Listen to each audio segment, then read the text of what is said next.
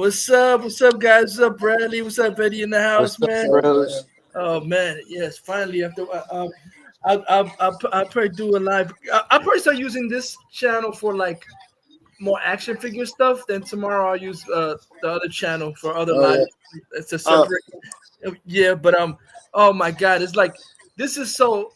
I'm sorry. What the fuck is the shit with the Sinners? This shit is mediocre fucking trash. The overhype is ridiculous. Like you see, you didn't see it, right? Bradley. No, I didn't watch this shit. It's not. I just heard some shit. And I heard what the fuck Roca and what's that black dude Winston. They were getting triggered because there's some Latino dude that was saying that, which basically kind of is true, that this movie just basically ripped off from Dusk Till Dawn. It did. It It basically did. The last 40 minutes was.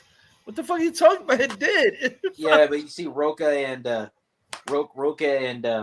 black dude Winston, they were getting triggered by people saying that it's a ripoff of Dusk Till Dawn. Like, no, That's literally the different. first thing that came to my mind in the last 40 minutes. Like, this is Dusk Till Dawn. That's the last thing that came to my mind. And shit. The first thing, what you saying, Bradley? Yeah, but Roca and his black buddy Winston or whatever, they're getting triggered by people keep saying that it's not like Dusk Till Dawn. It's completely different. And it's beautiful, and but they're fucking beta bitches. Beautiful, aka pretentious garbage. Like I said, I'll say it again. The first hour and 50 minutes was some color purple bullshit. Then the last 40 minutes turned into Dusk Till Dawn and shit like that. It was like fucking tedious. And then I forgot though. Oh, there's a post credit scene that I didn't see that's leaked online. I was looking for it, but I took it down. It's like now it's like supposed to be like either in the 70s and the 80s. And now Haley Steinfeld them are still alive. They're wearing the 80s type disco ball type clothes and shit like that. Oh yeah, because they're immortal now since they're vampires. So yeah, like remember Interview with the Vampire and shit like that. Yeah, yeah, and they're both like in a 70s disco ball, but they're still alive, and they have those 70s type clothes on and shit in the club. I'm like, what the fuck? What? And that was the after credits or some shit like that. yeah. Let me play this. I think the guy's name Midnight Movie Talk, but oh my god, like you could take what he says about Sinners, you could apply it because he talks about fandom too to all the fucking idiots that fucking cuck Pattison Batman. And you know what's so funny? The people that always say that stupid dog shit trash Pattison garbage is accurate. Keeping it real, oh shit. Michael Uslan, he actually wrote a Batman comic in 1974. I think 1976. I think. Shit, I'm trying to remember what the fucking name of it was. Is a character is weird. Is a character that he wanted to name Blackbeard and give Batman some kind of pirate villain or some shit like that. But I don't know why the head of DC. They gave the character a stupid name, and he was like, "Why would you want me to name him that?" I think his name is Captain Stingray or some shit like that. He's a villain called Captain Stingray. Oh yeah, but it's weird because he's somebody who thought there's no possible way that Batman could be one person, so he automatically assumed that Batman was three people, and he was trying to find out the three people who Batman was because he thought not one person could do that much shit. So he thought Batman was three people and shit like that. And there's a whole plot that in the comic that Michael Uslan, it's funny, he talks about people ripping off, but there's a whole plot in the comic about Commissioner Gordon being in a car, and the car is 55 miles per hour, and there's a bomb in it, and if it goes under 55, it explodes. And Michael Uslan was saying, like Speed. Yeah, he said Speed stole that from me because I wrote that in 1976. So Speed completely ripped that off from me because I put that in the Batman comic. And then the Batman comic, he said Speed ripped him off and shit like that. And then he was getting mad and shit like that. But it's kind of true. He's kind of like a bald pirate. He had a pirate, like a captain thing. But it's still Blackbeard would have sounded like a better name, like Stingray. What kind of fucking name is that? Captain Stingray. I don't even get it. But yeah, look at the guy. He goes off. I think his movie Midnight. Yeah, right here. I'll play this.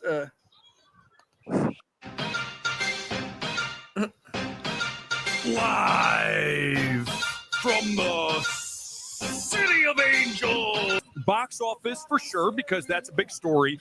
But the big topic tonight, and I want your comments. I'm going to use as much of them as possible here tonight. Why do you think that Sinners is getting near universal praise, right?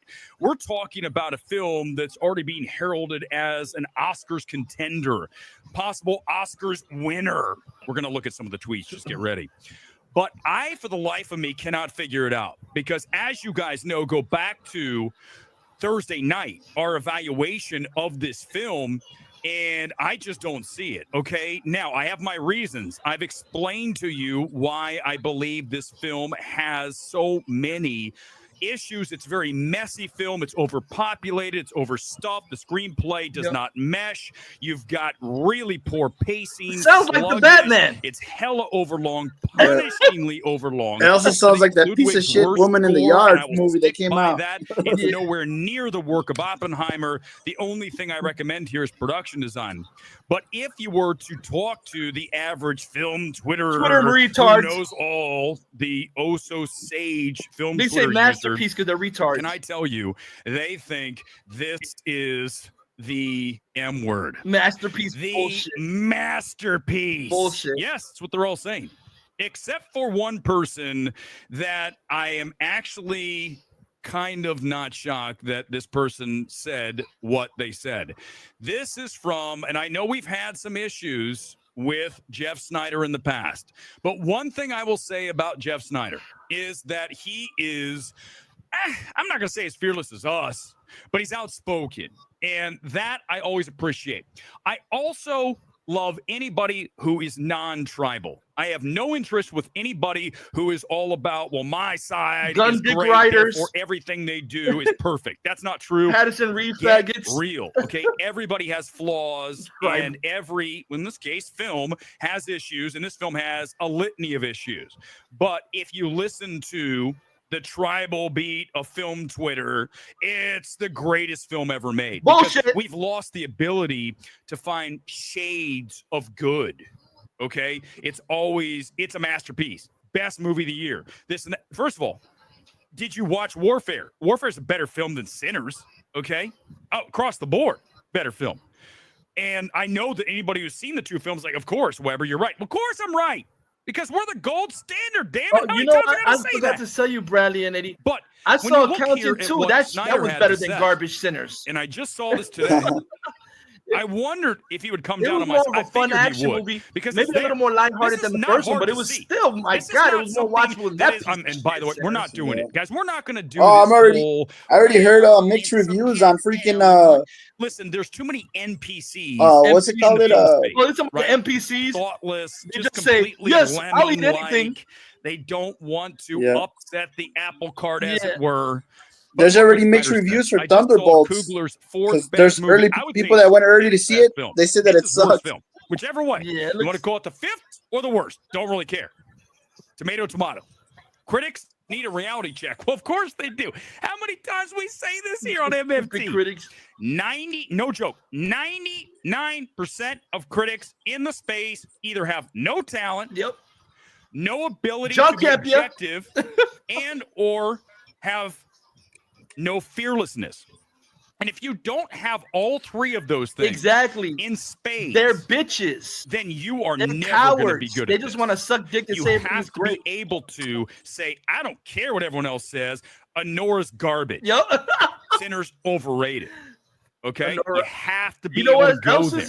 And that's why I attack people like the Sean Fennessys of the world who will never, and I mean never, say anything that is interesting because they're always going to say exactly what you know they're going to say because they want to be part of the crowd. The access They want to kowtow to the directors who are going to come on the podcast.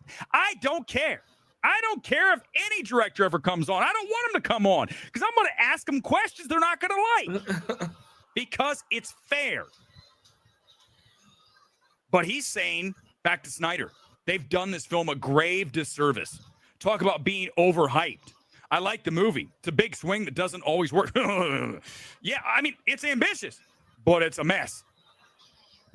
Play silly. Yes, All of these things. Great score. Totally disagree. Nah. Ludwig's worst score. It was generic as fuck. Best scene comes mid-credits. Credits, maybe. I mean, listen, at this point, this is not in any aspect an Oscar film. But no, wait, everybody. Hold on. We've got the rest of, here we go, Film Twitter. I just watched the new Oscar expert video, the two twins, right? Those guys who always say the same thing as fantasy. They're all from the same cloth. Well, I'm going to say whatever everyone's going to like. I don't want to get anyone angry. Don't want to rankle the Film Twitter like nerds because we're all bitches. friends. Yeah, you're all friends. You're all incel friends. Oh, what's up, Ray? You knew I had to do Ray it, man. said never trust shill critics. But when you look here, it's not just this. It's on and on and on. I just saw it. It's the best movie. Cinematography, Bullshit. score, editing, screenplay. Bullshit. Michael B. Jordan. Kugler, best director, engrave it now. Nah. They're engraved it. It was generic as fuck. But I do want to just mediocre on this one. You guys, let's just pull this one up. I'm sorry, the standard. This is from a dude who runs. Peak must be low as fuck. You can throw any generic garbage. They'll say it's peak. Called Cinema Debate. Now, this is fun. This is what I love doing more than anything else. I like to call people out. You guys know that. I'm not afraid of that. I will 100% always be ready to say this is the truth situation. So this dude runs, get ready, everybody, because we've got our film fraud here coming out hot and right off the top. Our film fraud of the night is going to be Cinema Debate. And you're going to say, why? Why are they? Because you don't like the take that Ryan Coogler directs a powerful film with a singular vision, combining incredible cinematography, fantastic score, and layered performances. It's a must-watch. Nope, that's not it. Let's go to the YouTube page, everybody. Let's have some fun here tonight. Thanks for being here. Live, as always, on this Sunday night, the Sunday Evening Spectacular. Happy Easter, by the way. Do you love the kit tonight? We'll talk about it in a little bit. It's perfect, is it not? It looks like a peep, okay? So this is Cinema Debate. You want to have a look at how many subscribers they have? 418,000. They have 400. Yeah, there's something weird, but then he gets 15.5 thousand more subscribers than we and have the here at views MMC. he gets are less. To me, that's like listen, paid bots. Do I tell you the truth? I don't care. I love doing the show. It's fun. I know we're better than anybody else. That's why we're the gold standard. He has that many subscribers, but the views are low. So what the fuck is that? I do not have and never have purchased a single subscriber, as opposed to our friends at Cinema Debate. You know why? Because when you have 418,000 subscribers, I'm like, oh my God, that's a lot. I've never heard of Cinema Debate. That's a lot, man. That's like one of the biggest numbers I've ever seen on YouTube. That means these videos better be drawing like, oh my God, like 30, 40, 50, maybe 100,000 views. Let's have a look and see how many views we have here. Here's the Mickey 17 review from a month ago. Good God, what you been doing, man? What you been doing for a month? We have like 30 videos in a month. Mickey 17 review has 817 views. 817. With 400, they have something 400,000 subscribers. That doesn't make any sense. So let me help you. The next one, 343 That's views. A paid fucking. You're asking why I'm doing this because I don't like frauds. So I did. Here's what I set up. I set up the ratio calculator. I know this is very inside baseball. You're basically watching like a version of the studio-only YouTube channel style right now. Okay, so this is what should occur if they have a ratio like we have. Let me explain. When I put a video up and it gets pretty good and average, at least 600 views, somewhere 500 to 1,000, okay? The last one, Sinners, is like 800 and some views, okay? I'm just bear with me. I want to explain this. So I said 800 to 2,500 equals X to 400,000. How many views should they be having on a typical view if they had the same return ratio that I have? Do you see the number? 128,000. They don't even have views. that much. One more time. They have 817. Can you guys help me out? Why? We're getting back to this. I just want to do it quickly. I just wanted to hammer this. Do you understand exactly what's happening? They bought hundreds of thousands of subscribers. It's sad. So you are our saddest film frauds in the Bradley, history of didn't film they say frauds. what's the name? That's Thank that you, he Sydney pays for Bate, comments giving with me that a little bit idiot of fun that cries as we get all the ready time to in the discuss Super this. Oh, that Turner's Butch overrated, retard. and you just walked right into it. So thank you You for would doing say that. he pays for Here's people to what I comment. think's That's happening. he I'm going has to to get your pay, comments. 'cause who the I think fuck would there's wanna a bunch of things in play. positive things But one of about the that big retard. ones that we have to discuss my God, this here is so is stupid shit. this Oh, right this here. is so And I great to sent this see tweet your out. We video. talk Get about the it all fuck the out of here, time this corny here on ass This comment. is so MMP. It's What I'm genuine. great to saying see is not a surprise. a sunshine We of light of stop yours about evaluating Superman. It's films such fucking based on the prior This is Sorry. so filmography genuine, / such a legacy genuine of reaction. whoever the director is. Get the fuck out. Okay, the genuine. scale He's the starts at fakest 0 motherfucker every on time here. My that we walk gosh. into the multiplex and you sit down in your seat. It is at 0. We do not start at 10, 20, 30, 40, 50. In a lot of these cases, these guys are starting at 90. They're literally at 90. In Masterpiece is literally like, do you have a film? Masterpiece. I don't care if they had 37 masterpieces in the past. Exactly. You know, These fuckers films just would rate anything agree to that a lot of masterpiece. Yeah, times 37 masterpieces. You for noticed sure. that too? All that counts is now. Especially with What I'm they're basically now I've noticed that the toxic positivity that all the fucking dick suckers at in DC fandom, these fucking Dick Nolan dick writers, these Matt Reeves, James Gunn dick writers, are everything that they make is 10 out of 10. Now it's becoming like that with Star Wars with these dick writers for fucking Andor. And again, Christian Harloff, go fuck yourself. You're a faggot loser. His dumbass, he's praising Andor and he said, "Oh, if you don't like Andor, that means you don't understand Star Wars." Shut the fuck up, Christian Harloff. Shut the fuck up, you fucking white ugly motherfucker. Literally, you dumb fuck. Star Wars, when the fuck did they ever openly admit to rape in Star Wars, you dumb fuck? When the fuck is grape in Star Wars? Sexual essay, sexual. So I guess Star Wars Theory doesn't understand Star Wars because he don't like it. Shut the fuck up. Yeah, they're attacking Star Wars Theory now because he doesn't like Star Wars Theory. He hates everything. He doesn't. He can't understand good writing. He doesn't know HBO levels of cinema. Oh my gosh, it's so stupid. So how is sitting around and talking? You know that one character, that one Imperial dude, whatever. He in the show, he fucking was eating cereal and shit and lived with his mom. They have a whole scene. He's dating one of the Imperial chicks, and they're at their fucking house, and they have his mother over for dinner and shit. And they're sitting there talking, arguing. Who gives a fuck about this in Star Wars? It's fucking retarded. Oh my gosh, I don't sit. And then another side plot where you have Mon Mothma's daughter's wedding. I never gave a fuck about seeing Mon Mothma's daughter's wedding. Who gives a fuck about any of this? Oh my! I really don't even give a shit about Mon Mothma as a kid. She was always a side character. Yeah, Mon Mothma. She's ever since the original trilogy. She's a fucking side character. That was a different actress, right? They just hired an actress that looked like her, right? Yeah, that was a different. They used the actor from the deleted scene of episode 3. Revenge of the Sith. Yeah, the same actress from Revenge of the Sith, deleted scene that played her when she was young. Yeah, and then the guy that played what's his face, Biff Partuna, that was the guy from episode 1. That wasn't the original guy. It was. Wasn't that Matthew Wood? Oh yeah. Yeah, the guy who played him in episode 1. Yeah, because the original one died a long time ago. He also does the voice of the battle droids and Grievous and shit. Yeah. Matthew Wood. I forgot if it was you that told me, Bradley, that fucking fuckface can't be a retard.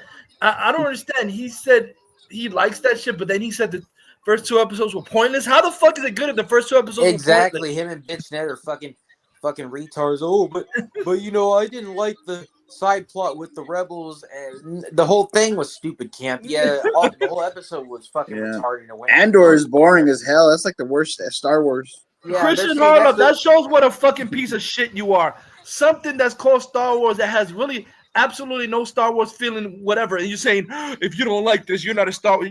You're a fucking poser, Christian Harloff. Shut the fuck up. You're a cornball. Exactly. And then he's trying to say, and then he got mad because somebody said in the comments that which was true, that George Lucas is probably rolling his head right now at Andor. Then Christian Harloff said, "Oh, George Lucas is a big fan of Andor." Like, motherfucker, how do you know? How do you know, you fucking retard? You know him, you retard. You just say that. You don't even say that you know somebody.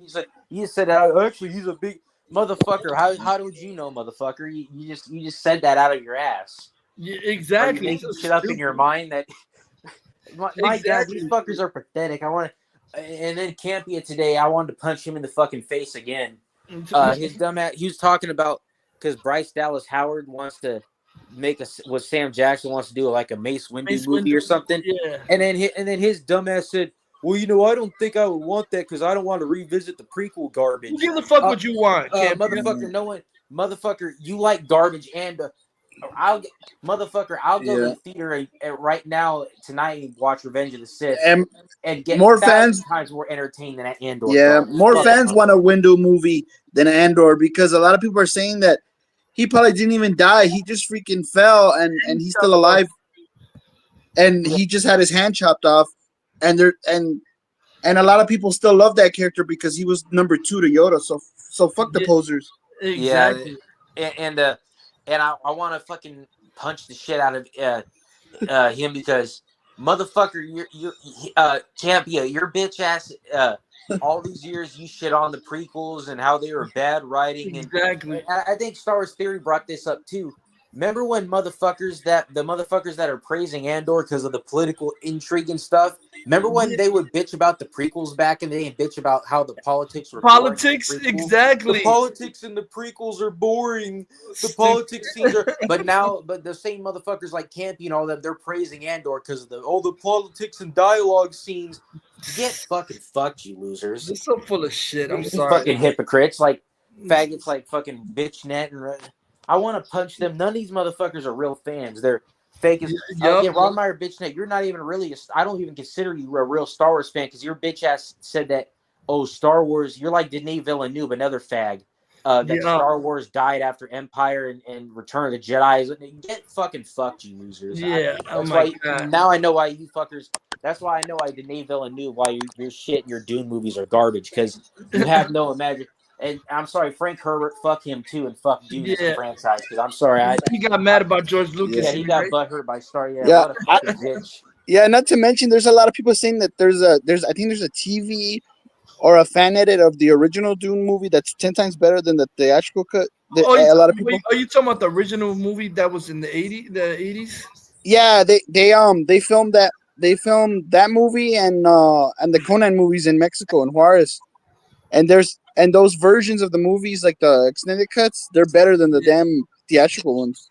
Yeah, somebody made a whole new cut of the original Dune, and people say I think they put it on. I think it's called the Spice Edit or some shit, and people are saying it's better than the fucking movie that came out. It's like they fixed the effects and everything. I think it's on YouTube. I think the whole YouTube, the Spice Edit or some shit like that. I've noticed that there's gonna be a lot of freaking resurgence of fan cuts and extended cuts of movies now because of all the woke shit and all the crap that's been coming out of Hollywood.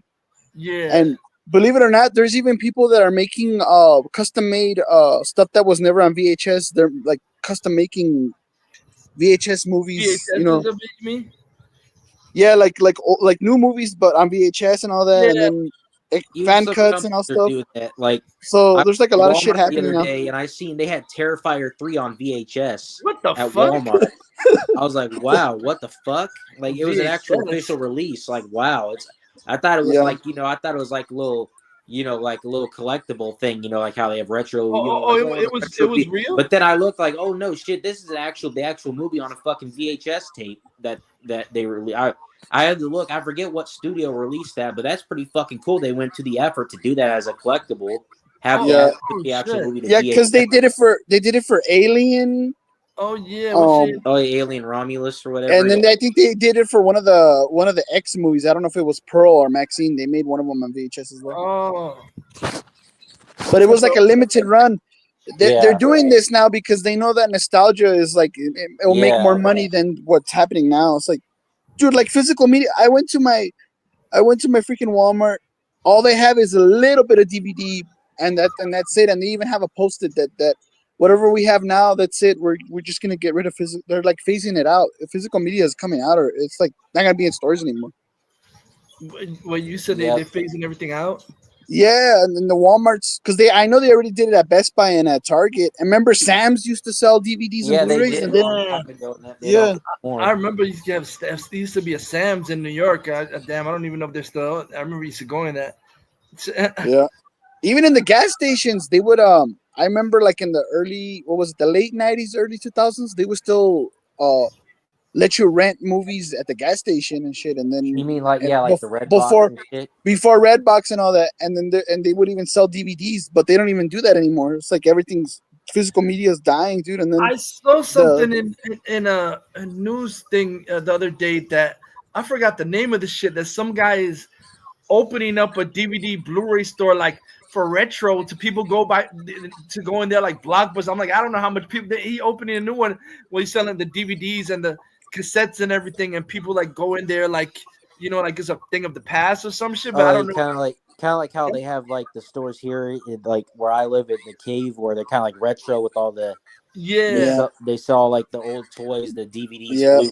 One of my friends went to the last VHS and actually met. I mean, the last Blockbuster and actually met the lady, the one that owns the last Blockbuster. I think it's like in Oregon or something like that. Yeah. Let me see. Because it's. I hope they bring it back, dude. That'd be crazy if they bring in like mom and pop shops or just shops like that to rent or buy physical media. What I don't get is some format, because I know streaming it's getting too expensive for people, and then some people they still have their DVDs or their Blu-ray. And that's another thing today. Players. Oh man, people are freaking pissed. I'll put the article later.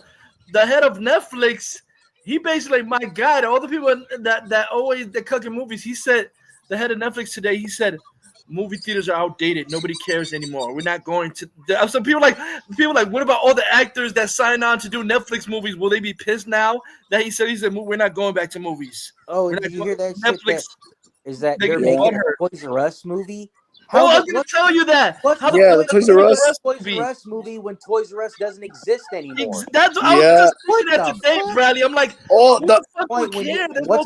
last week the one in Toronto closed. The last one that was in Canada, remember? Damn, the last one I know was in Times Square. I don't even know if that shit is open anymore. And the one in Times Square, it actually had that was cool because I used to work in that one, but it actually had like an indoor like fucking what do you call it? The merry-go-round thing with all the animals. Yeah, carousel. Oh yeah. And then I had the what's the one that goes this way? I forgot the shit. Oh, like a Ferris wheel? Yeah, it had a Ferris wheel and a carousel in it. Oh shit! Yeah, it's kind of like the mall here. Have you noticed that it's getting even harder to find toy stores too as well? They took out the Lego store in the Sacramento. There's not a lot of. Oh, they did. There's not a lot of toy stores anymore. Even in the malls, there's like a lot of stores that are closing. Yeah, they closed a lot of fucking malls and stuff around here. Yeah, I wouldn't doubt it. GameStop might go bankrupt as well because like their shit is. They're not even selling video games that much on physical media and discs anymore. That's what I'm like. How are you gonna have a concept? Is there greenlighting Toys R Us the movie? What the fuck would be like? I don't even know if this generation even knows what Toys R Us is. Yeah. Get to see the movie. They're like, Mommy, can we go to that store? That store does not exist anymore. I was like, oh well, actually, I take that back. The only way that shit exists is the bullshit they put a section that's Toys R Us in Macy's. Oh, Macy's, oh yeah. But I seen that shit. I'm like, that ain't no fucking Toys R Us. mini Toys R Us. That shit ain't shit. That ain't fucking. That's nothing. Yeah. That is nothing. That's worse than a freaking Burlington or a Ross, because they have a toy. They have a toy section in those stores, and they're pretty huge. It's like from the wall. That fucking corny guy. What's the guy's name? The Uncle Tim. I'm like. We don't have that in East. I keep on hearing fucking Ross and Ollie. What the fuck is Ross and Ollie's? Ross is like a designer department store where they have like it's like kind of like where they have secondhand clothes. Well, not secondhand, but they're like clothes for cheaper, like Burlington Coat Factory and shit. Like Burlington Coat Factory. Yeah, it's basically just the same as Burlington Coat Factory. Ross and. I've only been to Ross. I have never seen a fucking Ollie's or whatever. I never fucking heard of that. So I know what Ross is. We have a lot of those here in California. I never see her no fucking Ollie's before. Maybe there are, but not in my area in California. Maybe, but there's also another store that I only ever been to. Maybe two of them. They're called Tuesday Mornings, and they used to have good figures. But they closed down. I don't know what the fuck happened to those stores. I think those stores went out of business. How long ago was that? It was like 3 years ago was the last time I seen them. They would have like good like Star Wars Black Series figures and shit and DC figure like for cheap, but I don't know. I guess they went out of business because all of a sudden that store wasn't there no more.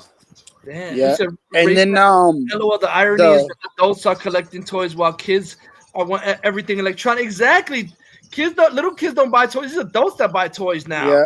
And then there's a little bit of toys in the dollars, like the Dollar Trees and Five Belows. Like if you go to Five Belows, they have a lot of Funko Pops. Yeah, Five Below has some stuff. And literally, a lot of my mini statues, Bradley, on the bottom of it says "not for kids." So it's toys, and the bottom it says "not for kids, for adults." On the bottom of the feet of the fucking statues, yeah. Like that. Because you're not gonna keep it real. You're not gonna give a fucking little kid a statue. They'll break it and destroy it. Yeah, exactly. Yeah. Ray said that's why. Also, why Cornball Sweat will fail. The toys look utter shit. Those toys look horrible. My gosh. I think that guy shit fucks down the street. He was exposing the lie because they said that they keep saying, "Oh, all the Cornball Sweat toys are sold out." He's like, "Oh, really?" Because screenshot, they're still available to buy. So they're trying to fucking lie and say all these are sold out and shit like that. And it's crazy though because like most of the Walmarts and other stores I go to, there's hardly any freaking McFarlane figures. I know. All they sell is either Mattel or Hasbro or freaking Funko Pops. That's it. I hardly ever see any freaking McFarlane figures at all. Yeah, you don't anymore. It's like they don't like stock them in, and they're like the same thing for like Marvel Legends and Black Series. Like if you do find any, they're like of the same fucking character that nobody wants. Yeah, it's like what the fuck is this shit? Like why? Where's all the stock? They must hide the good stock and sell them online and shit. They don't put shit out in the stores no more. And did you hear about that Target? They were already scalping out the scalpers. Like they told them, "Oh, you can't take 5 of those items. You can only take 1 or 2," because they know that they were those scalpers were reselling them on eBay. Because they were like, what about if another person wants to come in and they see that there's nothing on stock? But that's fucked up. Why are they selling it to the scalpers? They fucking why are the stores selling it to the scalpers? No, they already restricted it. They said that one of the Targets that it was posted, I think on Instagram or Twitter, that they're already scoping out the scalpers. Yeah, because they know that there's a lot of people that come from different places to find stuff at Target, and there's nothing there, and then you got all these scalpers taking everything. They take mostly all the stuff. It's Ray said that's the Alfred BVS figure sold out faster. Well, I have the mini Funko Alfred BVS figure, so at least I have some representation of Jeremy Irons Alfred. Yeah, I got the freaking Ben Affleck Batman vs Superman figure, but it's from that what is it? I think it's Toy Biz or something. It's from some other company. I forgot what it is. But it's not McFarlane. It's some other figure.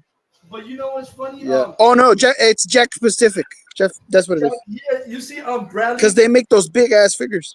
I'm glad I saved certain toys because McFarlane's coming out with the new Adventures of Batman, Mr. Freeze on pre-order. Yeah. McFarlane, fuck that. I have the exact one. I don't need to get that. I have the exact fucking one. I know. Yeah. I don't need to wait pre-order to get that shit. It looks exactly the same, no different. I don't know what's the big shit. I guess maybe because a lot of people are putting out older figures and new again or some shit like that, I guess. But I've had this shit since like 1998, but they're putting it out now like it's some new shit or something like that. His name is and the head comes off. Even the new one comes, but this one too, the head comes off to become that spider freeze with the headless. Yeah.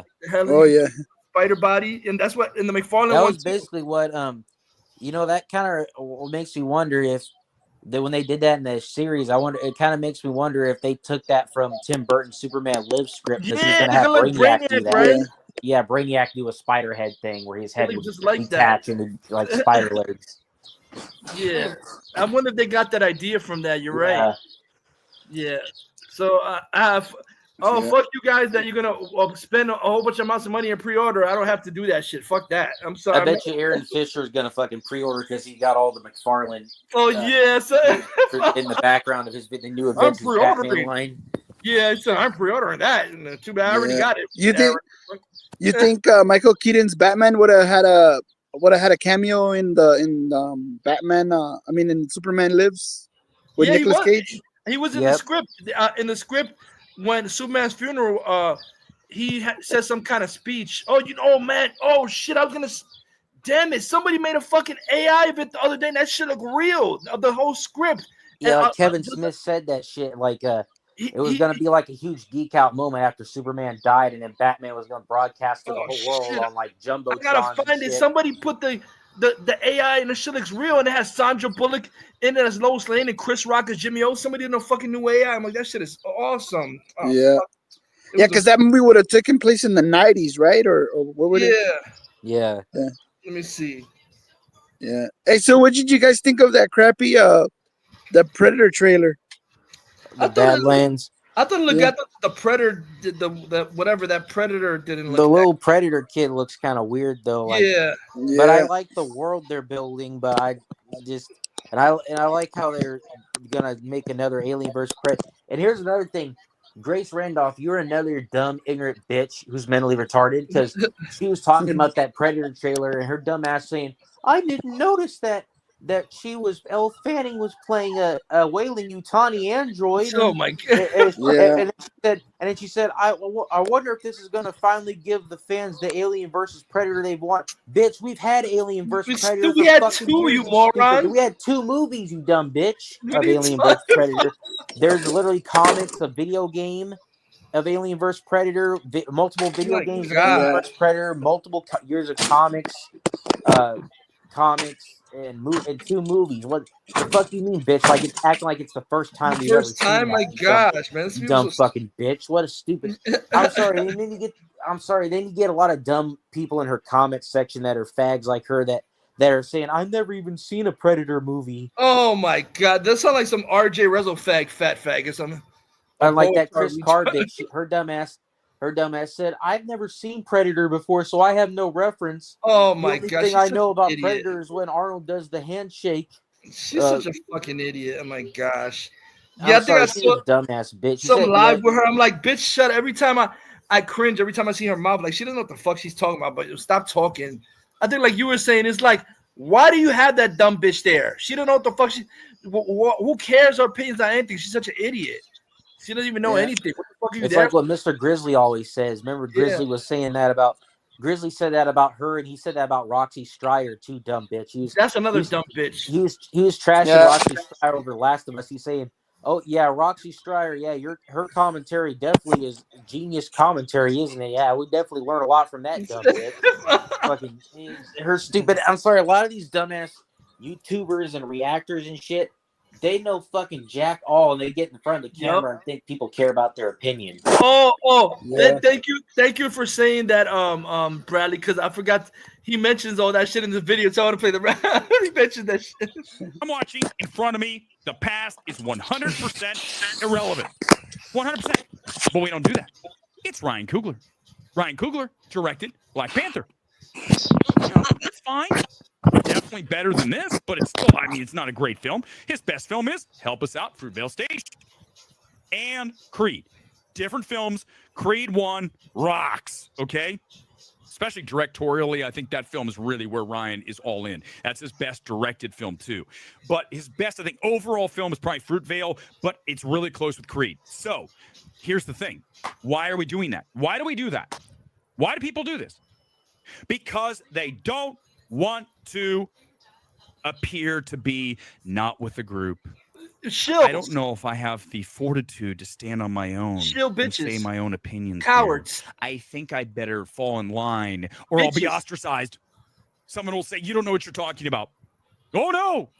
Oh, that's the thing. I do. And I've been doing this a lot longer than you. And I have a track record. So many people that are in the space or want to be in the space, they show up and they instantly are like, I'm the king. No, you're not. You're not the king. You haven't done shit. Prove yourself. Over a decade. You haven't done that. Show me a track record of you calling 50 films, and let's look at that American Idol style. This was wrong, and yes, there is a right and wrong. It's receiving white praise because the director's black and has a predominantly black cast. Anyone who doesn't praise it will be called a racist. I'm not even going to get it. I'm not doing this, but you know where I'm going to go. You can say you are whatever you want to be. Oh, the they, them. You can't challenge it. The they, thems. What do you identify as? Okay. No, it's fine. I totally understand. The they, thems that like Pattison fag. I don't have to agree. Like Boa Faggot, Goof Faggot, Rob. I don't have to acknowledge that that's the truth. The they, them. It's your truth. You might Future, his freaking dad, his dad got mad at him. That's what I'm saying, Bradley. With society, you could be whatever you want to be. If I consider myself a dog, I'm a dog. If I'm a snake, I'm a snake. If I'm a man, I'm really a woman. Oh yeah, anything you say is true. Fuck you. No, it's not. Yeah. Anything you say cannot be challenged. Whatever you say is what you are. Whatever you say is what it is. Shut the fuck up. No, it isn't. Yeah. You're living La La Land. And Future freaking up. Real Batman. Exactly. Ray said Pattison fags aren't real Batman fans. What happened? Freaking Ballman's father got mad at him because he was trolling people. And one of the lives, you can hear him in the background. He tells him, "Shut up and quit and get off the computer." I was laughing. I was like, "Oh, your father smacked your ass on live like a bitch." What a pathetic loser! But telling you, shut the fuck up. You don't control the truth. Exactly. So the Pattison beta fags and the Reeve dick riders don't control the truth. You don't say what's real. You don't play revisionist history, motherfuckers. Batman Forever was a hit, and it's a better movie, superior than Pattison dog shit. You ain't gonna make no revisionist history and control fake truth that you want to believe. You're trash. So that's what we have. We have a society now where anybody thinks they're capable of everything because we haven't told these kids they're not good. How many times have we talked about this, guys? Society now is all about, well, you're so great. Everything you do is the best. Entitled retards. You could never do anything wrong. And bunch of such, posers. we have so many people who have never been told they're not that exceptional. Exactly. They're not that talented. They're not necessarily good at what they want to do. Oh man, you're they a might retard. Be more talented in Pattison a different and Hack area. Reeves, you're I mean, trash. listen, why do you think American Idol and Simon is so good at that? He's cutting, he's ruthless, but he's also accurate almost every time because he's fearless about saying what the reality of the situation is. Most people don't want to do it because, oh no, the mob might come after me. Fuck the mob. Who cares? What are we talking about? Like, I'm worried. Okay. I think more people have respect for someone who actually has the fortitude, the guts to stand up and say this isn't the greatest. Sinners film. was trash. It wasn't great. You're right. Clear, and we'll get into some comments here. Sinners was garbage. Here's what I'm going to tell you: is that my goal has never been, in any time that I go into the theater, to walk out and already know what the reaction is. It's never happened. I have gone into movies I said I'm probably going to hate, and I come out and go, holy shit, I'm surprised. You see it all the time here because I'm always at zero. These dick riders, they already act like... And so many people are not. They start with the meter at 50, 75, 100. They automatically act like the movie's going to be great, and they want to stay like that. Because it's Ryan Coogler. Because it's Scorsese. Because it's Coppola. Oh, my God, right? Anybody who thinks Megalopolis is, at any level of filmmaking, exceptional, is done. It's over. I mean, there's no coming back from that. So that's the problem. We have a confluence of people who are not talented. And don't tell me everyone can do this. They can't. They can't. I'm not going to play the game. Not going to play a game. Everyone's opinion's valid. Not true. 100%. Sorry. It is what it is. If that hurts your feelings, too bad. Disappear. Don't care. Here's the deal. You either have talent, you have taste, you have fearlessness, you have objectiveness. The other problem we have in this space, and you know this, and I'm going to bring it in quickly. I'm not going to talk about this long because this is, it just gets so ugly. We have so many people who are progressive in this space who want to virtue signal and say, because of the race, the sex of given director, we're going to say this has to be good, or we're going to give bonus points for it. I have never, and I mean never, in any evaluation ever gone higher or lower on the race or sex of a director. It doesn't matter. White guy, black guy, woman, doesn't matter. What's the matter? It doesn't, none of it matters. The only thing that matters is the film in front of you. Okay, that's it. And anybody who is bumping a scale up or down based on that is, first of all, completely unreliable. You're compromised. You have an agenda, and you're also hive-minded. And I really dislike every moron on Twitter. I can't stand bias. I can't stand frauds. I can't stand any of that shit. So when you have all of the things, and a lot of those crackheads got triggered when I said about the Predator. What you have to say. I want independent thinking. I want people who are fearless, you seen that? I want people who are going to surprise that me faggot with Boba Fag talks. He was getting fucking trashed, motherfucker. Bubba faggot, how you gonna think anyone's gonna take anything you say when you're taking pictures like, look what I got, the Superman Legacy T-shirt in the mail? Get the fuck out! You a shill, motherfucker. Oh my He was God. getting trash. He was getting the fuck trash. Okay, so we know you're a fucking paid shill. Look what I got in the mail, guys. The Superman Legacy T-shirt and all the figures. Get the fuck out of my face, Baba Talks. You're a fucking shill faggot. Fuck out of here. And like, that's funny. I remember I was just watching some some Baba Talks video, and then my brother had passed by. He came over. He's like, my God, that fucking retard. He's trying to tell. He thinks he's a writer. He's trying to tell a fucking story. Just say a fucking review. He's like, you know what? You know those people that try to be on both sides? Well, I don't know, but I do this, and we have to go into the minutia. Shut the fuck up. Just say what you're going to say. We don't need a whole fucking paragraph before you get to the point, Baba Talk. You're garbage. Fucking garbage. My gosh.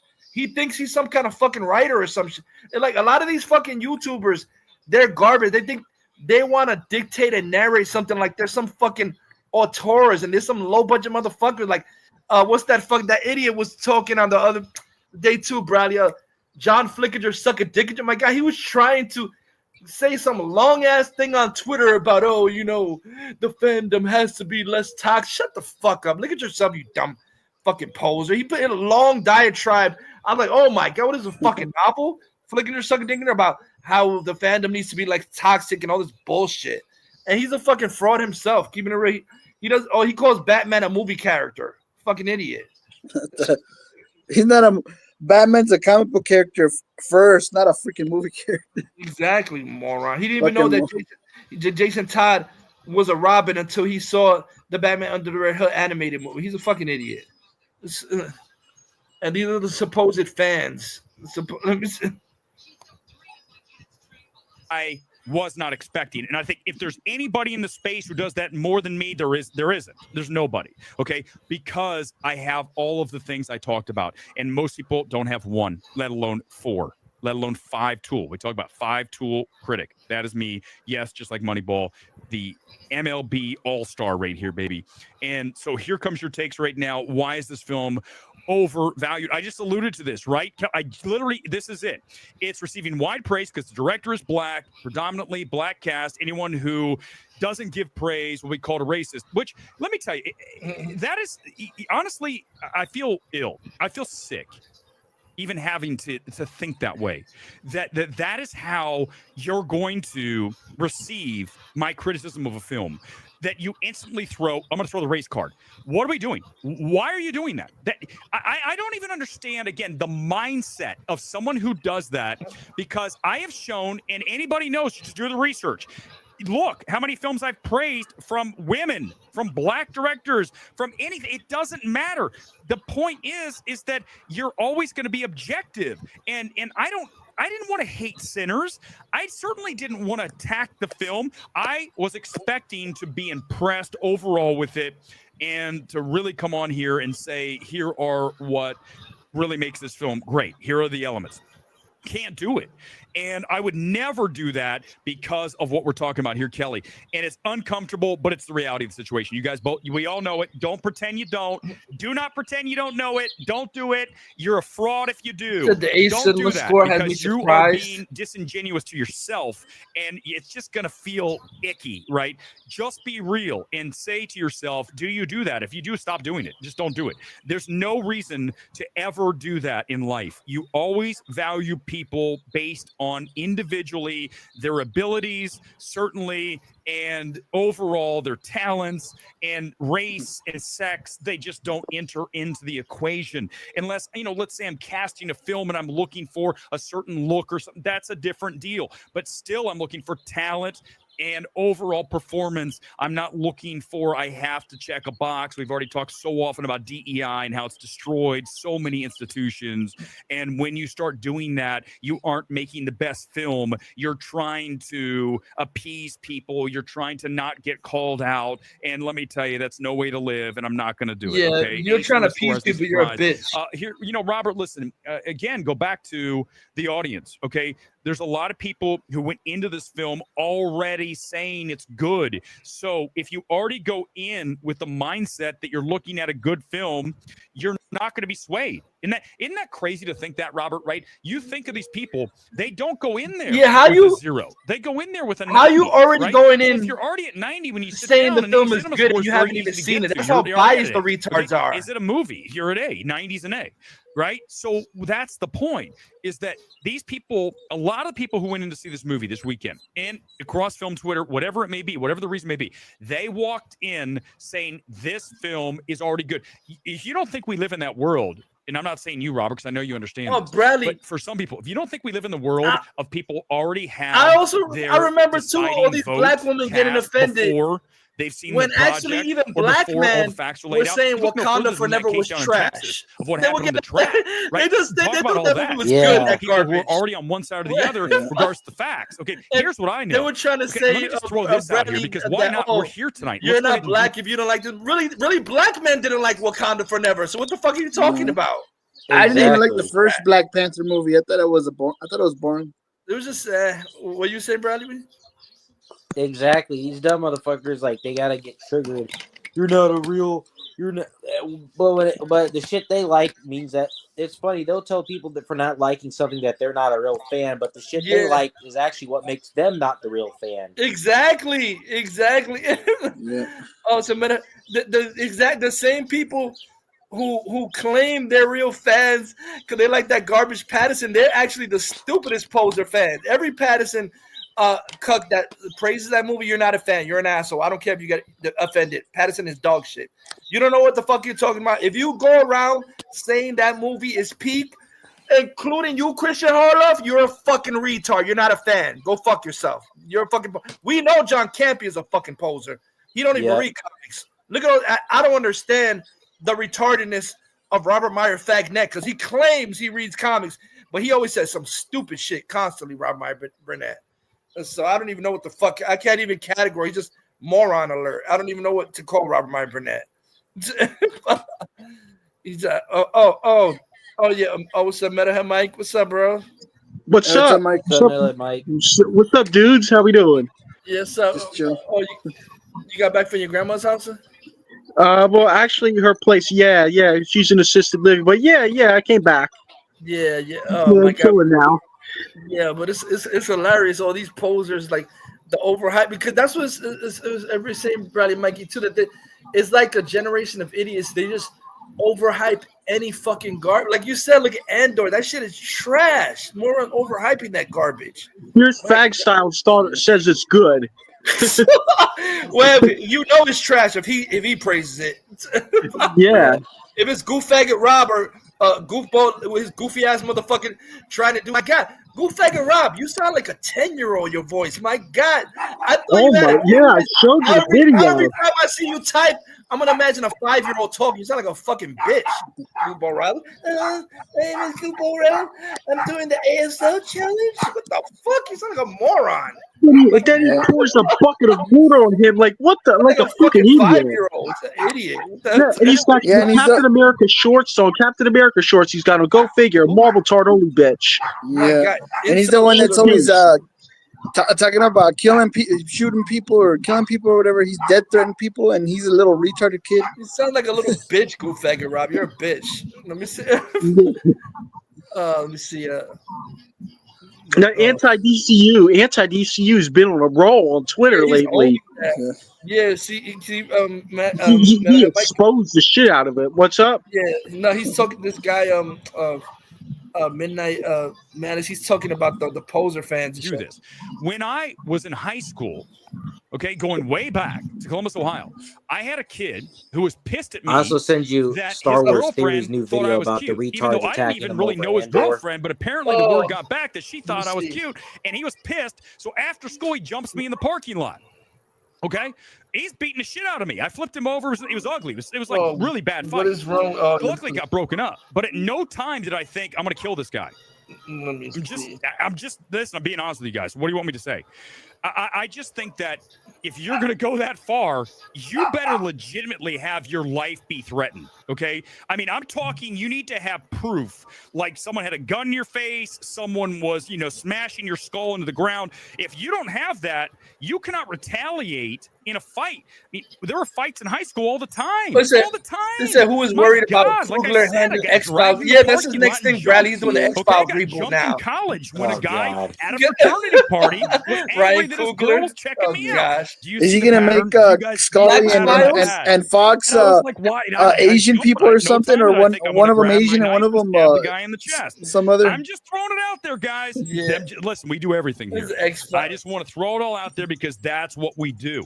I am not going to pull back. I'm not going to tell you what you want to hear necessarily. I'm going to say the reality situation and my experiences, and I just told you 2 stories, and I'm just here to tell you that we have a society now that has already made up their mind. Even if their side is wrong, they still are going to double down and say no. Exactly, Pattison beta. So messed up, man. We have a society that is stupid as fuck. We live in a society that's stupid as fuck. They don't know what the fuck they're talking about, but they talk anyway as if they know what the fuck they're talking about. Just like Bradley was saying, we live in idiocracy now. They're just motherfuckers that just say any stupid shit, and it could be 100% wrong. Oh my god, they were showing a video today, Bradley. Oh my gosh, this black lady, and people were like, "This bitch is fucking retarded." She videotaped herself with fucking hamburger meat, right? She was cleaning it, and she was washing it with fucking soap. The hamburger, and then she took it out, washed it with soap, seasoned it, cooks it, then she's gonna feed it to her family. You fucking retarded bitch with soap. What the fuck? And people are like, oh my god, we're in fucking idiocracy, retarded world now. And she's videotaping this on fucking TikTok, putting soap and water, cleaning the meat with soap and water. What the fuck? And people are like, that bitch should be jailed. What did she poison her family by doing? And then she's cooking the meat after she cleaned it with soap and water and shit like that. My god. And to feed it to her family. What a fucking moron. Oh my god. Who the fuck? So where did she learn to cook? TikTok? Did they tell her this was okay? I'm like, bitch, you don't need to use fucking soap. You just rinse it off with water if you need to. But bitch, exactly. You don't use fucking soap. What the fuck? They showed that bitch putting palm olive on the meat. That's fucking sick. What the fucking washing it with the water and then cooking. I'm like, you could make someone sick eating that fucking meat, you dumb bitch. I'm like, what the fuck? That bitch is retarded. I'm sorry. Like I'm saying, maybe she listened to Trump and she thought bleach cured COVID or some shit like that. Yeah, fucking dumb motherfuckers. What an idiot. Like I said, that's just like I said, I can't take anything. Like I said, if you're like 18 or and under or some shit like that in this age, and you say I'm not gonna pay attention to anything you say because majority of your opinions are fucking stupid. This generation opinions are fucking garbage. This stupid shit. I'm sorry. Yeah, what are you guys thinking? Are they gonna impeach Trump again, or they're gonna kick his ass out of the White House? I don't even know. I don't know. I heard. I don't know if that's good enough. They said a judge fucking barred him from fully stopping the DEI thing. I'm like, oh god, that was the only good thing that he did. Now there's some judge barred him. Did you hear about that crap about the water fountains? Like they put up black and white water. Well, they're doing segregation. Yeah, that's what they were saying. Oh, I heard some guys talking about that he's announcing that he's celebrating Confederate Day. I'm like, what the fuck, Confederate Day? What the fuck? I'm like, some guy, some governor or some shit talking about, we're gonna celebrate Confederate Day. I'm like, what? Yeah, because if some shit happens that they try to segregate, there's gonna be a freaking civil war, man. It's like, what the fuck? That's crazy. I'm sorry. Ass backwards. If this is the case, then why are they trying to are bring us you back in time? That's fucking retarded. Ass backwards, exactly. Not switching to the other side. I don't understand. Who is worried about Kugler handling X-Files reboot? Listen, go back, Kuzma. I talked about this on Thursday. When I talked about this film, okay, and I said, watching Sinners, and this is not something I ever expected to say, but I'm here to tell you, after watching Sinners, as the executive, Matt in the studio, they would have fired him. Seth Rogen. I'm here to tell you that after watching this, if Coogler had a project at my studio, I would say we're taking the time out. I don't care what the praise is. I don't even care what the money is. We'll talk about box office in a second because there's a lot to talk about there. But here's what I'm going to tell you. After watching Sinners, my own personal, what I would do, my decision without I don't need any assistance here. We are not going to make the next film with Ryan Coogler. It's that simple. Not after watching Sinners. No. And Jeff pointed to it. There's a lot of people. I know there's a lot of you out there. I'm not the only one. I know that because a lot of you are objective. You learn from this channel to remain as even keel as possible. And remember, I'm a Libra, so whenever things get a little bit out of balance, I like to try to get it back. Yeah. So I'm always I'm a Libra trying too to as make well. sure when I'm watching one of these films, if I start to go down, like Sinners is a great example. I started going down on Sinners, and I purposely pushed myself back to level. I said, no, not yet. Stay here. Don't go down yet. Stay up. Stay neutral. And then the scale starts to fall. And then the scale's it's too late. It's already flipped and the iceberg has drilled the Titanic and we're going down. That's what happens in an evaluation. Conversely, it's a little different with a positive because what happens is for the positive, you really are looking for everything to work if I'm going to be really glowing. So you have to wait till the last minute. Some of these films are so on the negative side that even if the end is high and I liked the ending, it's so much bad. And I think one of the big ones that's going to really hammer your film and torpedo it and sink it to the bottom of the ocean is Overlong. And especially if it feels that way. I go back to Thursday night when I was in the theater and I've got Sinners people is getting dull, up and garbage, walking and around Overlong. 45 minutes Pattison in. Batman And I'm is here dull, to tell you, during pretentious, Warfare, garbage, and nobody did Overlong. that. Same Someone shit. walked out because it's too intense, but they walked right back in. They didn't want to miss a second of what they were watching. When you watch Sinners, I see people getting out. I'm going to go get a Coke. I'm going to go to the bathroom. This is not. But then at the end, because we live in this fraudulent society, it's the best movie ever made. Because again, going back to everything we just said, I don't want to be the guy. I don't want to be the guy who is perceived as all the things that we're talking about here tonight. They're just scared as hell. Also, they don't want to look stupid.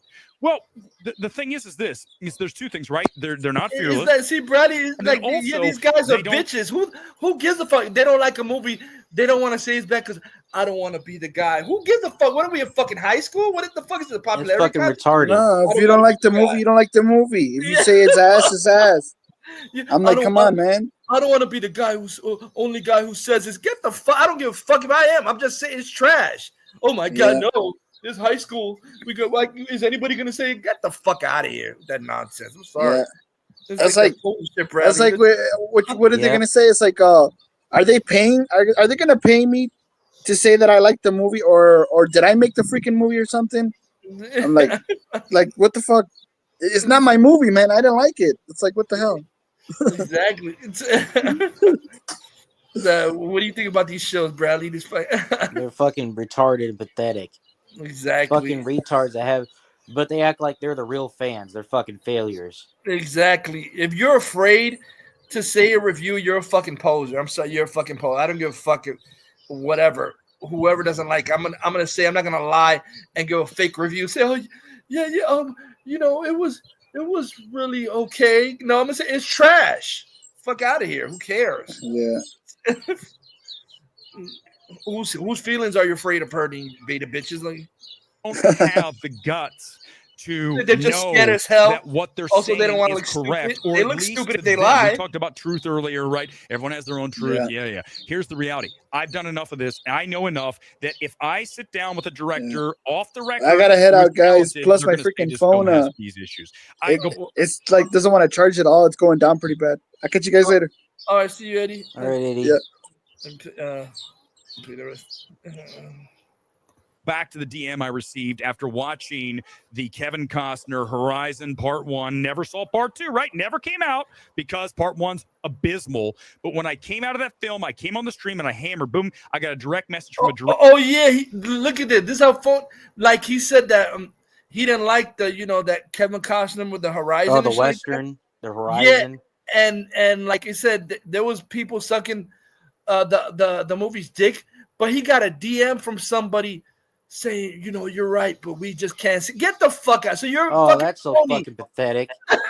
And guess what? That's another WB movie. It's New Line Cinema, but it's still WB.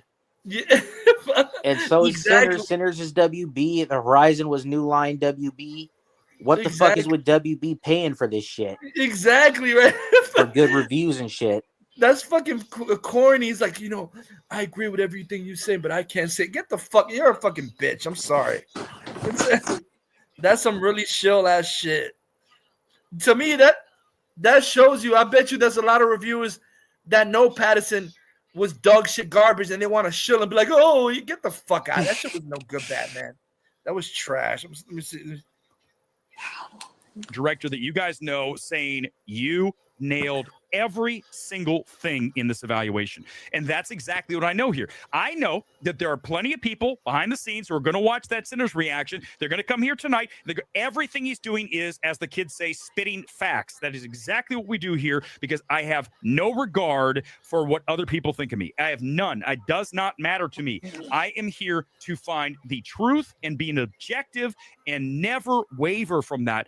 And that takes a lot of life lessons. It takes a lot of just, frankly, confidence. If you don't have confidence in your abilities and your fearlessness in any situation, then you're going to be in trouble, because you're going to doubt yourself. You're going to always have self-doubt, and self-doubt will ruin you. If I did this stream with self-doubt from minute number 1 to now minute number 27, you wouldn't even watch the same stream. The reason this stream is better than everybody else's is not a contest with a gold standard. You guys know that. It's because I proceed with zero regard for what anybody thinks of me. And if you do the same in life, and I don't mean in a bad way, like walk into a fast food restaurant and throw shit all over the place, I don't care. I'm talking about, you don't care if someone sees you in this Peeps football kit tonight from Wolverhampton, and you're like, well, who would wear that? I would wear it. I would wear it because I don't care. I like it. I don't need your validation. And that is what we are missing in life these days. Most people they crave the validation. Whenever I put a video up, do you think I ever care if it got to 500 views, 800,000? Exactly, Bradley. That's like you and me. We know the history of the characters of DC and Batman and Superman. I don't care what any fucking poser, because majority of retards are fake. Bofag is a fake retard that has no relevancy. A lot of these YouTubers, they say the dumbest shit that are not even accurate. And they claim they know what the fuck they're talking about. The dumbest people on YouTube. Claiming they're fucking hardcore fat. Coy Joy, fucktard. My God, Coy Joy, that's the state that we are right now. The dumbest motherfucker. And he works at DC and has connections with Gunn, and he didn't know what the fuck he's talking about at the time. My gosh. That was embarrassing when Coy Joy Jandrew did that thing with Kevin Smith, and he was all quiet because Kevin Smith was saying Pattison was trash, and he's always cut. He had nothing to say to that. Kevin Smith was saying it was trash. He probably knew it was trash. That's why he didn't say anything. Saying, what is this? I don't want to see Cop Man. I want to see I don't want to see Policeman. He was saying that's what Pattison was. Pattison wasn't Batman. It was fucking Policeman. And Coy Joe was looking like, ooh, because he's just a fucking shit about everything and shit. He said that's why he was saying that. He was saying that Kevin Smith, that Pattison Batman doesn't work, because when you get so bogged into the reality, you lose what the character fucking is. It's not about reality. That's why Nolan is garbage too. It was never about reality. The Batman is a realistic character in a fantastical world. It's not a fucking documentary, you assholes. Stupid. Yeah. My God. Yeah, it's the same with Star Wars. Yep. Motherfucker, Star Wars is not all just fucking talking and shit for an episode. There's actual fucking and Christian Harloff, you're full of fucking shit. Christian Harloff, he's a shill because he got to watch all 12 episodes already. Oh my, he did? What a loser. Yeah, so did fucking Fag Roka, so of course they're gonna be shills, but his dumb ass is lying. There's only like maybe a few aliens in the fucking Andor show, even this season. And he's like, oh, there's a lot of alien races, motherfucker. It feels like it's mostly humans though, and the aliens are in the background. There's no alien characters or fall. It's all humans. My God, it's like Star Wars. You're supposed to have a balance of fucking humans, aliens, and droids and shit. I know. Well, I know this season though they got that little droid or whatever. I know this season was K2SO comes in that Cassian's droid, but I'm like, still, what the fuck? I feel like I feel like I'm like pining here for some fucking alien and droid characters. I'm like, when the fuck are we gonna get K2A? Like, that's what makes Star Wars so Star Wars. You feel otherworldly, but this shit feels like it might as well be a fucking World War II movie or something about humans fighting an empire. Exactly. Literally, there was so much stuff that George Lucas based Star Wars. That he mixed it on a mix of Flash Gordon, Lord of the Rings. Oh my God, there's something else. John Carter of Mars. John Carter of Mars. Gordon. How the fuck do you take all that and say realism? You're fucking retarded. I'm sorry. Yeah, that's really... None of that is realism. Right. I mean, even like Yoda, Jar Jar Binks, Chewbacca, the CGI characters, they're fantastical. They're not realistic. Yeah. Exactly. Totally fantastic. Let me see. Let me just see if they. 50. I don't care. I do it and it's done. And I said that was fun. That's all you have to do in life. You do not worry about the outcome. You do the work. If it's received well, it is. If it isn't, it isn't. Ryan Coogler is not losing sleep, and I'm saying his film is hellaciously overrated. Okay, he's just not. Probably doesn't even watch. Doesn't know. But I'm just here to tell you, even if he heard all this stuff, he'd say, "Oh, this guy's tripping." But he wouldn't really care, because he's confident in what he does, okay? And he has the right to be. Go for it, man. I can't argue with the box office success. Let's transition to that. More comments coming up. Anything else, I will go to it. But let's do the box office, because it is interesting when you look at this film and you look at the box office here over the weekend. It opened at number 1 with 40. Let's face it, most people are not ready to get the truth. Now, as I zoom in here, they're delusional. You look at Sinners, and you see the domestic is 3x the international. That's troubling, okay? The worldwide on this was 61.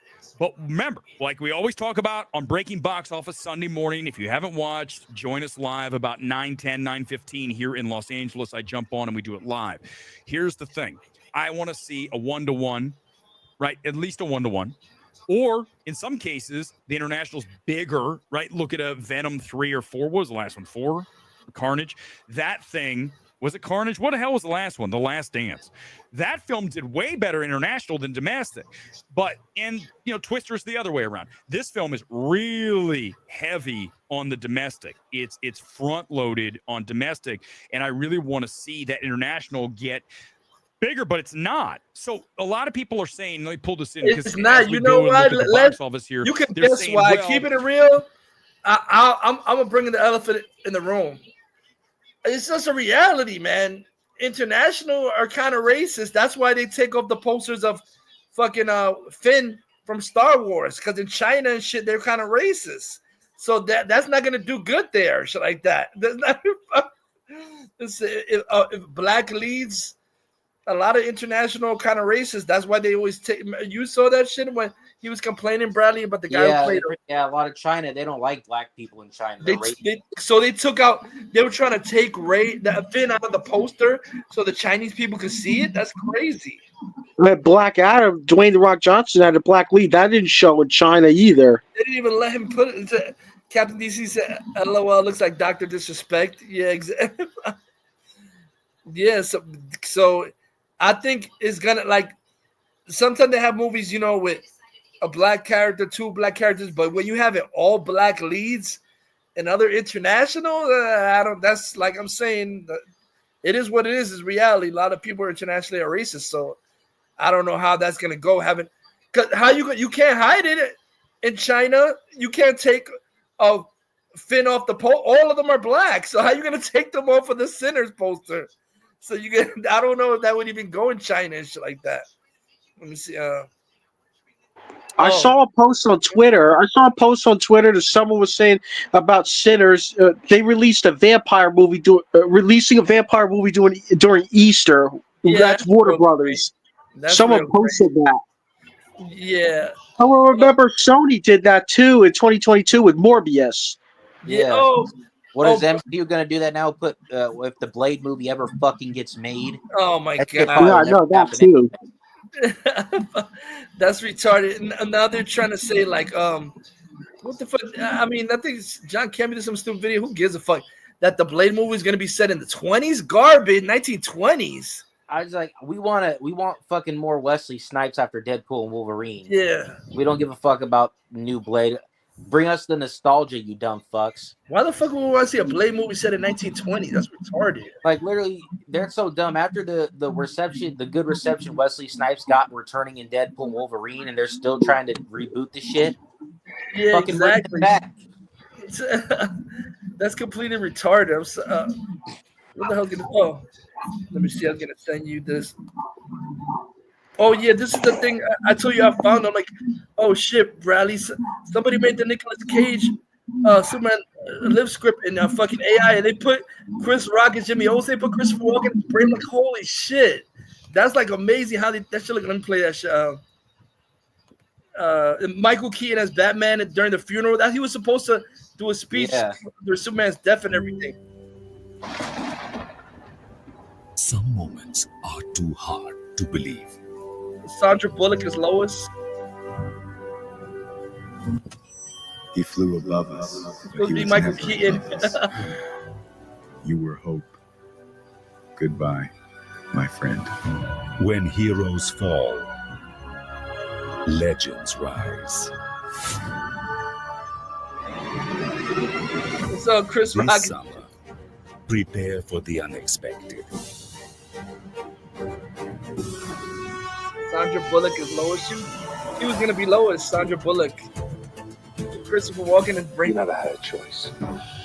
When all seems lost, the real battle begins.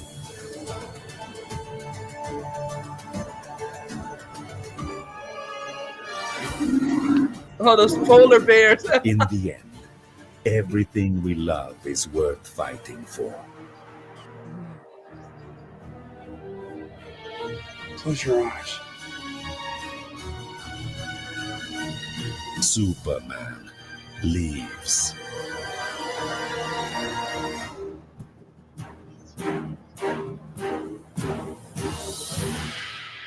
Damn, we were supposed to summer '98.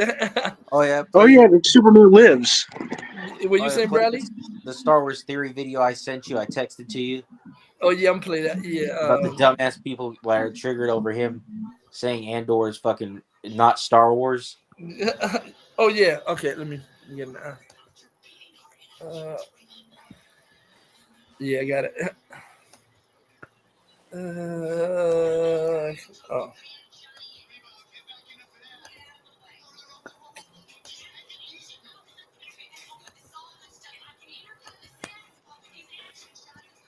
Let me see.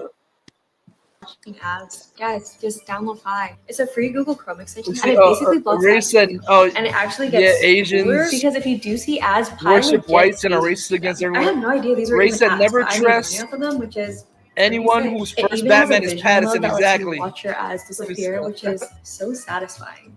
It takes like. Let me see. So in my almost 9 years of being on YouTube, I have never encountered something as weird as this. Look, blowback, canceling, all that whatever by a certain sect of the fandom, if you want to call them fans. Yeah, because I'll just give content because Metalhead Mike, because this stupid, because it's Andor garbage. They're putting grape, aka instead of grape rape. How are you putting grape in Star Wars? Star Wars not supposed to have grape in it. Sexual SA. So people are trying to defend this stupidity. George Lucas made Star Wars for kids. There's no sexual assault. Man, no wonder why Fierce Fag Styles is praising this garbage. Yeah, they say like this. That's warranted. You're on the internet.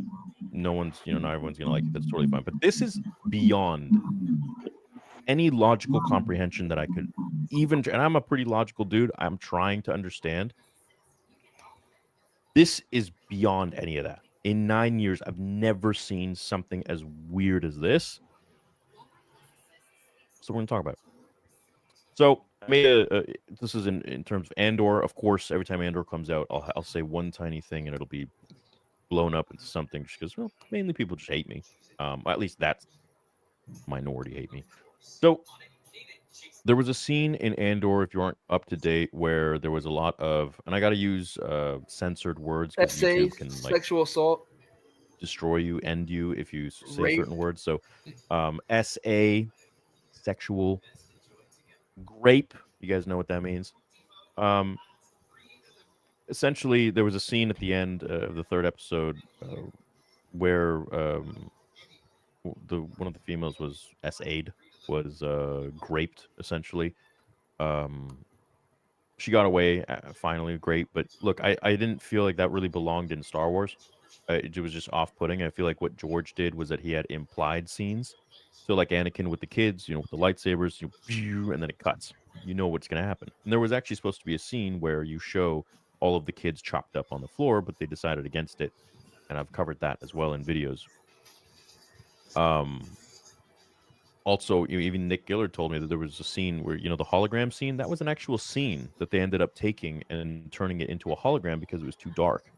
That was a full-on scene, right? Where Anakin was choking out one person, like killing another, and then beheading it, and then fighting Syndra. Like, that was all filmed. They filmed it in Nick's garage. So, or was it Hayden's? Anyways, there's implied scenes, and there's you're going too far with Star Wars. Leia with Jabba. You don't see him taking her from the back or his passing her around or anything like that. Yeah, Bradley, because there's morons trying to defend it, trying to say Leia was acting like a fucking whore and Jabba was raping. Like, what the fuck? What are you talking about? They're trying to say that he raped her. They didn't show all that. What? They didn't. Well, they didn't show it. They didn't even really imply that. They just showed them that they're his sect. They're kind of like his slaves. The women were like the Twi'leks, and he made Leia one of his slaves and shit like that. But they never they never even implied that she was sexually by him. Yeah, exactly. Like, so I don't know what these idiots, they're trying to put that as a defense and shit. In the books, it's explained, or the comics is totally different, but everything's implied. He doesn't show it. Doesn't need to go that far, to that length, right? But with this being shown, I mean, to me, I found it jarring. I didn't like it. And the argument a lot of people are making is that it's a real show. It's for adults. I'm like, do you need to see that for it to be a real show? You need to see that for it to be an adult show. Yeah, listen, we all have experiences with. It's adult because there's no motherfucker. Something can be adult, but it doesn't have, doesn't have to be like Game of Thrones level of shit. Yeah, exactly. Star Wars and Game of Thrones totally different. I'm sorry. Yeah. What you saying, Bradley? You had to. These motherfuckers with Andor, they're praising it because they want Star Wars to be like fucking Game of Thrones and more adult and all this sick shit. I'm like, motherfucker, Star Wars is not like that, motherfucker. It's not. Dark shit happens in Star Wars, but whenever it is, it's implied. Whenever they go too dark, they imply the Anakin killing the kids. Yeah. They imply it and they say it that he did do it, but they don't show it. Or like him killing the Tusken Raiders, the women and the children. Yeah, I remember that. Yeah.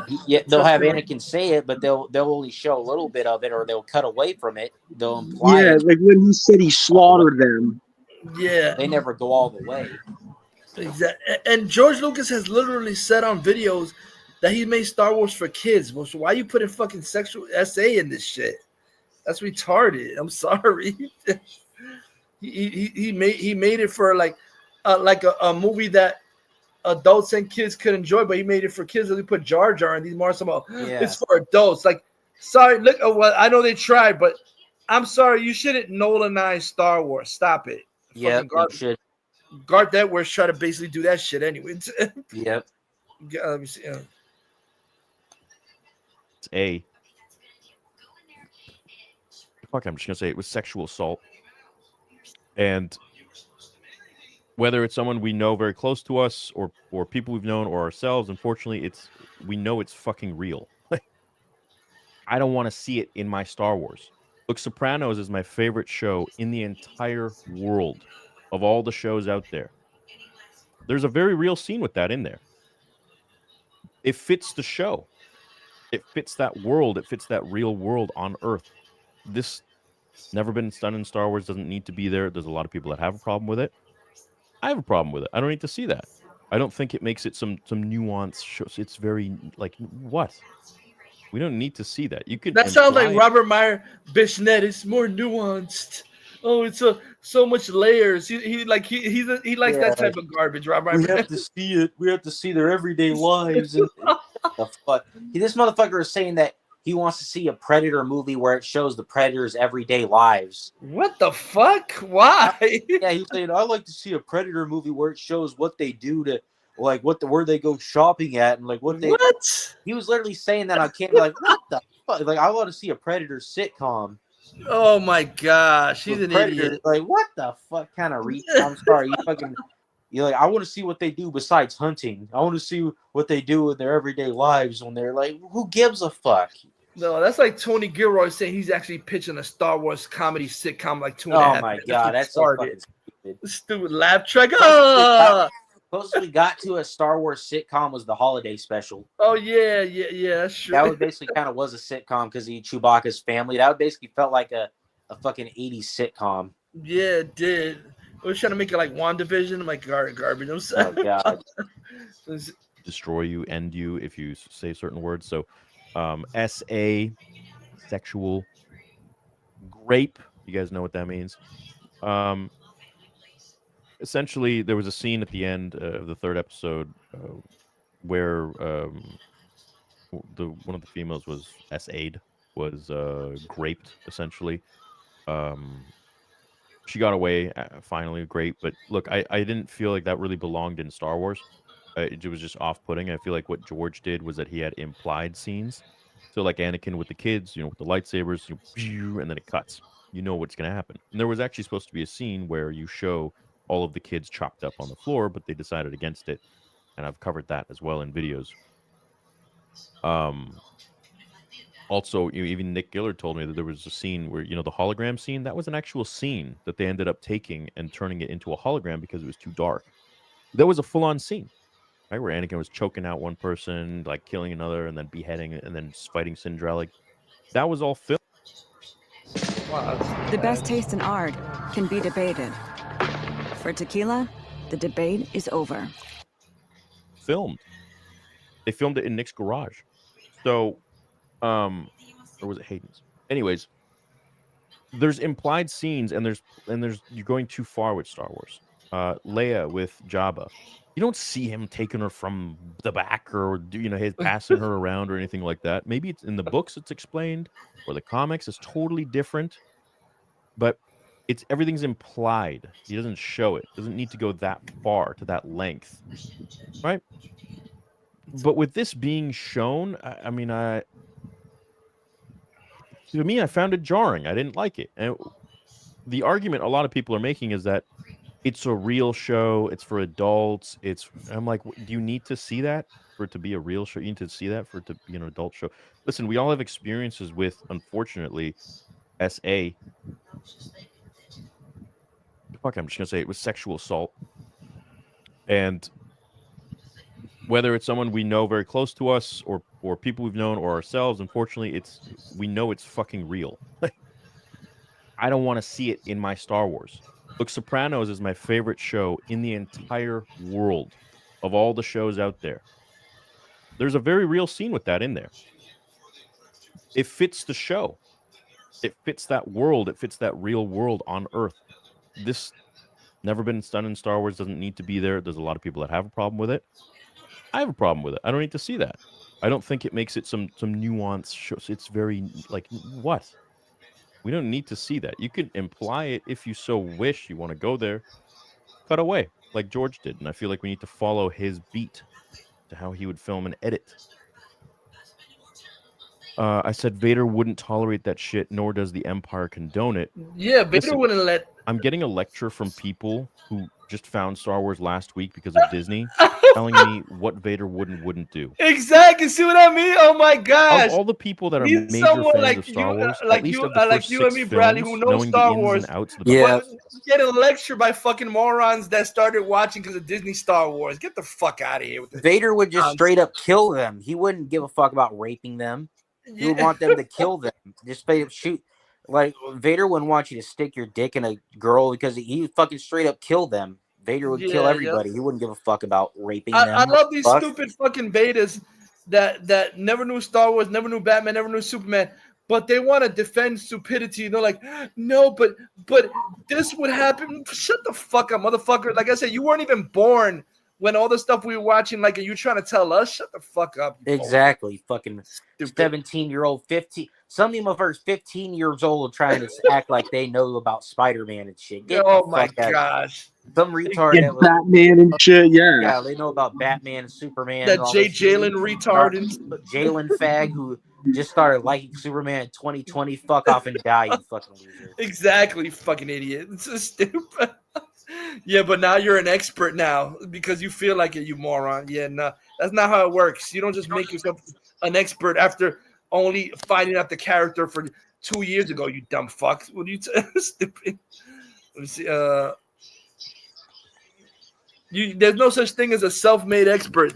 That's like some RJ Rezzo fat fag type shit. The behind the scenes and the character analyzation from the books and the movies and the comics, I am definitely one of the most knowledgeable when it comes to the first 6 movies. There are lore masters on comics and books and EU and all that, and that's not my forte. My forte is the first 6 films. I know them well, and I know the characters very well. Vader is an evil guy, but he's not sick in the fucking head. He's not that level of evil. There's boundaries to evil. He would never do something like that to a woman. He may kill her, which he's done, but he's not going to do that. And I am damn sure if Vader saw an Imperial doing that, he would never allow it to continue. He would choke the guy out, kill him, and probably kill her too, because why not? But he wouldn't stand for that. You're telling me an Imperial officer would come to Vader or to the Emperor and say that this happened, and then they'd be like, oh, yeah, whatever, it's the Empire. No, that's not what the Empire stands for. And people are giving me lectures being like, in a land of genocide and tons of murder, you're telling me that this doesn't happen? Oh, no yeah. one's saying it doesn't People trying to say happen. that. I'm saying that Vader wouldn't stand. That's not what the Empire Ray stands said all these for. The Empire poses aren't a bunch of born after rapists. 2000 know nothing compared to exactly, right? I'm so tired of being careful with my words because YouTube will just take it. I'm what the fuck? Why are people even having an issue with this? I swear to God, if it was another YouTuber, that side of the fandom would be praising them. You go, King. Or fuck, actually, you go, Queen. You know. It's wild to me that this is even a thing. And in 9 years, I've never encountered something this idiotically insane. And why? Just because I think people don't like me. Well, at least the minority. And if it was the majority, well, then fuck, I wouldn't have the subs that I have. Thanks to you guys. Call it ego, call it whatever you want, but facts are facts. Cry about it. Which I've done, and they made fun of me for that too. It's like, what the fuck do I just shut my... If I shut my mouth, they'll say something too. It's like, I can't... Nobody can have opinions unless it's like... This is insane. Listen, I don't think sexual assault belongs in Star Wars. If you want to include it for any type of reason, you can cut away implied SA if that's where you want to go with it. But there's lots of other ways to make you hate a character or hate an empire or whatever it might be. Blow up their fucking planet. Okay, but there's a difference between blowing up their planet and you get to see the reactions of, let's say, Obi-Wan or Leia to feel the gravitas of that moment versus like Terminator 2 where Linda Hamilton is just remember that scene in that vision she had and freaking the nuke's just like blowing her skin off and melting it off her face? They both get the same point across. What, you think the people on Alderaan didn't have that happen to them? You do all that fire and explosion, they're just like, oh well. They just go like that? There's gonna be a minute there where there's just barbecuing. So, dude, like, it's just, this is so strange. Living in a world where the fandom was not like this. It was strange and unusual, like Boba Fett Pig. It was around 2020, 21, where this started. You had to be like super careful with what you say, but also if you don't like something that a very loud minority likes, then you are vilified and crucified. Exactly. Pattison is a minority that like that wild. shit. They're just loud morons. And Gun Squad. Yep. Like Fierce Fake was trying to say everybody loves Gun Squad. That's fucking bullshit. Yeah, that's why it flopped. Star Wars, now Right. in And, charge of his telling us excuse what is Star the Wars really pandemic. Yeah, It's like when when can you ever Godzilla just vs. Kong enjoy and Doom Star made Wars without more. some dickhead telling you? Yeah, they were during the pandemic. They made more. No Way Home. What's the excuse then? You fucking Venom retards. 2. Venom Let There Be Carnage. What's the excuse? That was all during the pandemic, and those didn't bomb. What's the excuse for Gun Squad? It's because he's Yep. trash and he doesn't have a fandom the way people think he does. That's why. Yeah, they change the goalposts constantly by saying, well, Godzilla vs. Kong was released earlier, and it's a different, it caters to a different audience. They come up with excuses, and just change the goalpost because they know they're wrong. Because they know they're wrong and you're right, and they just don't want to admit it. Yeah, you see, Bradley said, I don't know what this guy said. He said, I always assume it was implied that the Tusken Raiders had essayed Anakin's mom. What the fuck? I really don't think he would. What the fuck? I really don't think he would be okay with that. What happened to her? So what? I mean, really? I don't. Did you get that? I don't know about that. That seems like some fan fiction shit. Yeah. They tortured her and probably beat the shit out of her. I don't know anything about fucking implying about rape. What the fuck? Yeah, like what the? They never did that. That's like some complete fan fiction shit that retards make up in their heads. Exactly. What the? Somebody's trying to say, Vader isn't sick in the head. Explains him chopping younglings. Laugh my ass. They're trying to defend this. Vader's not sick in the head. He blew up a planet and slaughtered a room for helpless children with his own hands. I mean, but I mean, but it wasn't. He didn't like SA them though. What the fuck, man? Yeah, ridiculous. How to feel about it? And now they want to claim it for themselves and be like, "No, this is Star Wars." It's like it's not, dude. Fuck off. Like, what are you talking about? Wow, that sounds like the Pattison betas. These fake fans want to claim shit from themselves and say that this garbage is Batman and it's not Pattison. They say the same stupid shit with Guns garbage. You haven't even seen the movie. This is Superman. It's not, you fucking retards. It's the most weakest version. Both, that's the thing, like you said, Brady, Pattison and Cornball Sweat have in common. Both are the most weakest fucking versions of the character ever. Screaming like a bitch. And I sent you something on Twitter that where Cornball Sweat was flinching when the cans are getting thrown at him. But Henry all the Cavill, stuff that happens, Brandon Routh doesn't flinch, Henry Cavill doesn't flinch, this motherfucker flinches. And there's some video of it. Routh had a bullet shot in his eyeball and he didn't flinch at all. It didn't even affect him. But yet fucking Cornball Sweat flinches when people throw cans at him. Yeah, what a pathetic soy bag. Exactly. What to teach for the fucking class? I don't know. This is really weird to me. I don't understand. Let me see if I find that. But I guess that's Twitter, man. I don't know. It's weirdos on Twitter. Bizarre to me. But anyways, look, if you want to see that kind of stuff in Star Wars, have at it. I don't want to see it. I don't think it's necessary. I don't think we need to see it. And I don't even know how I feel about like continuing watching the show. Like it's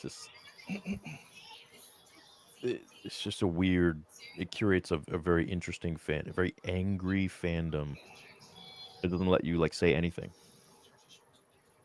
It wasn't like this when I started, man. When I started, I was just making fun lore videos and fan fictions and stuff like that, and people were so happy and like, we're talking about Star Wars, like Jedi and Sith and Force users, and now it's just like you can't even say. Literally, I'm not even exaggerating. You can't even say I don't want to see sexual assault in Star Wars because that's retarded. You can't even say that. That's retarded. Like they want to see it or it belongs. What the fuck? It's weird. I don't know. Anyways, each their own, I guess. I don't want to see this shit. I'm sorry. The so-called fandom is retarded now. Oh, I'll play that video that Metalhead Mike shot. I found it. The one. Oh, this is hilarious. Gungunner cringe. Let me see. Come on, hurry up. Hurry up.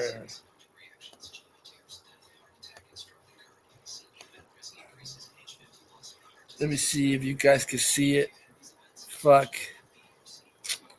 Show up already. Show up. Let me see. Laugh my ass up. Can you see the audio? Oh yeah. Oh, can you guys see? I don't know. Yeah. Look at Cavill getting hit. No phase. Brandon Ralph. Nothing phase. Look at him flinching.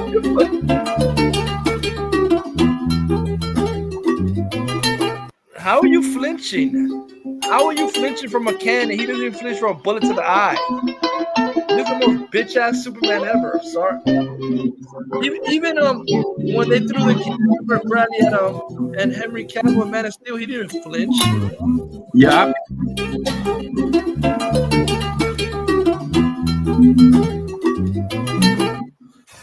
It's embarrassing. I'm sorry. Black ass weak Superman ever.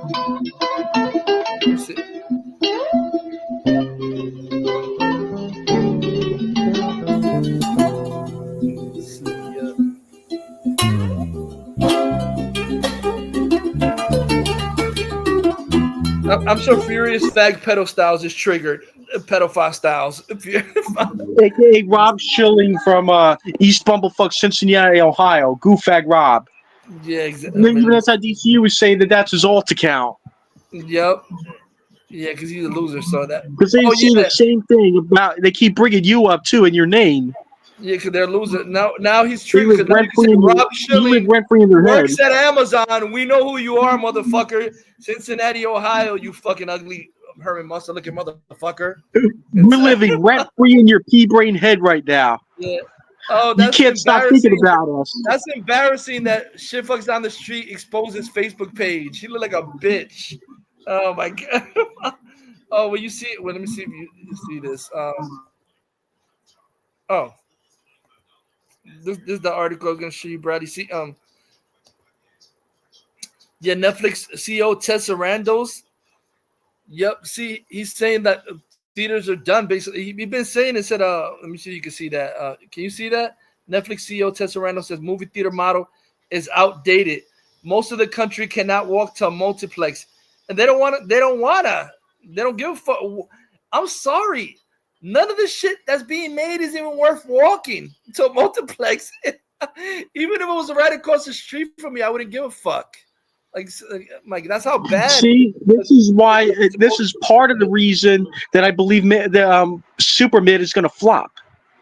Yeah, it says right here. Let me see. Yeah, Netflix Tesserando says movie theater model is outdated. Most of the country cannot walk to a multiplex. Yeah.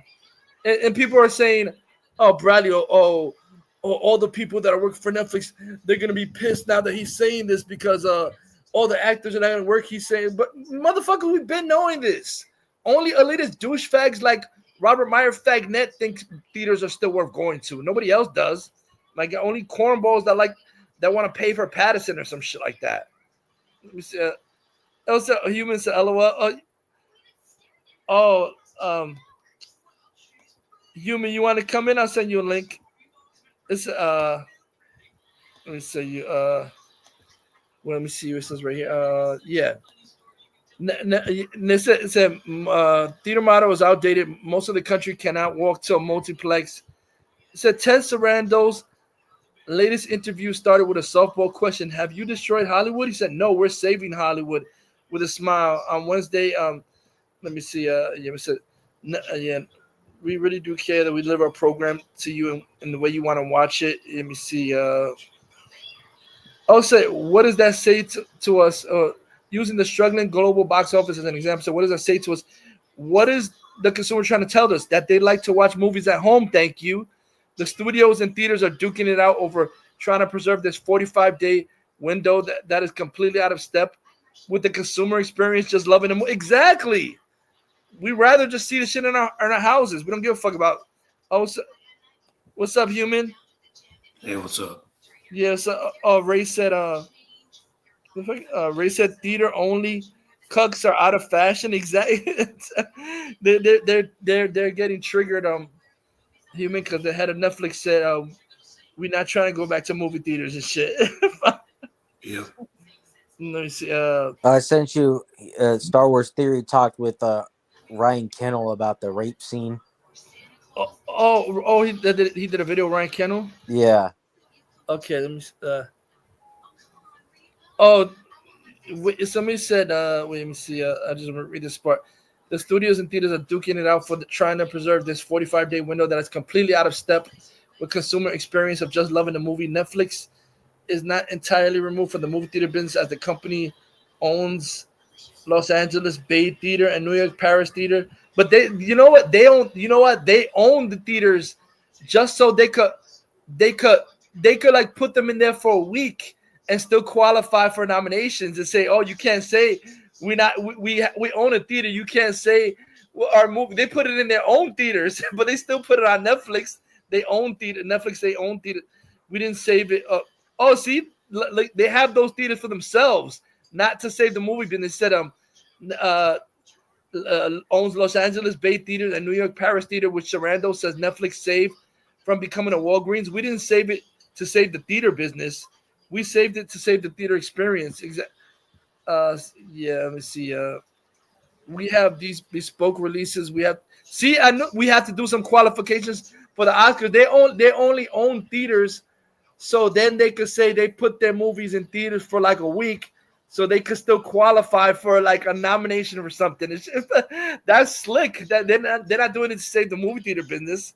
Let me see.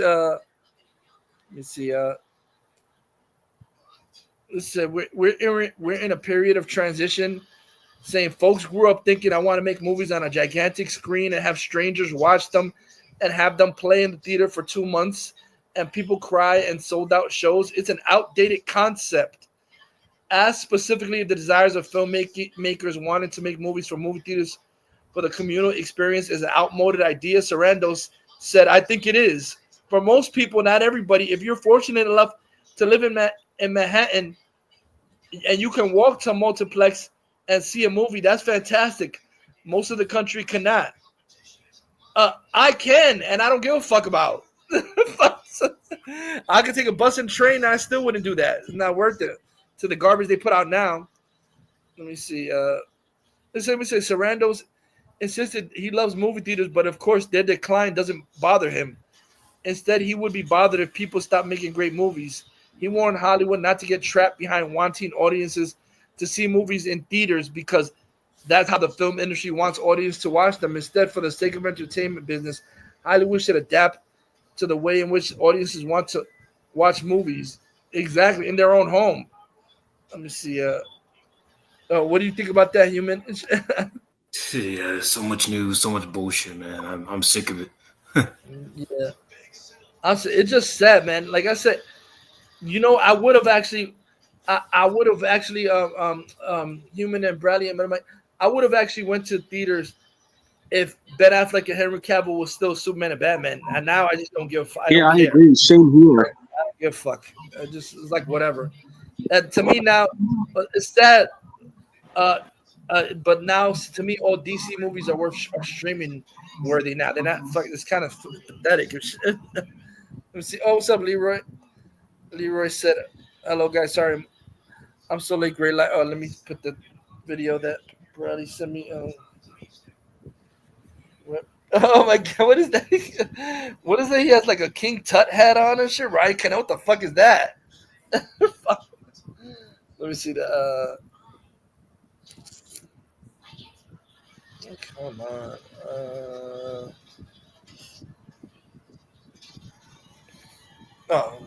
I'll play it, Brendan.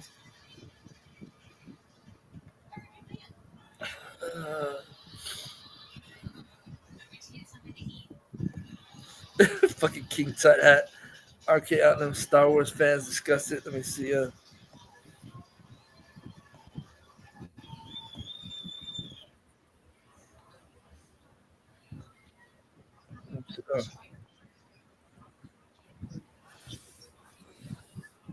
Oh, you keep hearing too about about the fucking some big surprise, Human and Bradley, about the post credits of fucking Thunderbolts. I'm confused because I keep on hearing different things. I hear Doctor Doom, then I hear like the after credits.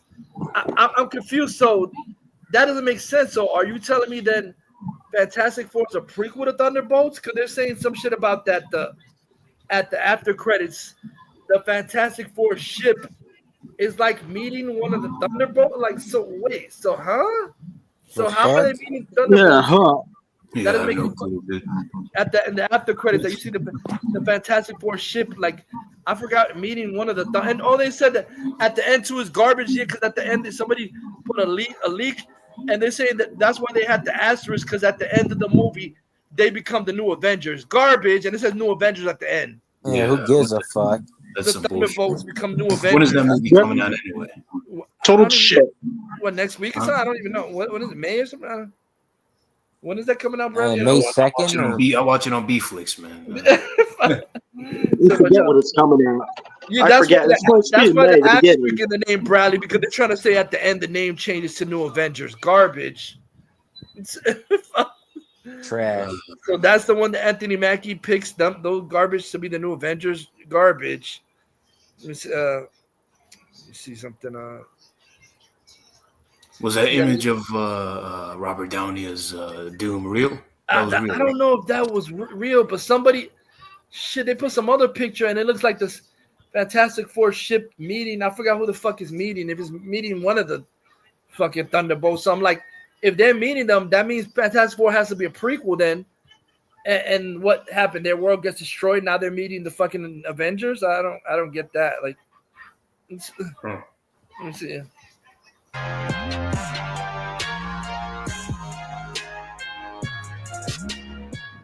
So, Theory, did you watch Andor? I did watch Andor. I'm getting flamed online by the Disney fans. Disney show fan. For not loving it? Yeah, for not loving it, but also just like, why the fuck was there like a sexual assault scene? And I thought that was just off-putting in Star Wars. And I'm a Sopranos fan. Like, it's my favorite show, and there's a lot of that shit in there. But it's like, this was just, the fuck? Why? In Star Wars? I don't think they know their audience. Well, so let me go through, I guess, a couple things about my feelings on it. I think it's perfectly reasonable, especially now that we've got, 8 to 10 different series that we've seen, some live action, some more than that if you count all the animated stuff, and they're coming out with all these different movies. I think it's perfectly reasonable to make shows, whether it's just one targeted, like very little kids, like that stupid little young Jedi adventures, whatever it is. I also think it's okay to do a Star Wars show targeted towards a more mature audience. I do think that there's maybe a line where, in terms of, look, if Bix had her tits out, first of all, I would have loved to see that. But if Bix had her tits out and she's being brutally fucking raped, like I said, if this was like a Game of Thrones level type of scene, I could understand why there's some like backlash and outrage. But to me, it wasn't even. It was kind of like a big nothing burger. Yeah, because we saw an Imperial officer attempting to force himself on someone. He got killed for it. Yeah. Like, I don't know. So you were like shocked when you saw that? I was just like, why? The dude is some creepy ass rapist trying to take her from behind and do all this. Like, I don't know. I just didn't think that really. When I think of Star Wars, I think of like the first 6 films, and I'm like, this is just kind of out of place. I feel like if there's other ways that you want to portray this guy as some evil doer, then yeah, you could do that. But I think taking it to that level I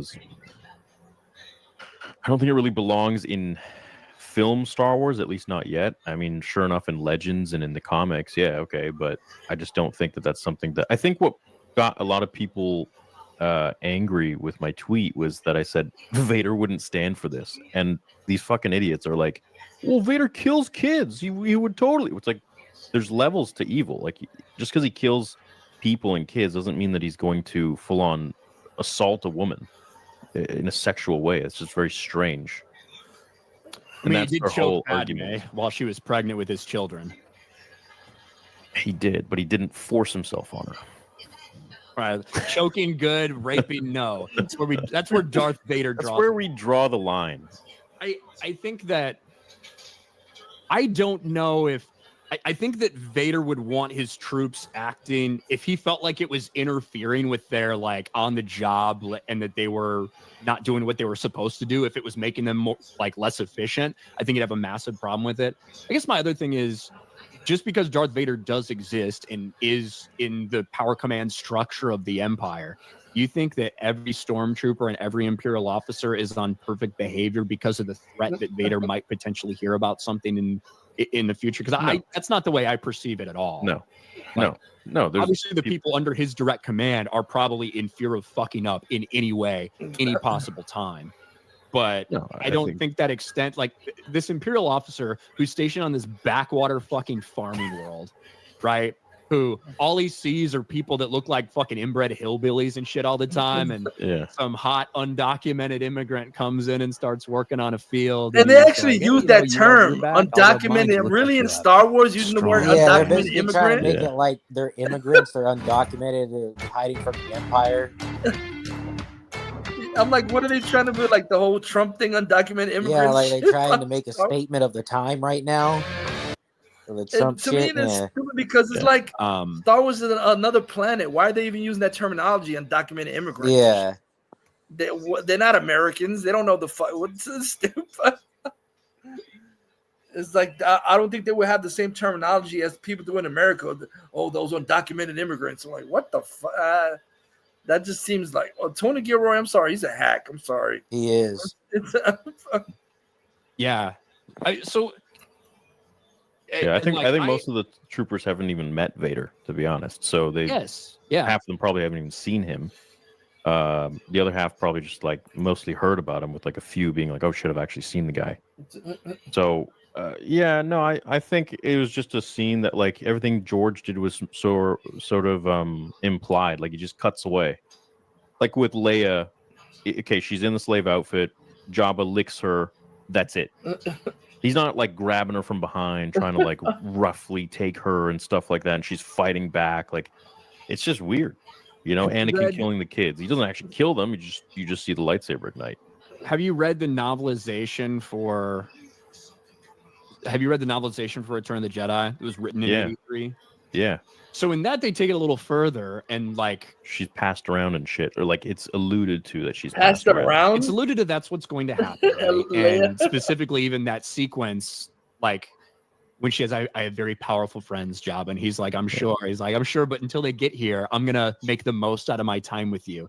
And he doesn't just lick her; he fucking puts he sticks his tongue out and fucking kisses her full on in the mouth in a beast-like way. Right, the way it's described. And then he has her change in that outfit because Jabba has a fetish for humans, which is a little bit unnatural for Hud. He has a fetish for human women, and he wants to be able to lick her without tasting the sand from her clothes. Right? So that type of, I guess to me, that's almost more graphic or anything, at least even though it's just kind of alluded to in the movie, like you said. Yeah. That's kind of right there too. It is. And I do think it would be different if we watched a rape scene.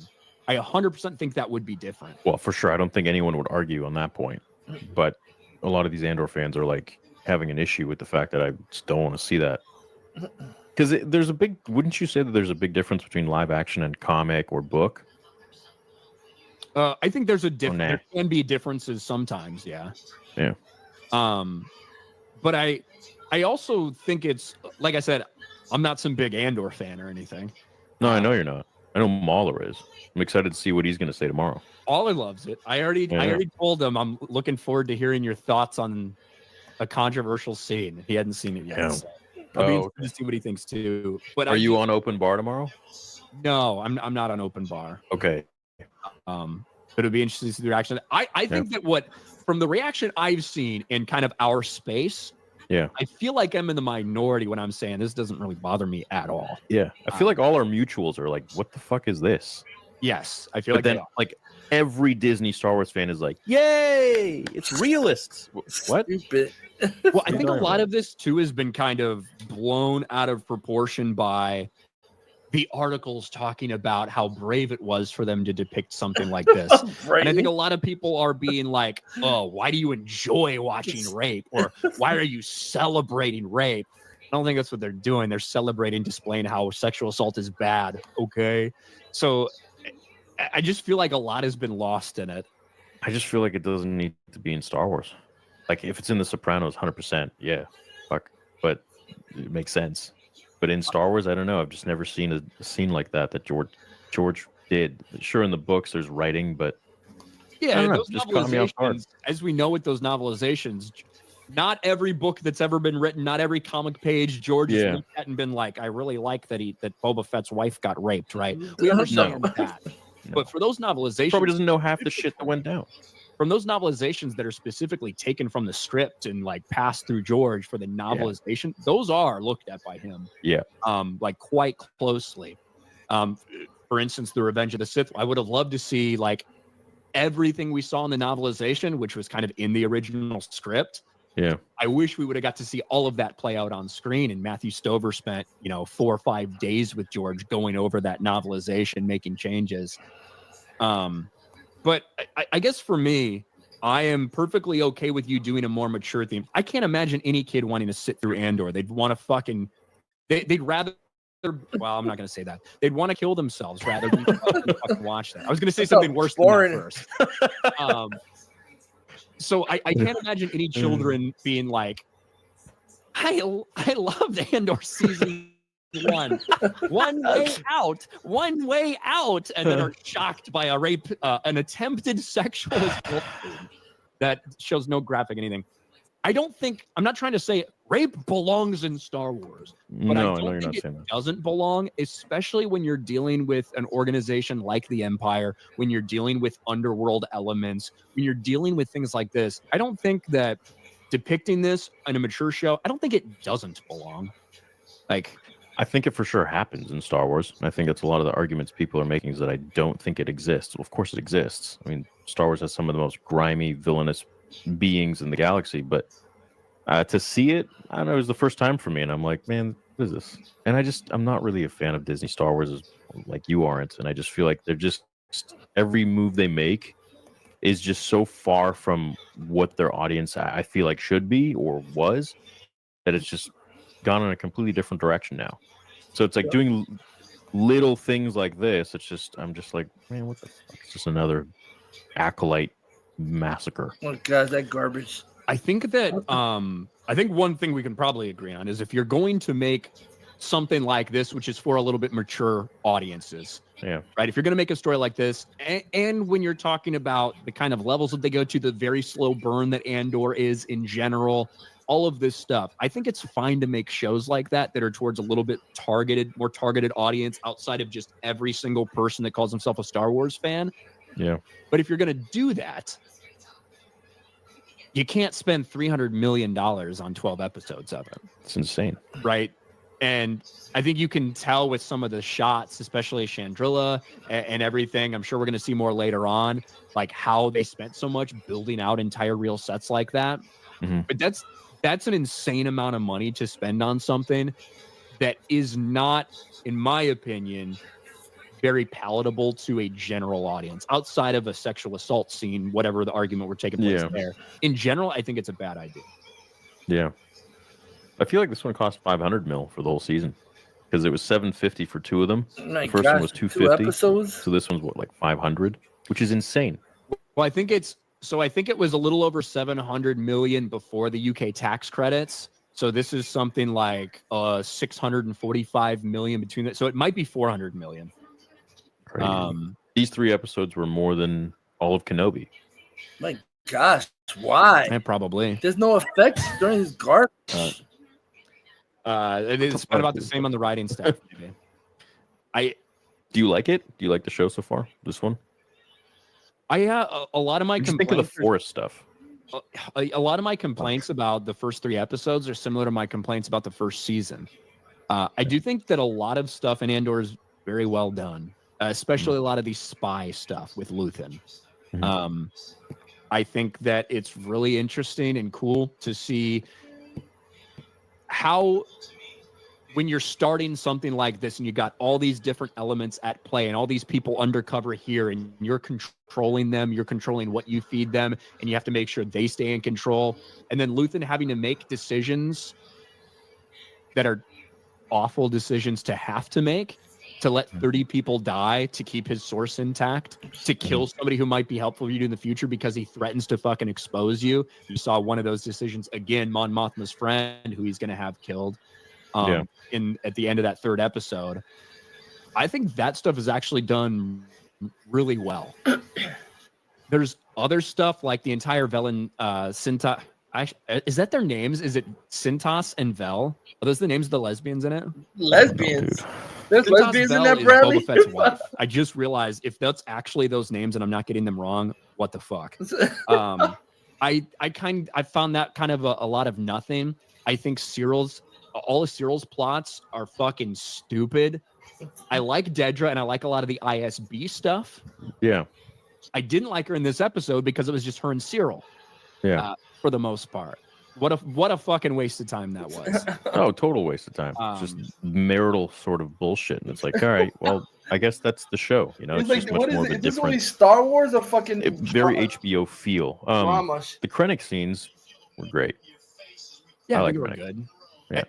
To me, the point of the show overall is to show how rebellion forms and fosters and flourishes. Boring. Right? It's to show everyday people across a variety of different spaces, whatever they might be doing, Boring. and what it takes for how long do they have to be crushed by this boot, by this oppressive regime? How long do they have to wait, or what has to break, or what has to go wrong for them before they finally say enough is enough? And how do they react when they decide enough is enough? Who cares about all this shit? I want to see like Star Wars and the lightsabers principles kicking ass. that Andor is like based off are probably more interesting to me than I think well executed they actually are.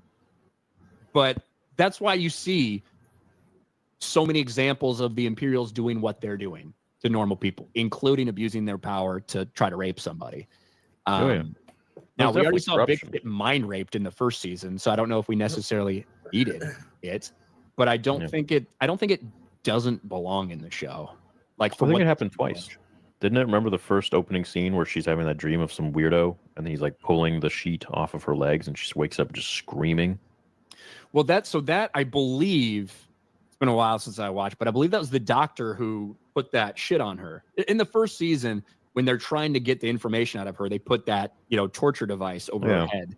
And that really fucks her up mentally. So she's obviously still scared about that and scared about the Empire finding them. And then the Empire finds them and one of them tries to rape her. Yeah, see, that totally took me as like another sexual scene. And I was like, okay, well.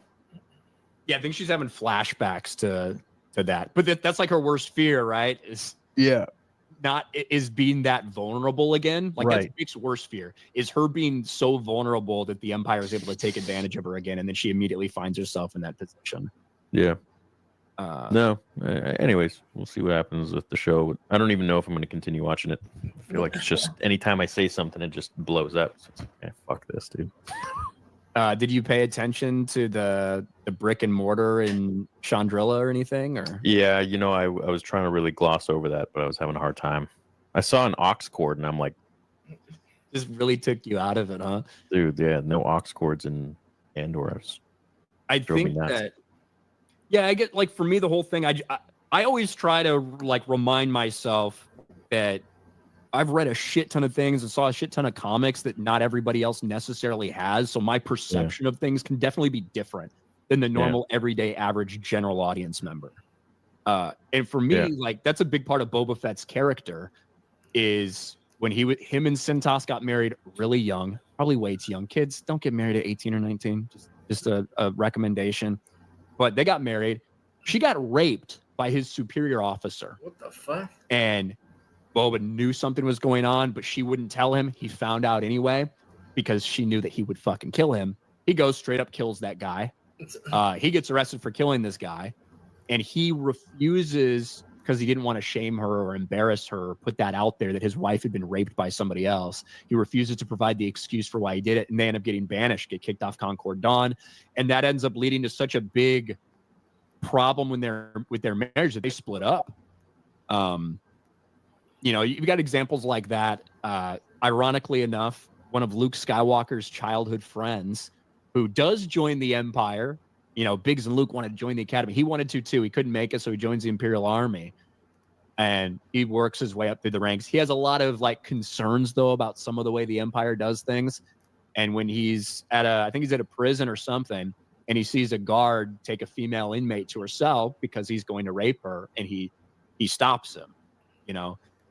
So we've had instances specifically of kind of these evil people in power taking advantage of that shit. So to me, it wasn't much. But now we get to the point where Bix is showing off the goods and all that stuff. I think we have a different conversation. I don't think anyone would be having any opposition against that. No, I know that it exists in Star Wars. I don't think that's the issue. I think just seeing it just took me out a little bit, but to each their own. It's not really a big deal. But as always, if I say it, then it's a fucking huge deal. It's a big problem. Yeah. Well, it's not really necessary. But you see, Brad, you see this? Oh my God! See, Aaron Fisher, the dumb bitcher, he's getting triggered because of what the head of Netflix said about nobody cares about movie theaters. Aaron Fisher's a bitch. He's 100% dead wrong. Go to the movies as often as you can. Shut the fuck up. Oh, yeah, motherfucker, then you pay. You pay all the time for me to go to the movies. You're going to say, go to the movies as often as you can. Shut the fuck up. Aaron Fisher, you're a cornball. I'm sorry. Go to the movies as often as you can. He's dead wrong. I think even the other Aaron Fisher owned him and said, go look at Netflix stock versus AMC's, and you'll see Netflix is actually right. Let me see. Oh, you still there, Human? Yep. Let me see. Oh, you seen this about? It said Zack Snyder said Batman's no-kill rule is just cowardice disguised as morality. Yeah, this is awesome. Right? So Batman can't kill is canon. And I'm like, okay, well, the first thing I want to do when you say that is I want to see what happens. And they go well, don't put him in a situation where he has to kill someone. I'm like, well, that's just you're protecting your God in a weird way, right? You're making your God irrelevant if he can't be in that situation. He has to now deal with that. Yeah. If he does do that, what does that mean? What does it tell you? But does he stand up to it? Can he survive that? Right? As a God, as your God, can Batman survive that? Yeah, exactly. Yeah. Let me say, erase it.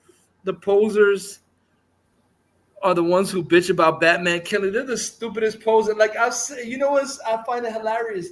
These motherfuckers always use the animated series as a thing, but even in the animated series, Batman contradicts himself because in the Underdwellers episode, where they have these kids that live underground, and I think one of the kids goes into the Batcave.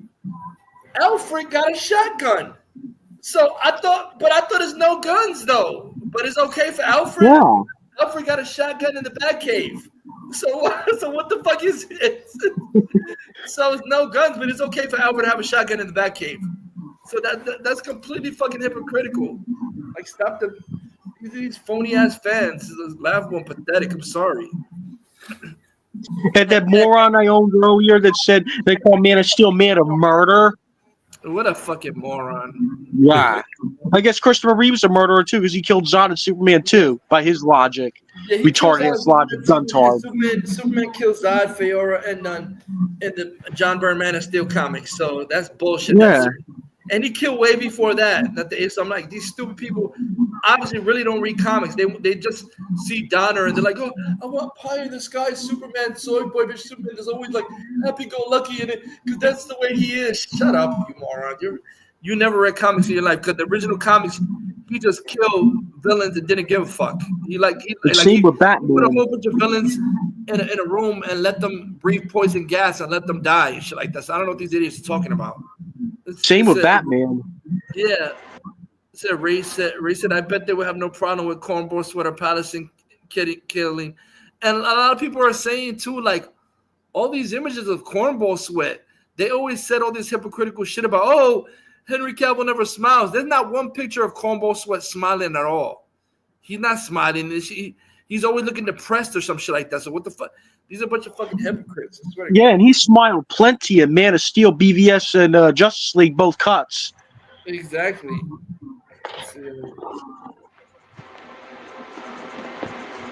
What's today?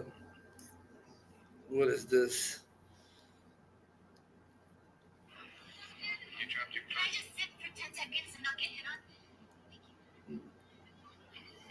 What the hell is this?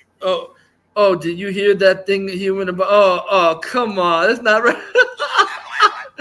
They put, the whole Shannon Sharp thing, human. Yep. They put that shit. Oh, come on, they did it wrong. They put him in Pixar animation with Cat. Oh yeah, I saw that. Yeah. What do you think of the whole thing? You think it's bullshit? I have a reason to be scared. You could be Kang the Conqueror, and they could take your rabbit ass down in 2 weekends. Well, what, Jerry? You're coming to LA tomorrow? Well, I don't know why you want to go out. Why does she talk like that? Well, okay. Okay, what? Well, I'm not really interested in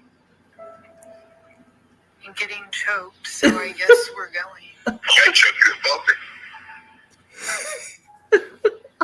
Big black, I chose small white woman. It's not a good look, Shannon. Not a good look that you did what they think you did to me. My family, friends, supporters, and colleagues, I want to speak to you directly and from the heart. This is a shakedown. I'm going to be open, transparent, and defend myself because this isn't right. This is all being orchestrated by Tony Busby, who is targeting JC. Tony Busby targets black men, and I believe he's going to release a 30-second clip of a sex tape that tries to make me look guilty and play into every stereotype you could possibly imagine. That video should actually be 10 minutes or so. Hey, Tony, instead of your edit, put the whole video out. I don't have it, or I would myself. You know what happened, and you're trying to manipulate the media. The encounter in question took place during the day at her invitation, and now that appears to be a deliberate setup, coordinated by Gabby, also known as Carly on OnlyFans. Gabby and Tony Busby want $50 million. What they're getting is sued for defamation and trying to take me down. My career is all about real talk and honesty. I know my family and fans know exactly what this is about. And I'm going to be out there telling you whatever I need to say, just like I always do. I love all you guys. I'm sorry, that's cool. What do you think about the whole situation? What do you think about it? I feel like he was set up though because he was a freak anyway. She was into BDSM and shit. He was into that He set him BDSM up. shit. She just wanted that fucking money. That's all. Yeah, for OnlyFans. You wanted like $50 million or something. All these bitches, shit, remember especially this? young bitches, they take advantage of rich guys. You know. This from Suicide Squad, the good one. Suicide Squad. Yeah, that's a music video. That was from the soundtrack too. Yep.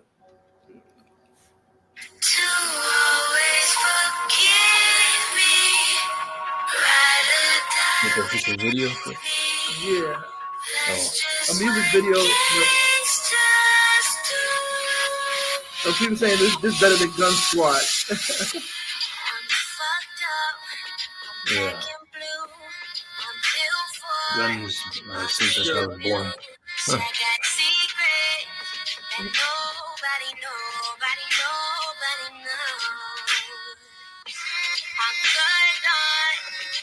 Pussy shit, I don't want what I can get. I want someone. Even the music was better. The music that Gun put in his shit was whack. He likes putting a bunch of goofy music. Yeah. Yeah. This makes me miss 2016. Racist 2016 is superior to Gun's crap. Oh yeah, when it's from the liquid.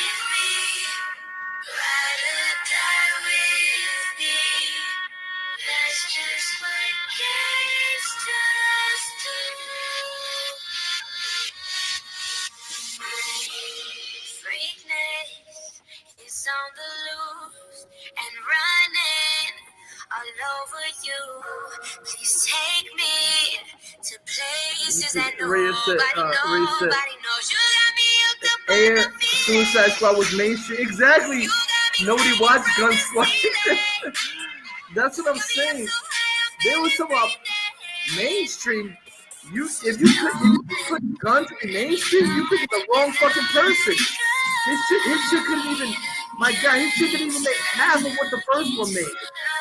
How do you go from 750 million to 167 million? Oh yeah, that's the guy that flopped at 167 million. That's the guy with the PC. What the fuck? See, the only thing about Suicide Squad, Suicide Squad was the visuals. Everything else was whack. Yeah, exactly. But I like Idris Elba though. He was a good casting. Oh yeah, he was good. Yeah, but it was just like that's the thing with Oh, you seen the new comic that's coming out August 13th? Predator kills the Marvel Universe. He has everybody on his. Oh my God, these type of comics again. yeah, come on. Predator cannot kill the Marvel Universe, man. Yeah. You see, they got Iron Man. Who's that? Like Disney's really trying hard to make Predator like part of every fucking universe. Yeah, exactly. Oh, you see some dumbasses that were saying that oh, that's not an Independence Day alien, that's War of the Worlds alien. Oh yeah, like get the Tom fuck Cruise. out of I'm here. like, first off, they can't do that because War of the Worlds, the Tom Cruise Spielberg one was Paramount, and Independence Day is Fox, so Disney owns Independence Day. Exactly. So it would logically be. Why the fuck would they go out of their way to not use something from that looks similar from a franchise that they own and use another franchise they would have to get permission to? Get the fuck out of here. So stupid. Say Gunn is some niche director appealing to a vocal minority of beta pose a vision. Oh yeah, but like what is this? They just came out with a whole bunch of comics. Bradley, last month they came out with 2. They came out with Thor versus Godzilla and Fantastic Four versus Godzilla. What the fuck is going on?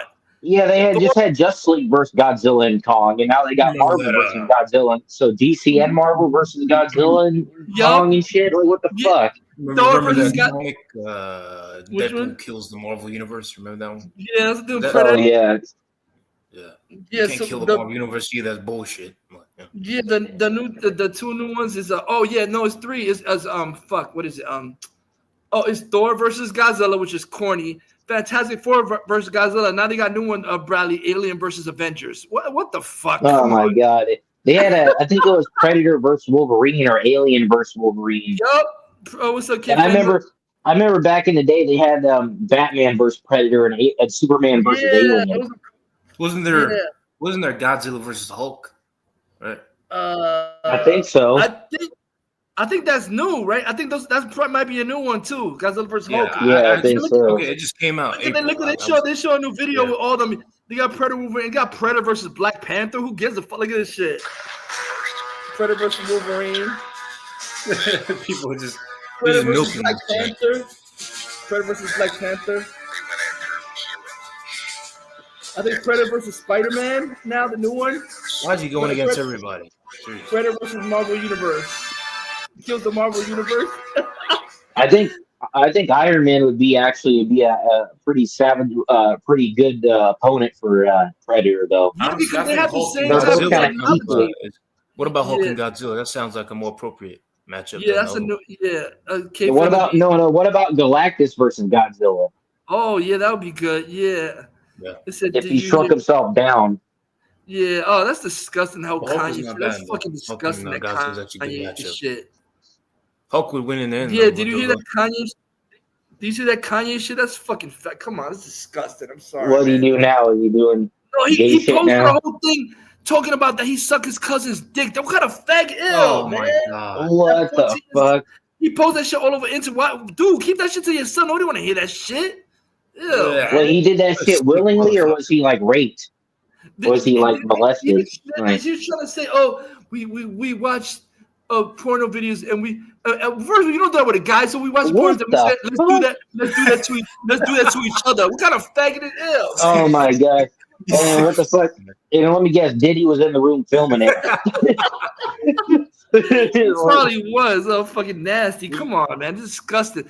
That's the first time I'm watching porno videos. I'm not gonna say to a guy, "Let's do it." Because some fag shit is the ill, man. It's fucking disgusting. Oh, God, that's some bull faggot shit. Ew, man. Kanye is on crack. I'm sorry, let's be real. A lot of these rappers are the gayest ones out there. Yeah, kind of. Yeah, rappers are the gayest. The undercover, yeah, a lot of them are undercover. Yeah, I think somebody put a GIF now because of that. Someone like P Diddy and him like doing that shit. I'm like, oh god, I don't want to see Yeah, that. oh my god, that probably did happen though too. That's how. Oh, P Diddy who? What happened? P Diddy and someone putting like fucking AI image. I'm like, I want to see that. P Diddy and Kanye West. Oh man. Yes, Yeah, disgusting. I wouldn't be surprised by that. I I wouldn't be surprised by that. Yeah. I wouldn't be surprised by that. Most likely he touched them. I'm like, so there's too much info. You stupid. First of all, Nobody that's wants to hear it. disgusting Didn't that he you put did that shit in a that. song Why or you had something? to advertise that? Why you want people to know that shit? Now he Fucking went from a weirdo. KKK member, Nazi, to a faggot. Like what the heck? Yeah. yeah, Nazis don't like gay people, so all of a sudden he's a Nazi and gay. So what the fuck? Yeah. Sounds like Boatard. Kanye and Boatard have the same mental state. They're fucking retarded all over the I place. forgot who was it. Oh, I think you were on here. I don't know if he was. I think Metalhead Mike was saying that he did some video, and you hear his father screaming at him to shut the fuck up, Boa Fett. Like, shut the fuck up. Like that your father don't even like your stupid fat ugly ass. What the fuck? That's His what parents Mike. look sped too. I've seen his parents in one of the videos. Yeah, I said like, what the They look fuck? sped as fuck, just like him, inbred. It's like, my gosh, Boa Fett, you could say that bullshit till the cows come home. It doesn't make it true. Pattison is the most dog shit Batman ever. You don't know what the fuck you're talking about, you loser. Oh my. Oh, yeah. I remember I was gonna. Oh yeah. I was gonna show you guys this. I think Metalhead Mike said, the video said, "LOL, you got the video of Boa Fett Tar getting yelled." Which one? Oh, I think I might have sent you. I sent one with Bullfag, but I don't remember what it was. The one you said that he getting yelled at by his father or some shit. Probably, yeah, something like that. I think maybe Eddie sent me a Bullfag video, but didn't really see the whole thing. Said that Maybe that was it. Yeah, maybe I couldn't remember. Yeah, Eddie said that. Yeah, because I was like, I know. Oh, it must be, yeah, Eddie, when he was on here, he said that. Yeah, that's right. Let me see this. Wait, do you see this? Oh yeah, you see this? Oh, Brad, do you see this comic right here? Yeah, Boa Fett, comics that you don't read. That's one of the inspirations from Batman 89. Batman Detective Comics number 439, Night of the Stalker. This is what happened in the beginning of Batman 89. Happens and he sees somebody, a kid, and their parents about to get robbed and stuck up like Batman 89, and he thinks of himself. He try to stop the robber. Exactly what happened in the beginning of Batman 89 and shit like that. So I don't know what the fuck you talking about, Pattison garbage. Batman 89 was more accurate than Pattison dog shit. I don't know what the fuck you don't read comics, Bo. In fact, you just worst lie Batman and say movie. you do. Worst Batman movie. What Ever. happened? The worst Batman movie ever is Pattison. Yeah, Pattison is the worst. Yeah, right here. This is the same thing that happens in the beginning of Batman 89, where there's all the streets of Gotham, Night of the Stalker, and then like he's standing on the rooftop like Michael Keaton, and like some robber comes and robs the kids. Look at that gun! Stop, lady, move out of my way, mom! And they said you killed her, shoot it. Then Batman he oversees it and shit like that, and he goes after them because it reminds him of what happened when he was a kid. And this is called Night of the Stalker. But I didn't even realize, Darwin Cook, he remade this comic and updated it and gave it different art too. The Night of the Stalker. But he called it a different name. But in the updated comic, it says based on the Night of the Stalker. The remake is called Batman Deja Vu, but it's the same shit happens. He sees the Batman now. See, he gets the flashback now. It's happening again. Like he sees the kid parents, and he's getting the flashbacks happening to him and shit like that. Yeah, it's called the Steel. Yeah, they took a lot of it from this, and oh my god, and there's another comic they took from called Batman Strange Apparitions, like that. They based a lot of 89 on this, so The morons that say Batman 89 was inaccurate to the comics. You don't read comics. You don't know what the fuck you're talking about. See, and there's another comic. It's not the Hack Reeves one. It's like some kind of compilation. Bradley, it's called Batman Ego Tales of something. There's a bunch of different stories in one comic. It's not that. It's called. It's not that Batman Ego issue. It's called Batman Ego some shit tales. It's like a compilation of different stories. Oh, it's like a compilation of different storylines. I thought you were talking about the Elseworld shit. No, I mean no. It's like a compilation. You know how they put the graphic novels and they title. Yeah, like a big compilation like and shit. Like a what do you call it? An omnibus. Yeah, No. yeah. Oh, kind of like that. Oh, you're talking about like a. I forgot what the heck you call it. A what? No, I was thinking of the word like Love, Death, and Robots. It's called anthology. Anthology. There we go. Anthology. Yeah, anthology. I guess it could be because different stories and shit like that. Yeah. Let me see.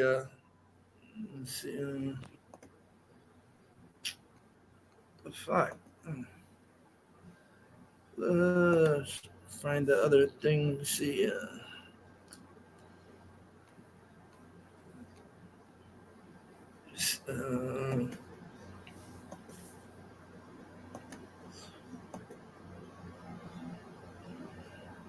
See. Did you?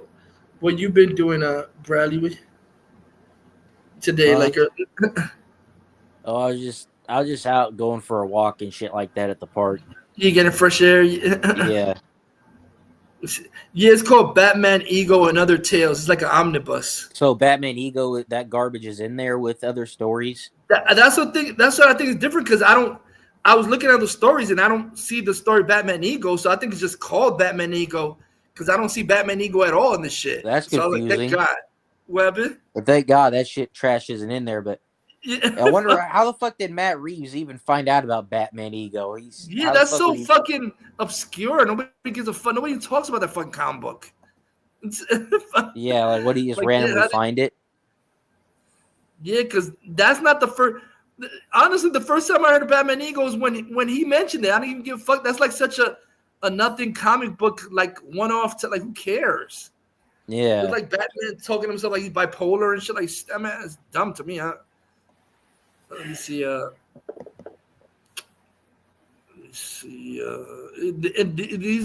These morons. This is what I don't.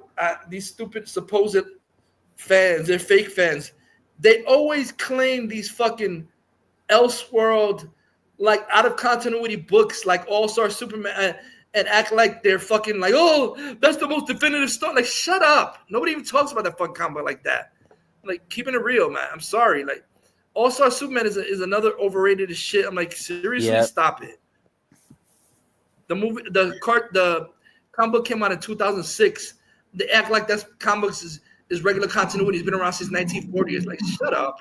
That's the only Superman comic that they could that say they read like it's the Batman fans that you asked them, or the Batman posters where you asked them what comics they like, and they said they just pick like the Killing Joke and what is it, Batman Ego, Batman A Long Halloween, Dark Knight Returns Year One. Same typical bullshit. Which Pattison ain't accurate to any of them either, anyway. It's not. It's not. Or Batman Hush. Batman Hush. What happened? Batman Hush. That's also different. Oh yeah. So yeah. I'll be back. Yeah, it said Paul Ben Victor. Oh yeah, I forgot to ask you. They're trying to say that he's atrocity. That's the dude from Ben Affleck Daredevil. Remember the guy that Ben Affleck put in the train? Said, "What would you like to see?" Remember when he cut him in half and shit like that in Daredevil movie, Bradley? The Daredevil movie, what happened? That's the guy that Ben Affleck he puts him in the train tracks. What? You know the guy? Yeah. Now I know what you mean. The train scene, in the Daredevil movie. Yeah, we said that's not the lights. Okay, yeah. But that's a C train. Remember? Remember that guy? Yeah. Oh yeah. I saw it not too long ago. They're saying that guy's gonna be atrocious in fucking the Lantern. Like, what the fuck? That guy, that older guy. How the fuck is By the way, Speaking of Batman Hush, what did you think of Batman Hush Part 2? I meant to ask you. The comic that you sent me for Read Comics Online, the Batman Hush Part 2. The second issue came out because I read the first issue, but it looked like the way it ended. I'm like, are they actually gonna kill Joker? Because I don't know how the fuck you survived that. I think I don't know if that was the real Hush at the end, but it looked like he stabbed every fucking vital organ of Joker's. I don't know how he's gonna survive that shit. That's the first issue that I read. Yeah. Oh yeah. Eddie's backstage. Well, I don't know if it's the real Eddie or if it's Bullfag. Yeah, but that guy, Bradley, the guy that was Paul Ben Victor, and they're just claiming he's a trial. They're saying this other dude is gonna Green Arrow in the fucking Lantern show. Like he's like, how old is that guy? Garrett Dillahunt, Old Man Arrow. There's like let's see. Where's that comic on it? Oh, shit.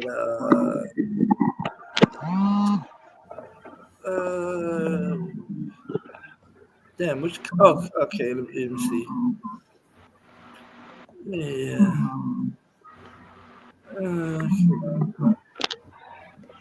book 2, not book 2. Eddie's backstage. Is that really him? I don't know. Who? Fuck, man. Is that really who? Eddie? Yeah, that's him. That's him. I gave him the link. Yeah. Oh, okay. That should be him because that's him. The link.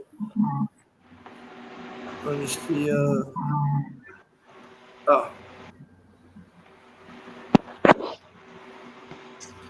Yeah, but you know, Bradley, like Darwin Cook, who did the. Oh, yes. Who did the freaking Justice League New Frontier? What's up, guys? Okay. What's up? What's up, Mitch? Oh, thank God I was about to say. You outside? Yeah, I always have my camera on. That way you guys know it's me when I come in. Because I was waiting for Bowfag's face to pop up on the camera. Yeah. Yeah. Let me see. Yeah, I went to the doctor's earlier today. Freaking, I was basically all day over there. I had to take the bus. You take the bus? Yeah. Next week I have to go again. Yeah. Oh, I got an alien Funko. Yeah, this is the guy.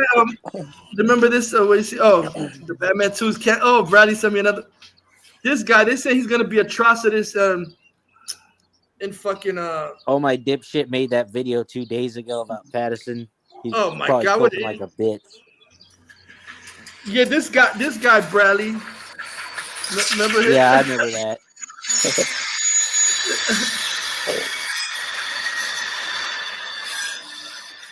Except Paul Ben Victor. I'm like, I haven't heard of him since Daredevil. Like he's gonna be in Atrocitus.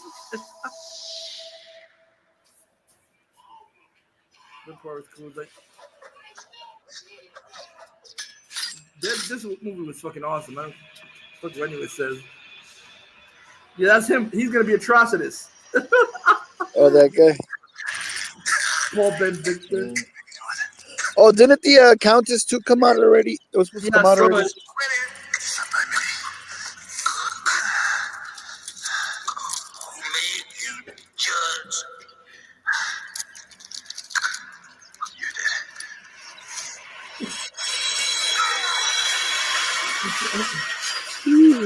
We said, it's not the light at the end of the tunnel. That's a sea train. That was badass. It said Paul Ben Victor as Atrocitus. You beat me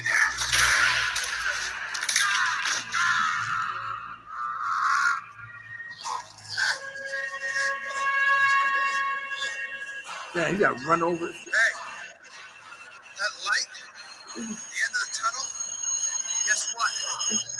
That's not heaven. I'm giving up. That's the sea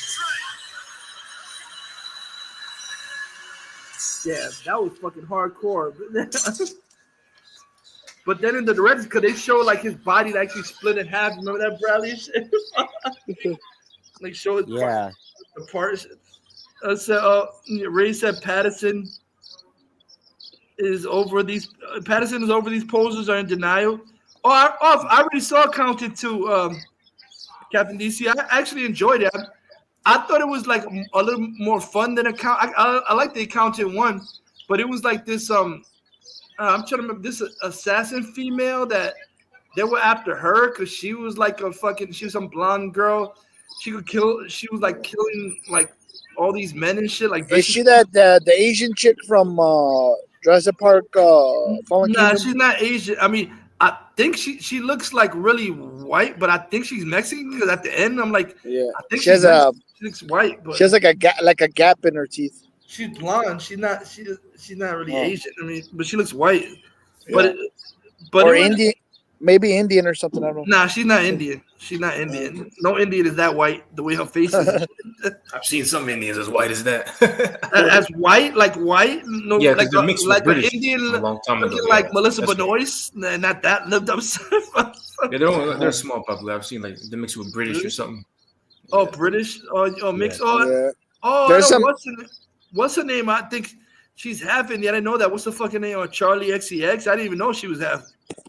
Yeah. Charlie XCX. Because there's some Eskimos that are freaking white and they look like Yeah, white they're people. mixed. They're heavily mixed. Yep. Yeah. Why is it Oh, because Britain colonized a lot of those places? Yeah. Oh yeah. England colonized a lot of those places back in the day. Yeah. So, mixed Oh, with now they're saying those that people. Bradley, that a fucking Oh my gosh, what's her name? First they're saying Charlie XCX. Now they're saying that what's her name is up for Narnia, Margaret Qualley for the White Witch. I'm like, she's kind of too young. Margaret Qualley. Yeah. I don't They should have Margot Qualley should play Rogue. Yes, she should. They played Margaret Qualley and some other. I forgot the fucking. Oh yeah, they keep on saying she looks like Margot Robbie, but I don't think so. It's Margaret Qualley and Emma Mackey or some shit like that. You heard it? I've heard that name. I can't picture her though. I don't People remember say she who looks it like is. The one that Margot looks Robbie. I don't like, think so. I don't think she looks like Margot The Robbie. one that looks like Mara Robbie is what's her face? Samara Weaving. Samara Weaving. Yeah. It's two of them. Samara Weaving. What's that other Is girl? Samara Weaving, is she related to Hugo Weaving? Yeah, that's she's the niece. Uncle. Oh. Yeah, that's that uncle. makes Yep. sense. She kind of looks like him too, a bit in a weird way. Yeah. Captain DC said, "Poop ball Rob, poop ball leader Rob, OG looking Captain America Brave New World is way better than his current one." Who's that? Who's that? Poop ball. Let me see. Oh yes. Yeah, there's already mixed reviews for the freaking Thunderbolts. Everybody's saying that it sucks. Yeah, I don't even care. That's a beef flick. I mean, or whatever, fryer stick, whatever. I don't even. That's not the word for going to the movie theaters for. Let me see. It said, the leader. Let me put that ready. What is that? That fucking what's that idiot again? My Diaz, when he's getting triggered. Yeah, dipshit. He made a video 2 days ago. The discourse is getting aggravated. Oh, just because you know it's true, beta bitch. Afro. It's getting aggravating because it's true. You know when they say about where there's smoke, there's fire? Motherfucker, there's a 4-alarm fucking disaster with this. Come on, man. It's different if it's like whispers, and this is beyond fucking whispers already. It's ridiculous. It's over already. Let me see, the only thing I find annoying is that Camper, you asshole. If you have information and you told you could say it, why you don't say what the fucking information is? He doesn't know shit. He's just talking out of his ass. He's saying, I've been allowed to say it, but I'll shut the fuck up, you. Yeah. That's like Hollytard fag saying that he knows about aliens and shit and he doesn't. Yes. Where's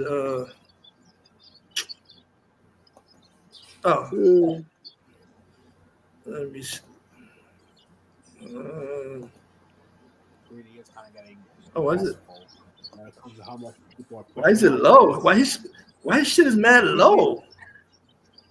Can you hear me? Because I have the volume all the way up. The motherfucker sounds like he's whispering. Yeah. The fuck? Is that the truth tart or whatever the hell? No, that's that other idiot. My dipshit Diaz, Eddie Fagface. Oh yeah, the dude with the afro. Yeah. Uncredited. What is he saying? Who's really pushing it out? I feel like people. What the heck is up with the volume? That's his, because I had my shit full volume. What the heck? Where Can't even people hear are him. suggesting that because of that great length that we have between films, and there seems to be problems when it comes to like having a The definitive fuck? script being submitted to DC Studios. God, raise your fucking voice. Some personal stuff regarding Matt Reeves. He's probably in his mom's closet. Yeah, it looks like possibility that Batman 2 will happen. God, this video is And fucking that's something I've pointless. seen numerous Can't even times see where the this hair was pushed shit. out actually yesterday, where I was like, I don't Yeah. think that. Son of a bitch. First of all, it was out of context. Let me I'll see tell you something.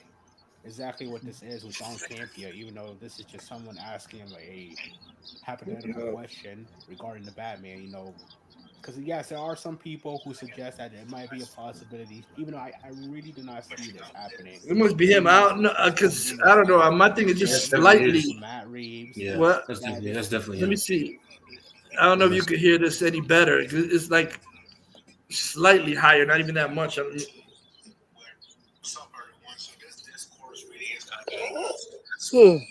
comes to how much people are pushing out these reportings are really, uncredited when it comes to like who's really pushing it out. Shut up. People are just making Yeah, I can assumptions hear it better.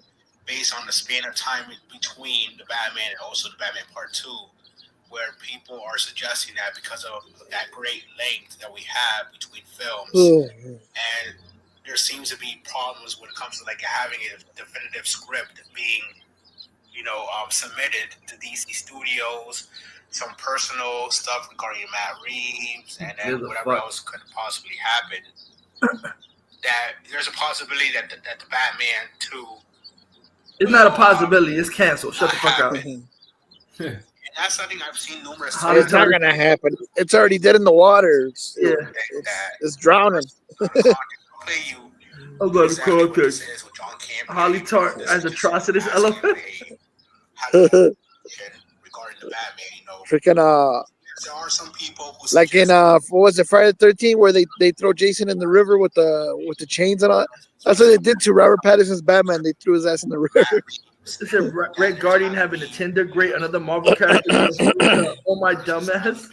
The DCU will have their own King Crusader, so I just don't know why people assume that they're going to find a way to mash the universes together. Because I'll be honest with you, yes, it would be cool. No, it wouldn't be cool. You're a dumb bitch.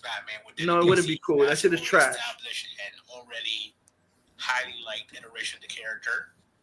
But still, it's like, I think that Matt Reeves, really wants this to be separate. He doesn't even want to bother with stuff like superheroes, when it comes to like all the power stuff. And that's why his shit is getting canceled, moron. Yeah. He's not the head of DC. He took forever to make the freaking movies, man. The only thing, he took forever, and they're not even good. Every difference if he takes forever and the shit he puts out was good. The first one was garbage. Come on, man. Fighting many wins and magic is actually something that's crucial. Anyone that's so fucking stupid that believes the Pattison beta bitch Batman is gonna exist in a world where you have Crypto the super dog, you're fucking retarded. It's not happening. They've been pushing out recently. Comic fans are like, yeah, I think we had our fill with grounded Batman. Give us the fantastical version of the character from the comics that's actually more accurate. But let me actually play with this because people have been suggesting that, it's either that being pushed out that the DCU is going to merge with the Epic Crime Saga, whatever the title is called, even though it's kind of Epic Crime Saga. The first one was a piece of shit that wasn't even epic. Again, Epic Crime Saga. There's a lot of stuff Stupid shit. going on. I wonder what it is, but at the same time, you have to be respectful. He sound like a fucking. He sound like he drools every time he does. Yes, we're fans of the film. We're fans of the overall world experience. The emotion we get when we watch, stuff that's, from this. So Hack Reeves should get canceled for trying to do his own solo shit with Batman. Stuff like who should be in a shared unit. Exactly. You either have to wait or move on, because I really feel like people are really taking it too far when it comes to discussing a superhero movie. Like I want more, sure, but it's like if More sure. That was Goofball. And again, this movie has been delayed like what, twice? It's Ultraman and Hammer of Bolivia and Superman. Who cares? Oh yeah, exactly. He talked about comic accurate. Now James Gunn made up his fucking own villain that he just made up called Hammer of Barovia. Who the fuck is that? What? Hammer of Barovia, shit like that. I think I have a feeling because they showed a picture of the Hammer of Barovia. I wonder if that's gonna be because it looks like the fucking Lex armor suit. I wonder if it's gonna be some Hammer of Barovia. He fucking fails, it fucks up, then Lex turns that into the Lexo suit. Because that's what it looks like. He looks like some fucking Juggernaut type Lexo suit with the helmet over, like some Juggernaut type shit. I'm like, he just made up a character named Hammer of Barovia that has a metal armor suit, like fucking what's that guy, the Ironmonger or some shit? Like, who the fuck is Hammer of Barovia? And people saying, you know what I think of Bradley? People keep showing that picture of fucking Ultraman, and then they put it in comparison with Parasite. People like, oh, is James Gunn, is he melding fucking Parasite and fucking whatchamacallit and Ultraman? And that's the reason I'm thinking, because I was starting to wonder, because Parasite, when he touches you, you become weak. So that could be an explanation why he's such a bitch. Maybe his powers are all drained and shit like that by Parasite touching him and shit like that. Because the way he's like acting like a bitch so much, bro. Like, he act like that in the cartoon, but not even because Parasite touched him and his powers started draining and it made him weak and shit like that. Yeah, I wouldn't doubt it. Fucking James Gunn might put worms in the movie, like how he did with Slither and Guardians of the Galaxy and shit. Yeah, the fucking worms, remember? But what worms? What are you talking about in DC? The ones from Slither and from Guardians of the Galaxy, he put those fucking worms. This is Captain DC. That guy has some weird fetish with shit, and then remember in the movie Brightburn, there was some weird shit in that movie too. Yeah, that's Captain DC. What's with gun copying? Like Russia, like countries, yeah, Hammer or Barovia, some stupid shit. Like, what do you think of that, Brad? Some people speculating saying it's Parasite and shit is the combination of Parasite and Ultraman or some shit like that. Like it kind of does look like Parasite a bit. Yeah, cause the purple, right? Like the purple. The kind of eyes and shit. Yeah, kind of in a way. Yeah. Let's see. Ultraman. Yeah, Hammer Bolivia. Yeah. Let me see.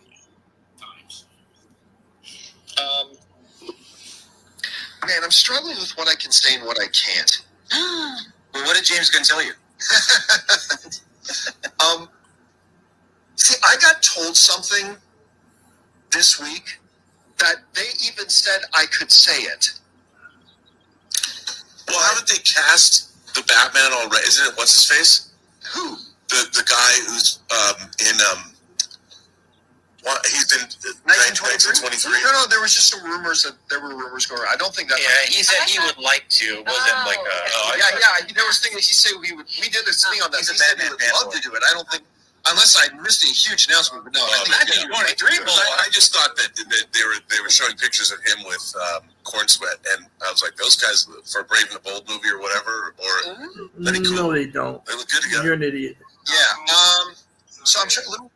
So again, I was told I could say it, but I feel like do it. Say it. Say it, John. Pass the note to me, and I'll say it. Then you got no heat on you.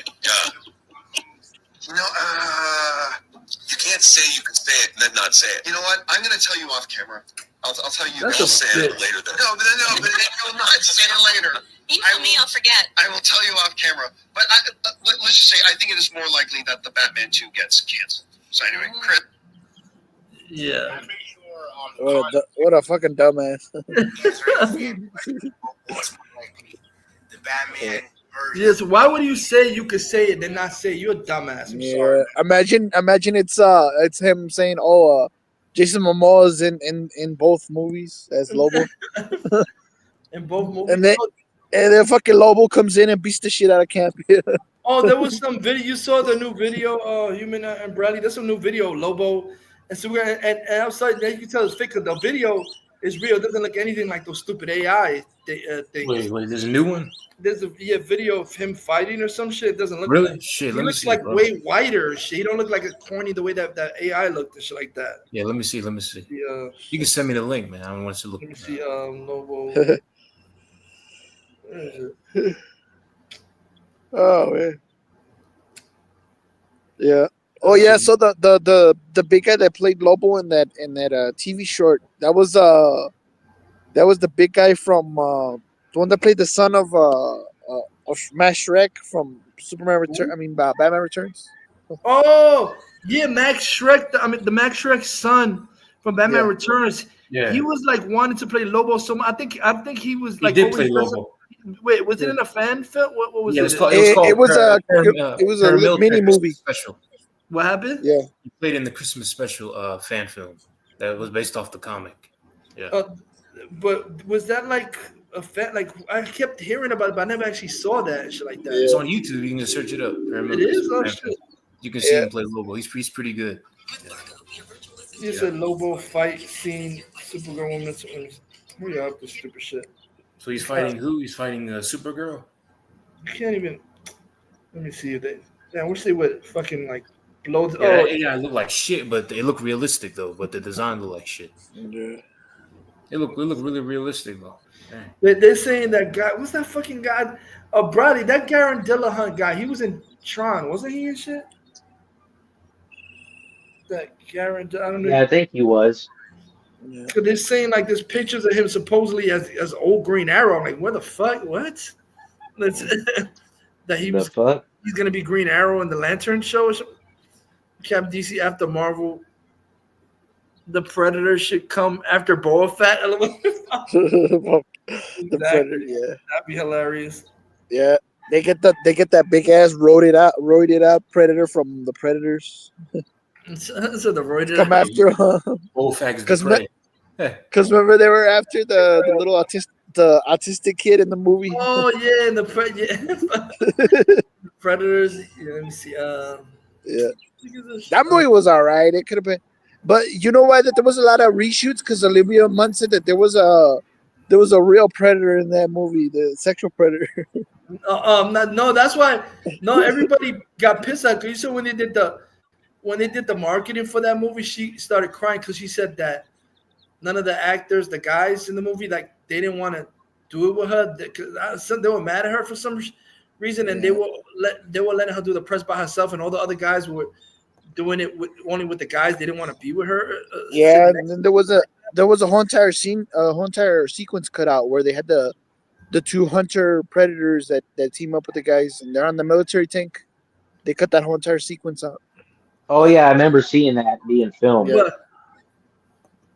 What scene? Yeah, because they were like in the Predators were with the military guys and shit. Oh and yeah, teaming up. Yeah. Yeah, where's the footage? Yeah, that freaking movie went through a lot of different cuts, and then the endings. There was different endings. There was like the Ripley. To be Ripley and Newt were supposed to be in that chamber sleeping, and they were supposed to bring them back. Yeah, and then it was supposed to lead into Alien vs. Predator. I guess this is why we're getting that crossover already with the Alien with the new Predator movie. The Alien franchise is already melded in with the Predator. Oh yeah, because all that stuff's already canonized. I mean, it was in the comics with Dark Horse. No, but you seen the girl's eyes? Yeah. She has a whaling Yutani symbol. Yeah, but they're saying that she's a new hybrid type of robot. She's mixed with like the robots from what's it called from Blade Runner and whaling Yutani. So she's like a hybrid one. Yeah, that's what they were saying. Like how you remember. No, the guy from what's that fucking the last Alien movie, Bradley? Fuck, what's the name what was the last Alien black movie? One? Or yeah, David? They were showing a picture. I didn't even notice that his eyes did the same thing in the whaling Yutani symbol. I didn't even remember that his eyes. I didn't even notice that detail. And then they're saying those spores that come out, those are the same spores from the backbursters from the Covenant. No, but that remind me because remember the Robert Rodriguez Predator? They had those poison plants with Topher Grace and those spikes. Yeah.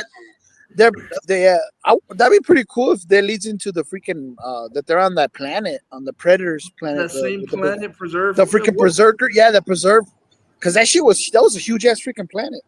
Yeah, Yeah, this giant game they would like preserve. take xenomorphs and they would like purposely like breed them and they would hunt them.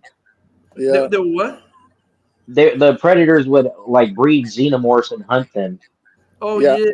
For sport. But they're saying that Predator in that movie, he was out because saying that that was his first hunt ever. So this is his first hunt, and he got outcast. Yeah, he's probably a youngling predator because he doesn't like, look like teenage predators should get. Because remember the predators that are old, they have scars or they have like a lot of because they scar themselves with the blood of like blood and shit like that. Yeah, because there's the elder. So we're ones. basically getting a newbie predator because this is the first time he ever hunted and shit. Yeah, like, what the fuck? he's probably a teenager because he looks pretty young. Let's see, because remember the ones from Alien, the first ones from Alien vs Predator, they were teenagers. They weren't that old. They didn't because they get their weapons every hunt. They get upgrades with their weapons. They get their spears and their plasma gun and the armament and then more technology. Yeah, see, it's like when they go close up on it, but they show up. Yeah, this is it. Fuck. Come on. They go closer. Let me see when they go closer because in the beginning it's too damn far. See where the heck is he? Can't even. They go closer. Let me see. Hurry up. Wait, let me see. They're always gonna have freaking blue. That's it. See him there? Oh shit! Where? See oh shit! right there. You don't see him right there? Trench. He has the trench coat just like the comic. That's crazy. Yeah, see. He looks better than that stupid AI shit.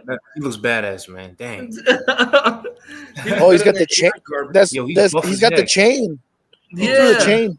Oh man, he looks just like that comic book I read. Dang. Yeah. Because look, he comes out. Dang man, look at that. Who's he fighting though? Who's that? I wonder who the hell that. I don't know who the hell that. Who the heck is that? Just a random like soldier or something? That's what I think. Yo, he got the long. The skin looks more accurate than that. I didn't expect him to wear that. Yeah, I didn't expect him to wear that. Yeah, because see, he's cloaked, and then he takes the thing off, and then he looks like starts fighting. He looks just like one of the things I showed Eddie. Let's see which one. That'd be some crazy shit. He fought freaking. If he fights other aliens and shit, the Lobo. That looks way better than the leak than the fake one. Yeah. AI. Let me see. Oh. Yeah, because Lobo, he's an intergalactic bounty hunter, so he probably fought all kinds of shit. Hey, send me that video, bro. Send me that video. Let me see.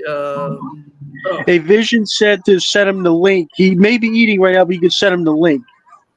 A Vision. You see him there? Yeah. Let me see. Yep. He looks just like this. Let me see. Lobo. Let me see. That's some crazy shit. I'll send it Don't to mind you. me. I'm just a Lobo fan, bro. Yeah. Welcome back, Super Friends. A new Superman promotion has dropped today. It features just the top 3 leads in David R. No, come on, look at that shit. Oh yeah. Lane and wait, come on. I thought he was supposed to be a happy look on his Nicholas. Welcome back, Super. Yeah, this is not the tone of Christopher Reeve with Donner movies like they wanted it to be. Yeah, friends. A new Superman promotion has dropped today. It features just. I'm sorry. .co.uk. You know what that is? Superman wait, means where is it, to let you. Nice. See, that's the Hammer of Barovia. Who the fuck is that? They made up a villain, James Gunn, the Hammer of Barovia. First look at Barovia's hammer, an original character created for James Gunn's. Yeah, that's he looks like a juggernaut. Juggernaut. Kind of. Yeah. Yeah. That's what I'm saying. Or you know that guy, what is it? The freaking destroyer from the first Thor movie. Yeah, he said Momoa Lobo looks awesome. I wonder if he's gonna fight Superman in the beginning and he gets defeated and then Lex gets pissed off, so he makes that into the Lexo suit or some shit like that. I wonder, who the fuck Hammer, bro? Or Lex is really the Hammer of Barovia and he's trying to hide it or some shit. Let me see. Send me the link if you can't. Oh, okay. Where is it? Yeah, Vision. I think he wants to come in. Let me see. Where is it?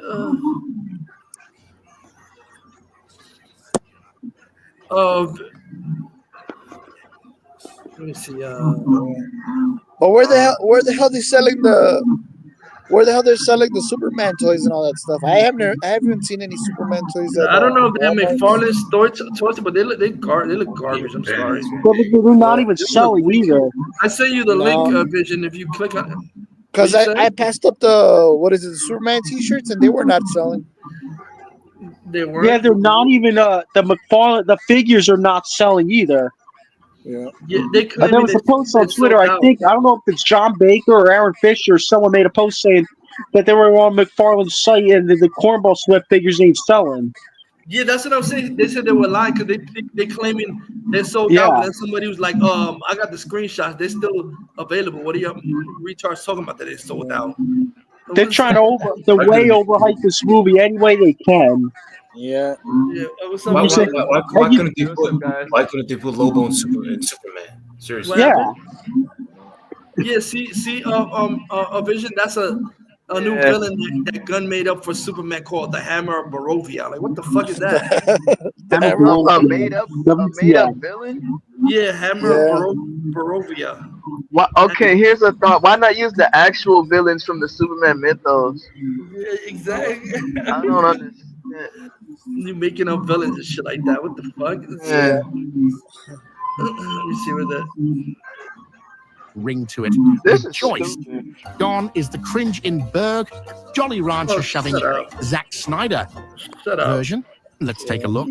Nah, We've got the perfect I'd rather have competition for another you. freaking Zack Snyder movie than Ahead of the new Superman film hitting UK cinemas, we've teamed up with the UK BBFC cinemas. to let you design the official black card shown before every UK screening. This is your chance to unleash your artistic powers, celebrate what Superman means to you, Superman, and be a part of cinema history. He's back. The winning design will be shown in cinemas, and you'll get tickets to an exclusive Superman screening. There are a few rules, so head to bbfc.co.uk for all the details. Entries close June 18th, so get designing and make it super.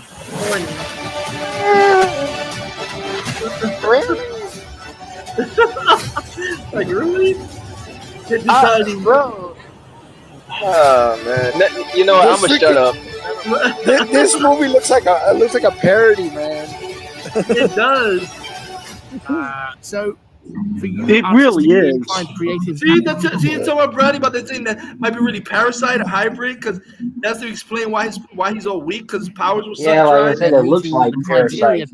Yeah. To enter, this could be your chance to win. It took me 2 hours just to resize my. It doesn't make YouTube sense. Why is he banner, like so fucking weak so like I'd that? be sitting this one out That's anyways. The only person that can make you One like of that the Snyder parasite. Bros claims is it was based on his dog, Ozu. He based crypto. He couldn't base it on the real crypto from the comics is a white Labrador. Is a white lab. You made him a fucking Shih Tzu mixed with a Dash Hunter. What the fuck? Come on, he's way bigger than that.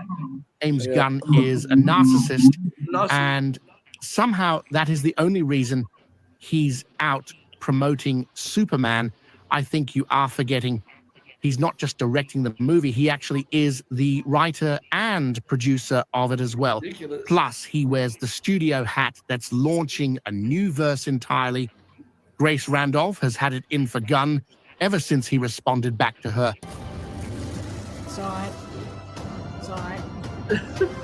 Side. She's like, I'm done with this. I'm sorry. Give me something new.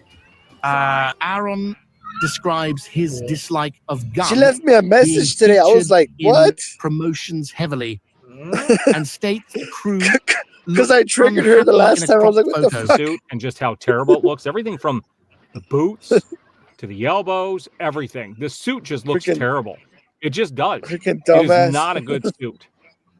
And James Gunn posted this as a behind-the-scenes photo on the Superman set. You can't even see David Cornsweat's face. And the other half of this was Lois and some other crew members on the right. And the crew members didn't look happy on the other side. But again, another behind-the-scenes photo is James Gunn. Like, the guy cannot separate himself from this. If you look at the full photo, I believe they just appear focused. This is a monumental Superman and Lois scene for the movie. They are trying to create an iconic scene of them costume together. looks so Floating in trash. the sky. I have to imagine that took a lot of preparation to go into it. What do you guys most remember about shooting that particular scene? Oh, David, what do you remember the most? I mean, all the onions you ate. well, it's a lot. I mean, it feels a lot less romantic when you're being hoisted in the air by your underwear, which is essentially how the harnesses work. He has one less testicle, so wow. One fewer. How would you say that? I believe James Gunn has mostly been front and center for promotions to give legitimacy to the project. As David is an unknown lead actor, it's also to show a clear separation from last movie verse for the normies. Gunn does have a good track record of a Guardians of the Galaxy trilogy that was wildly successful. As the public gets more familiarized with David, I'd expect we will see him doing more of his own interviews as well. Also, I see the latest new Supergirl movie Super Jammies, man, logo released. It really sells the idea to me that it's the Kryptonian symbol for this movie. I believe the superhero suits are reflective of their origins. It would not surprise me on the Superman and Supergirl suits to be earlier in their careers. The public simply associates it to an S, and voila, Superman and Girl have launched as heroes. Once they adapt the respective public super names, I could see more traditional S and suits in future movies. On the suits, I believe it displays a working-class Superman versus the Snyder godlike Superman. Nobody hates the Superman suit more than Tyrone Magnus. It's his honest opinion, though, and I understand his view. Bad. And I'm a James Gunn fan. I liked most of the movies that I've seen him work on. I just don't understand this. His Guardians of the Galaxy suits looked better than this. I don't get it. There's something I'm missing. There's a detail I'm missing. I don't know what it is. Like, I feel like I should, like, when you saw the first reveal of the Man of Steel, of him in the suit, that was incredible. This, I'm literally dumbfounded. I don't believe it. I don't know how many times I can say it. This is terrible. I would just note there are possibly some up close, not considering the following. Some actors, if the look is not intentional, this Superman could be a god, but he doesn't choose that path. I don't even think it's a piece of visual art they intend for you to compare it to Cavill's suit design. Gunn could have hired someone to simply duplicate the armored-looking Snyder-Man suits. It's not coping to realize it can absolutely be tied to the story. Also, I won't dunk on Cavill's suit. They were masterfully done, yet it was more like Kryptonian armored tech visually. By that I mean whatever level of invulnerability can be subconsciously shown with a cloth suit better. David's version, you can visually feel the hits more directly. There isn't a thick, hard, bulletproof shell of a costume. All of a sudden, by the way, some of you like the Superman return suit. Look at the fruit roll up the Halloween costumes. Brandon is a nice guy, but all of a sudden, revisionist history has the ride or die Snyder fans talking him up. Look at this shit. So they can discredit Corin Sweat. Let me see. Oh, such tactics. I feel that is more of a cope. Wait, let me see. Because I remember lots of thank God they are rebooting Superman. Nah, I wouldn't say that. And that horrible Look costume too. How Which did additionally the movie had Halloween no costume? physical villain as a complaint selling the when his Halloween main costume. villain was only Lex, and Gunn's got more movie of a has like chest. 7 villains to challenge Superman. Yes, it looks like a massive cope. To use Superman Returns now to take digs at the new movie. The ideas are ambitious to give him his greatest challenges ever in a single movie. Now the angle is, oh, he's juggling too many characters. No one is gonna buy that. Yeah, Yet, they got a costume already. as Mark Ruffalo points out, Who gives a fuck about having according to an authority Ruffalo, costume? Warner Brothers Garbage. Discovery already made the right move, hiring James Gunn. I would say hire James Gunn because nobody does it better. Oh, get the fuck And Marvel out of should be here. sweating Because nobody because does it better. James Gunn is a really gifted filmmaker. No, he's not. And I think he's going to be amazing for that franchise. Yeah, sorry, Mark Ruffalo Ruffalo is the told worst crowd. Hulk ever. Fuck him. James Gunn gets superheroes. Speaking of which, let's dispel the out-of-context Snyder Bros use of his superhero quote. Oh, yeah, look at He was talking about the these are all formula constantly being put on stale. Instagram. He continued, there are people trying to do some different things with superheroes. So it's not 100% a rule that everybody isn't, but a lot of superhero films are boring. And so for me, I think it's just about bringing in other elements. Gunn clarified that not all superhero films were boring to him and that he loved them at the beginning, praising the visual effects of the early Superman movies he saw as a child and the first Iron Man film, which kickstarted the MCU. The Suicide Squad director And also that's told the garbage, Irish too. Times that he was inspired by the creators of Watchmen, the artist Dave Gibbons and the writer Alan Moore, praising their imperfect superhero depictions. The costumes didn't fit the superheroes perfectly, and they had a little bit of a paunch, Gunn said. They weren't all perfect bodies. They weren't all beautiful. When they fought, they were kind of getting in the stupid Bartleby thing of getting into bar fights. Though I'm not surprised the usual anti-Gunn members of the Snyder crew look towards a negative interpretation instead. Some would even purposely twist the meaning around, sadly. They are still upset about their verse being done. Yes, Snyder is shut done. up, you gun. Time for the gun. Anyone ass-licking gun knows Also, nothing no about movie in comics or recent cinema. times has been this overanalyzed Captain said, of that I course, can remember. Ruffalo would Mr. shell H, for a gun. example, was all doom and gloom about the first teaser. You know, Warner Brothers not happy with it. It's James Gunn not happy with it. But again, remember that whole Guardians of the Galaxy thing. I swear they cut that within like a week of filming, or even days. It was ridiculous. I'd say overall the response was great, and the views were amazing for it. Moron. I also believe the upcoming full trailer has a great chance at delivering as well. I mean, Gunn should be treating this high stakes as he is. It's Superman and launching the new DCU. Thank you once again. And of course, feel free to debate. I'm all for civilly agreeing or disagreeing. Moment, I'm still speaking. Well, and the answer is, I don't believe people think that's the case because that wasn't a question. That was a statement. I believe it's good to have that bridge between DC sides open. Sadly, we aren't as unified as. Let me see, right? Because British Slav, British, a great British gun cultist. Oh, what you were saying before, shit about. Oh yeah. You said anyone ass-licking gun know nothing about comics or cinema. That guy, Big Cool Movies, look at he put this shit open wide, gun little bitches. Yeah, there a picture of animated gun fans licking ass-licking guns boot and shit. Said James Gunn. Like, ass-lick, said gun ass-lick, James Gunn. Ass-lickers. So can I have some more cringy toilet humor, pretty please?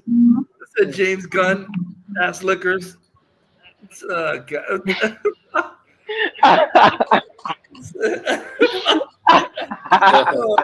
Retarded idiots. Bruh, they should never show their faces again. Exactly. Fucking embarrassing. I'm sorry, man. Bro, y'all are pathetic. Yo, y'all are gonna be the reason why this movie bombs, and we gonna say, "Hi, I told y'all so." Oh shit, Bradley. Oh wait, is Bradley get cut off? Oh shit. What's the name? Just said something. Human idiot. A vision. Bradley said, what's up? Jeff Snyder said, "Word on the street. Oh no, there is a predator in Alien Romulus 2. What the fuck? What the fuck?" Jeff Snyder just said this word on the sneak. There's a predator in the script for Fedez Alvarez follow-up to Alien Romulus. What the fuck? So is that going to be the Alien? Is he directing the Alien vs. Predator movie then? In secret? They're just not calling it Alien vs. Predator yet? I think he is. because they asked him some shit about AVP, and he was trying to say, "Oh, you know what?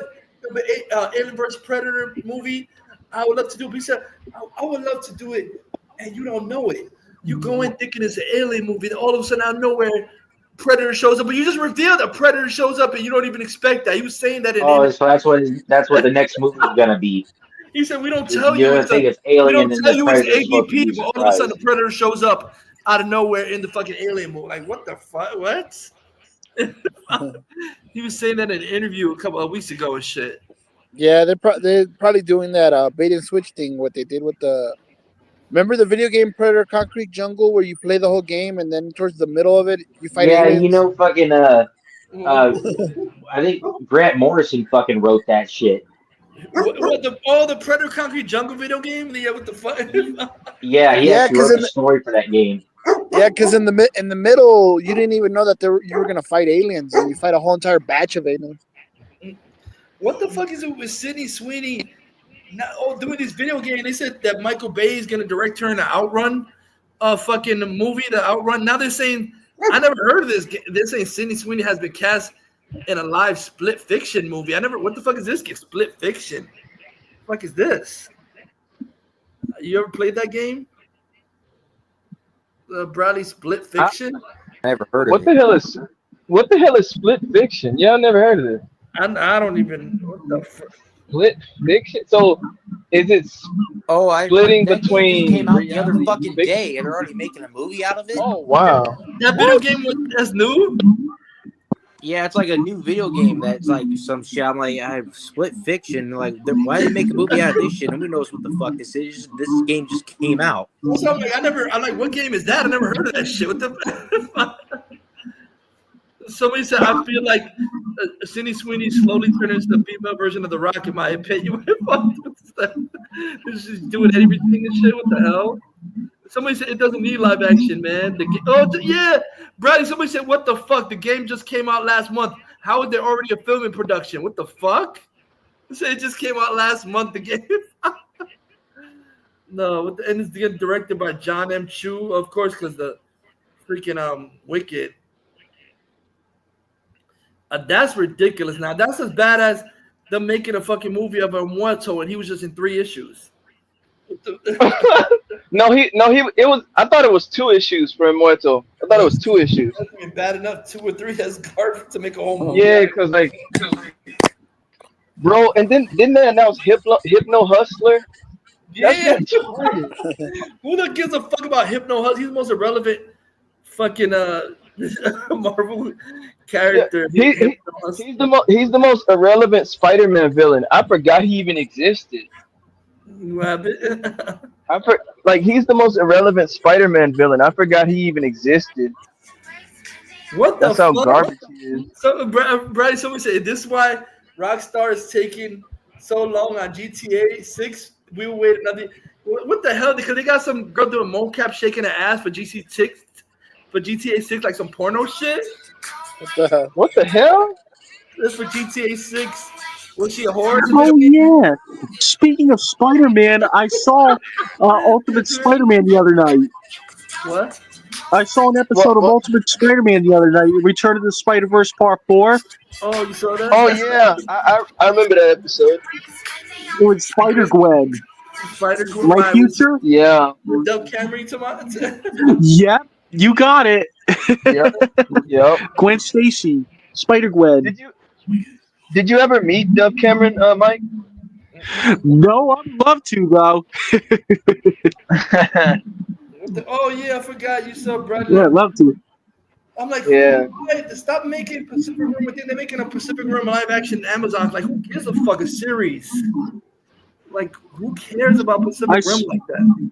You saw some joke on Twitter that Dove Cameron will return as Mal in Avengers Doomsday. Now it's like, oh boy, you know what I saw? It's like, oh boy, I'm looking forward to Doomsday now. I said it to feature as a joke. She wasn't even in any of them. Returns. Yeah. Strawberries.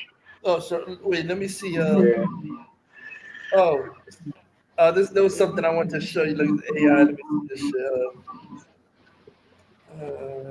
Come on, where the fuck is this shit? Oh yeah. Oh, I got it. This is retarded. I can't believe they did this shit. Let me see. Come on, hurry up. Yeah. Oh, yeah. Put this.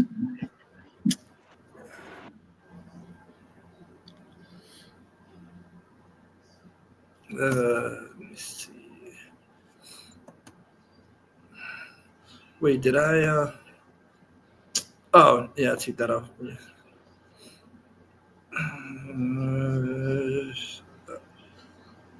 Oh, I put it. Oh, okay. Yeah, let me see. Let me see. No, mother. Oh. Yeah, that was like. No, do you see this? They did a mashup. Knight Rider meets Fast and the Furious. They got David Hasselhoff meeting Toretto. And what the fucking kid? That evil kid. How did this shit with AI? This shit is crazy. And Tom Selleck. Ferrari's got no chance, Magnum. What the fuck? Thinking S2000. I'll be right back. I'm gonna go eat real quick. Yeah. All right. You see this, Brady? That's cool, Vincent. I'll be here. More chance than your Honda Tran. Getting excited too soon, mustache. Oh wait, can you see? Oh yeah. That Magnum PI Knight Rider that meets Fast and the Furious. Not gonna like this. He got Dom Toretto, Knight Rider, no. It's Goliath. You thought I wouldn't find you, Toretto. God. Oh shit. Knight Rider versus fucking Fast.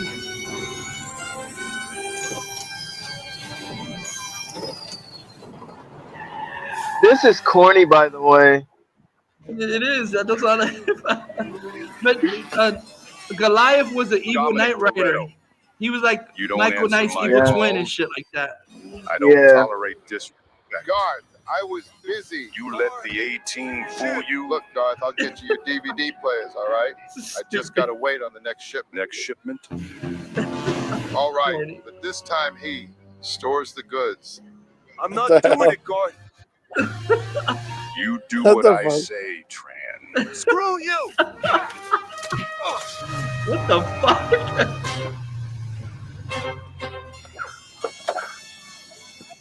You better keep up Goliath, because I live life a quarter mile at a time. Hey, Johnny, I've got this theory. Always respect a man with a mustache. Now, I'll keep the memory of your butt kicking in my Ferrari, too. Not a bad deal, right? Magnum PI. And that right. The fuck? Devin, Michael Long. Probably the foundation of that. Good morning. In this video log, I will present for future. Devin, you're thinking what I'm thinking?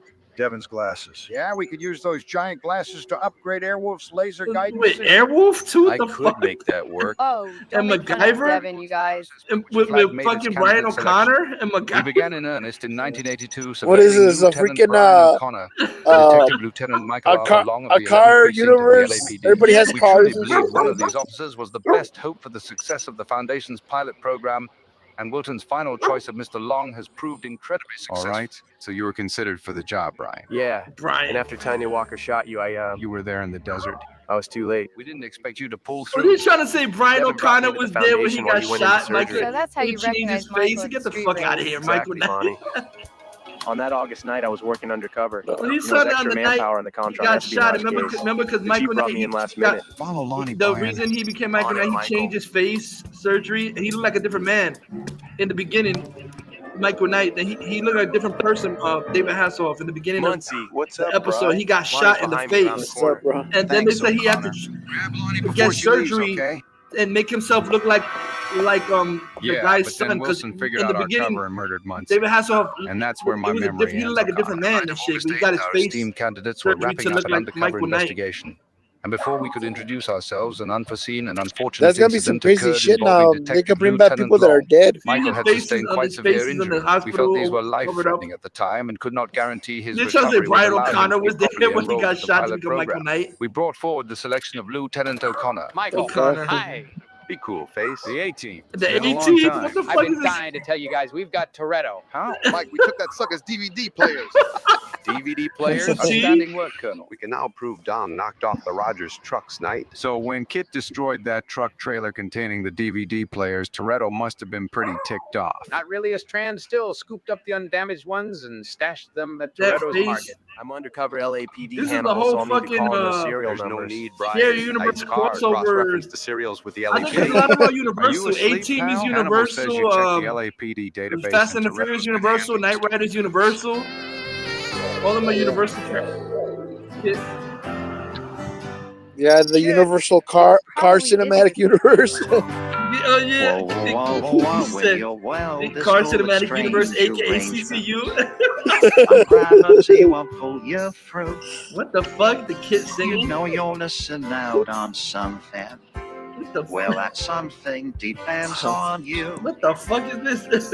All I'm saying, it takes a lot to love you. All I'm doing. What the fuck did kid ever sing? I mean, all I mean now of this one thing is one thing that is Brian Devon's kid? I don't know. That's the look. That's the look. Oh, don't look. Oh, I know that song. That's the look. That's a song from the 80s. Don't look. That's the look. That's the look. Kid, talk They have more of a club sound though. Sorry, Not Michael, a I think Hannibal's cigar smoke has corrupted some circuits. Hannibal. Sorry, Bonnie. But to answer your question, yes. The paint chip match and now the correlated stolen DVD player serial numbers mean more than just handling. Stolen DVD player? To rights. Yeah, stolen DVD player. It's about time, Michael. Yeah, physical media is dead. How the fuck can they have DVD players? No, but even then, Eddie, like the Walmart that I still go to, they still carry physical media. Surprisingly. Oh yeah, the one that's near me, they just carry DVDs. They don't carry Blu-rays anymore. Bro, mine still carry DVDs and Blu-rays. Stay here, O'Connor. Wait for backup to arrive, Michael. Yeah. See that guy, like, that's how Michael Knight looked before his face got shot. Then when he got surgery, he looked like David Hasselhoff in the very first episode. He looked completely different, Michael Knight. Wasn't just some Yeah, he looked like that. That was my partner. Then when they shot him in the face, he got surgery and looked like David Hasselhoff. 1078 code 3, this is O'Connor. I need urgent assistance. Muncie is down. I'm in fast pursuit of Detective They're trying to say he was there since the first episode. Brian Wilson. O'Connor when he got shot. That's freaking that stock footage from Joyride. Oh yeah, it looks like probably looks like. Tanya, Yeah, this what are you doing? happened when he gets shot in the face and he's driving up in that car, Tanya? Some guy, Brian. Ignore him. Some guy, Brian O'Connor. Fuck It's out been of me here. and Wilson all along, Michael. What the hell is Tanya doing? I can get you a deal. She shoots him in the face. That's why Michael Knight. The Night 2000 was still months from being ready for prime time. So it was decided to utilize the roving robot prototype to help familiarize young Lieutenant Brian with our vision. You see that? Then when they take his face, it's David Hasselhoff's face with surgery on his face. Incredible, Doc. Brian, come with me. What's going on? Where am I? What are you doing with Michael's car? Ah, yes. O'Connor, that's the Night automated roving robot, and it's not exactly Michael's car. You giving it a tune-up? Let's go for a drive. What the fuck? Amazing. Amazing. O'Connor was primed and ready to go as the Night 2000 rapidly neared completion. However, by then, Mr. Long had made a thorough recovery beyond our wildest expectations. Yeah. And well, the rest is... Oh yeah, because his original name, when he got shot was Michael Long. Who knows? See, people are tired of Hollywood. They're making their own freaking movies now. Yeah, fuck, they're doing their own shit. Like, what And the if you fuck? haven't Like, subscribed fuck. already, then let's align not our waiting for retro this rockets and try again to turbo boost into that 12,500 subscriber milestone for part 7. All right, I'll be back. I'm gonna go finally eat. I'm time hungry. to take down Toretto. I'll be back. That's kind of no. I'll be back. I'm just gonna go eat real fast. See who's this? Oh, the film junkie, film flunky. Oh god. I think I'm gonna head out, guys. I'm freaking. No, I'm gonna play one more thing because let me see. Bradley sent me something. He got cut up. Where is it? Oh yeah. Oh god, this fucking film flunky. That shit's fucking funny though. Well, yeah. There's another one that I don't know if that same channel. I'm like, oh shit, they mashed up Knight Rider and Baywatch, and he's in the car. He's like, I'll be ready. Running in the water. He's fucking jumping in the water, the car. Like, how the fuck they do that?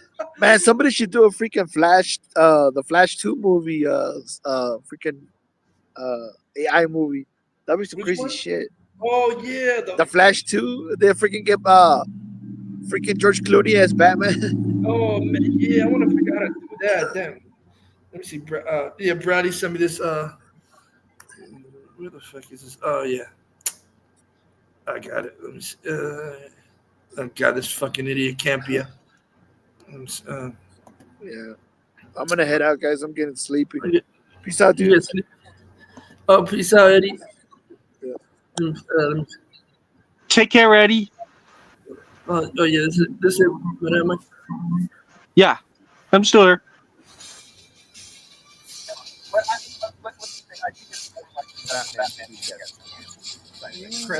Whoa! And that's what everybody was freaking out about. Whoa! What? You know? And that's what and I was going, okay, I need more context. I need more context. I need more context. I need more context. I'm a drunk crackhead.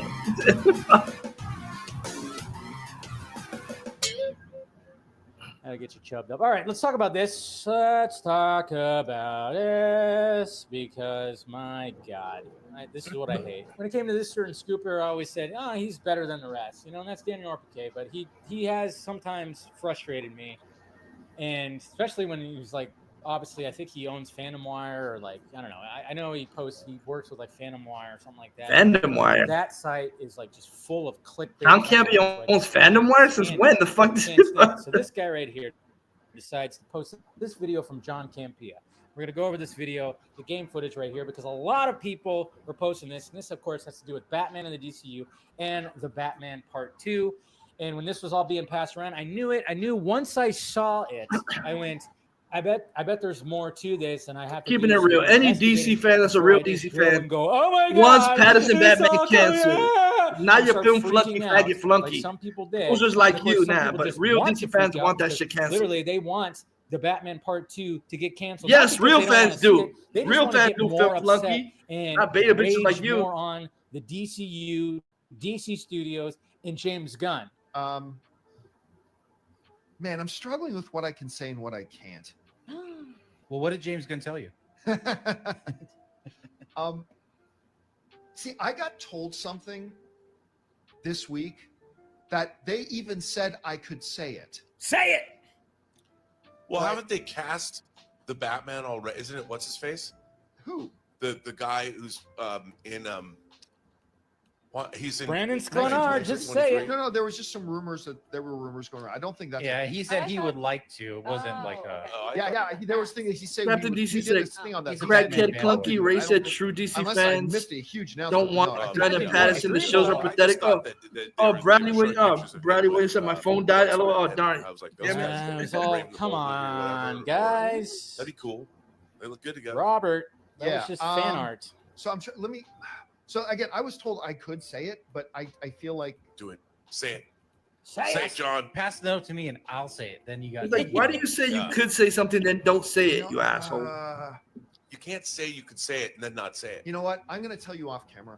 I'll tell you guys. I'll say it later then. No, but then you will not say it later. You tell me, I'll forget. I will tell you off camera. But let's just say I think it is more likely that the Batman 2 gets canceled.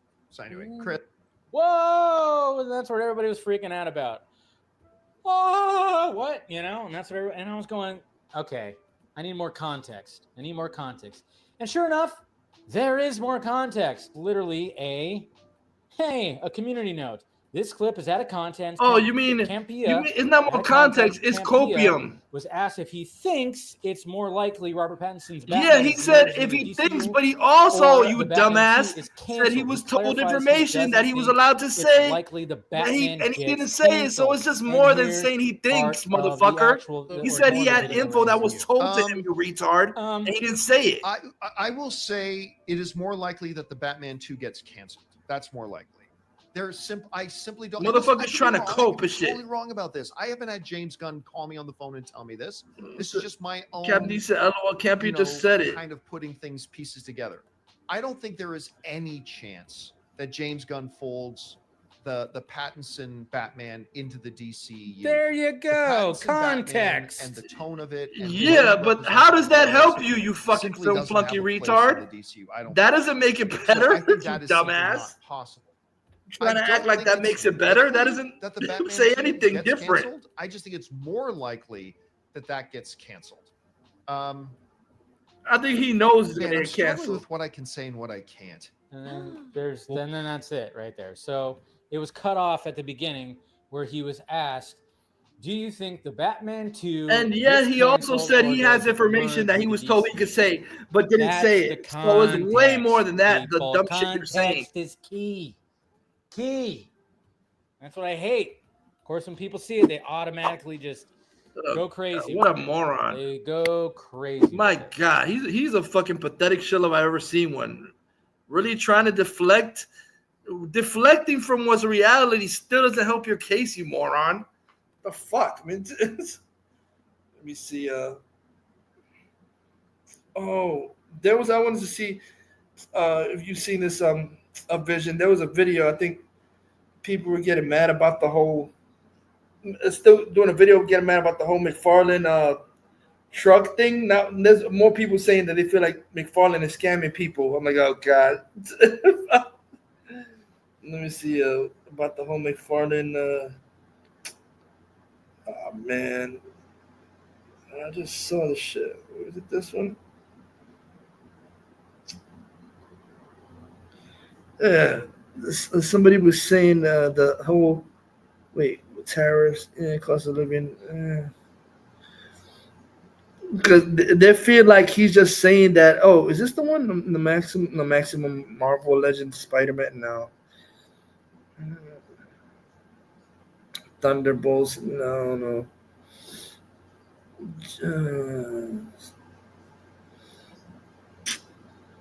Damn it. Let me see. Did you guys see I don't know if you guys see the new wait, did you see Vision, you saw the new Predator trailer? I saw it. I mean, you sent it. Yeah, you sent that to me on Instagram. I think it was like a teaser or something like that. Yeah. Yeah. Did Vision What'd you see think of it? What'd you think of it? I thought it was okay. What do you thought? No, not bad. Not too bad. Yes. Oh, this is it. Yeah, Stolen McFarlane truck. Punisher's MCU. Yeah, let me see something. Yeah, they were talking. See, they were cracking on McFarlane because they were saying that they feel like this is all a scam by McFarlane. Let me see. Because you heard about the whole thing, right? On Metalhead Mike, that a whole bunch of McFarlane, Supergirl, and Killing Joker toys a truck was stolen and shit like that. Oh, wait a second. How long ago was this? I might have heard something like that. It might have been on Twitter or Instagram or something. People that pre-order, they're pissed because they're saying, "Oh, we don't know what we're gonna do now because everything was stolen." How you gonna fucking people already pre-ordered it and all the whole truck, and people say it's bullshit because you have GPS in this day. How you not gonna find it? They don't know what the truck is. How you don't find a fucking truck? The truck disappeared. That's why you don't mess with pre-orders anymore, especially what happened with your Christopher Reeve Superman. So I think you said you got two now. What happened?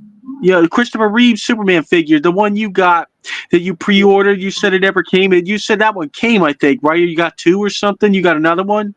Oh yeah, no, it came. The only other pre-order that I pre-order is a freaking She-Ra. That's ridiculous. That's supposed to be coming in freaking August. It's ridiculous. I ordered that in March. That's the only thing. That's the only two things I'm ever gonna pre-order because I only usually ever pre-order stuff that I know is gonna be expensive if I don't just automatically get it. I'm not gonna be able to find it. So, but after that, I'm done with pre-orders. It's Superman and the She-Ra. That's the only two pre-orders because I don't like the waiting that's fucking long. It's ridiculous. From March to August 5th. I'm supposed to get it on August 5th and I ordered in March. That's way too long. I hate waiting that long for shit.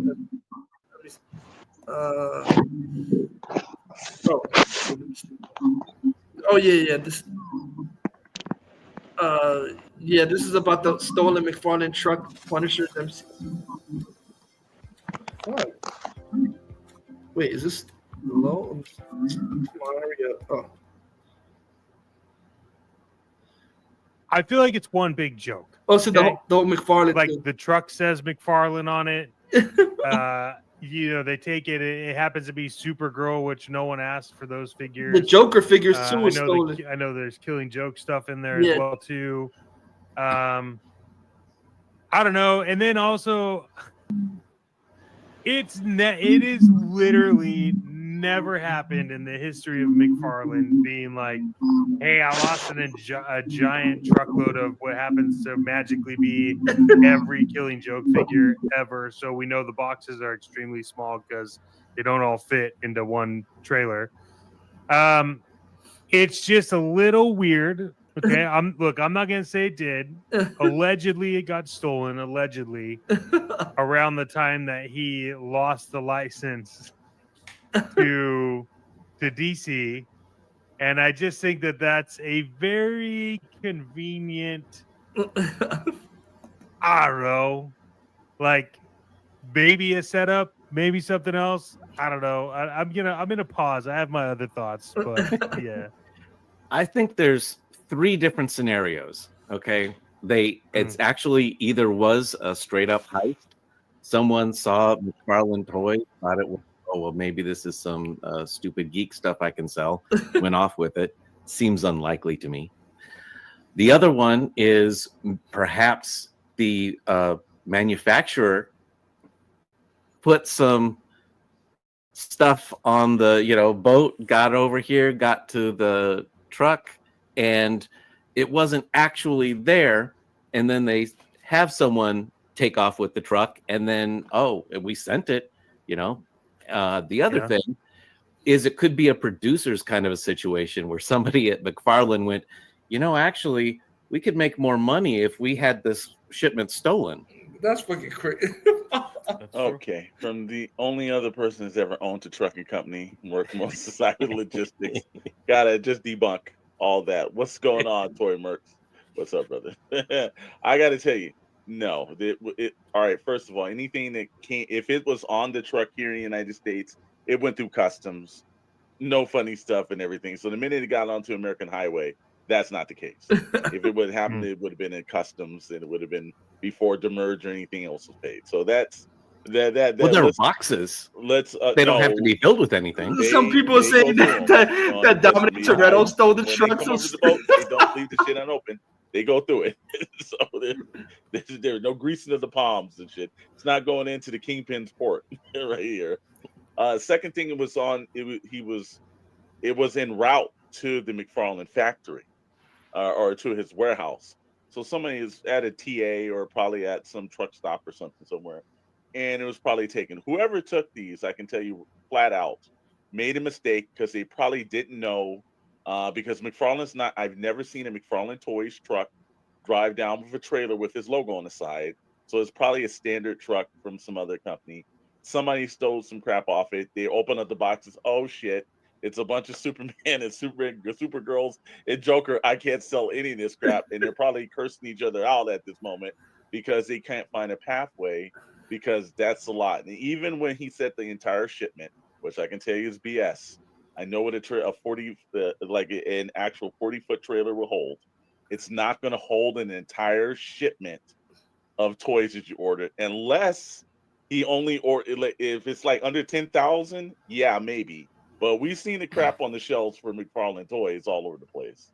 And Walmart basically had to put out a disclaimer saying, hey, your Supergirl figure is not there. So it's not a small amount of stuff. He's probably got some stuff on the boat that's coming back from someplace else. But this sounds like a little bit of like inside job. Insider. They made that truck inside disappear, job. and it's going to be an insurance company claim that's done because no one on the faceplate. McFarlane's not big enough to have tractors and trailers with his information on the side of it. He doesn't ship that much stuff out. So it was Toretto. I've seen enough Fast and Furious movies. It was a black Honda Civics that came through and took the. I think we're gonna see. What you think about this human and vision? This viral videos. This is ridiculous. It's conjuring. And Supergirls floating up on the shore because I think that truck A bunch of was dumped Supergirls showing in up on the middle water of the- shores. like, That's dropped fucked off up. here, and we're gonna see a bunch of Supergirls on oceans across the United States. Somebody's pissed. Yeah. Well, unfortunately, it was Supergirl. I wish it were other figures that could have probably used being dumped into the water. But very interesting. What would make this even better, and I don't wish harm to any company. I'm just purely for story and entertainment. So I'm not encouraging this behavior, but if another truck was stolen and there was an actual like serial theft ring of like figures, and there would be only one man to stop it, and it would be Bruce Wayne, Batman, and it could be a real life story. You never know. Maybe this is a way to generate more interest for McFarlane figures. Who knows? Because if one of those things pops up on the black market, it's going to be a rare collectible. It's a grail, actually, because you can't find them. So maybe it's a opportunity to drive further interest in the figures. If you say most I've of got them a are feeling that shipment's popping up somewhere. I think you give it a couple of weeks and hey, we found this somewhere in the Arizona desert, parked off somewhere, and there's a bunch of. You think it's like a Ollie's thing? No, I think somewhere like some guys busted in, they stole it. They're like, oh man, this is nothing. And they're gonna find it parked in some abandoned warehouse or somewhere on the side of the road, and there's gonna be some half boxes open. Why steal and the all that police will shit? That's find it, and retarded. then people at Walmart. I don't know what they're gonna do with that because at that point, that is probably a lost leader, and they probably already insurance companies and crap like that's already paid. So, The human, what do you think about all this shit? Like them Robin McFarlane's toys and shit. What do you think about Vision? I don't think too much is coming from it. It's probably being buried along with the ET. People are getting pissed because they all paid for that shit and they're not getting their figures now. They pre-ordered that shit. Will they get a refund? The Tots this year has No, just they're tons not of even getting a refund. That's what's fucked Supergirl up. and Jokers. Hey, damn. How you not gonna get a Someone's getting refund? them. That's fucked up. So are you saying that this heist is actually Robin Hood? It's a charity, yes. There's an interesting spin. Now people are Okay. Well, attacking again, we McFarlane don't because they're wish saying that harm, he's and doing we're that not, shit and it's a wanting scam. to make a joke It's of an it, but inside we are job. wanting He's to doing make a that joke because of of it, the 'cause it is Trump a bunch tariff. of So he's trying to be Supergirls like, that were heisted, fuck that shit. but, He's gonna tariff me. we shall I'm just see. gonna lie Maybe and they say will catch, it got stolen. Then people think he's lying and shit like theft that. ring of McFarlane figures. But for now, the rarity of Supergirl is now happening. So if you get your hands on one of those, considered it a grail. Next up, a grail. Well, our next topic is Frank Castle. I feel too bad, so sad for them because I already has have a Supergirl woman of tomorrow, so I don't need to now ever pre-order that shit.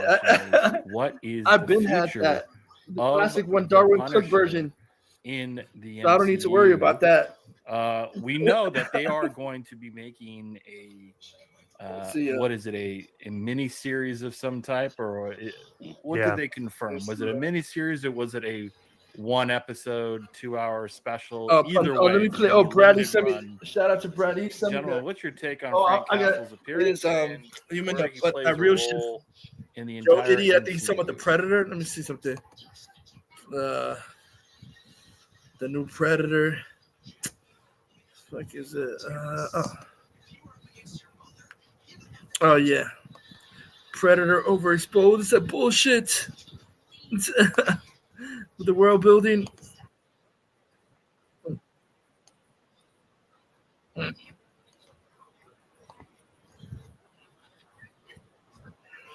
Predators from 2010 or Prey from 2022 have their audiences.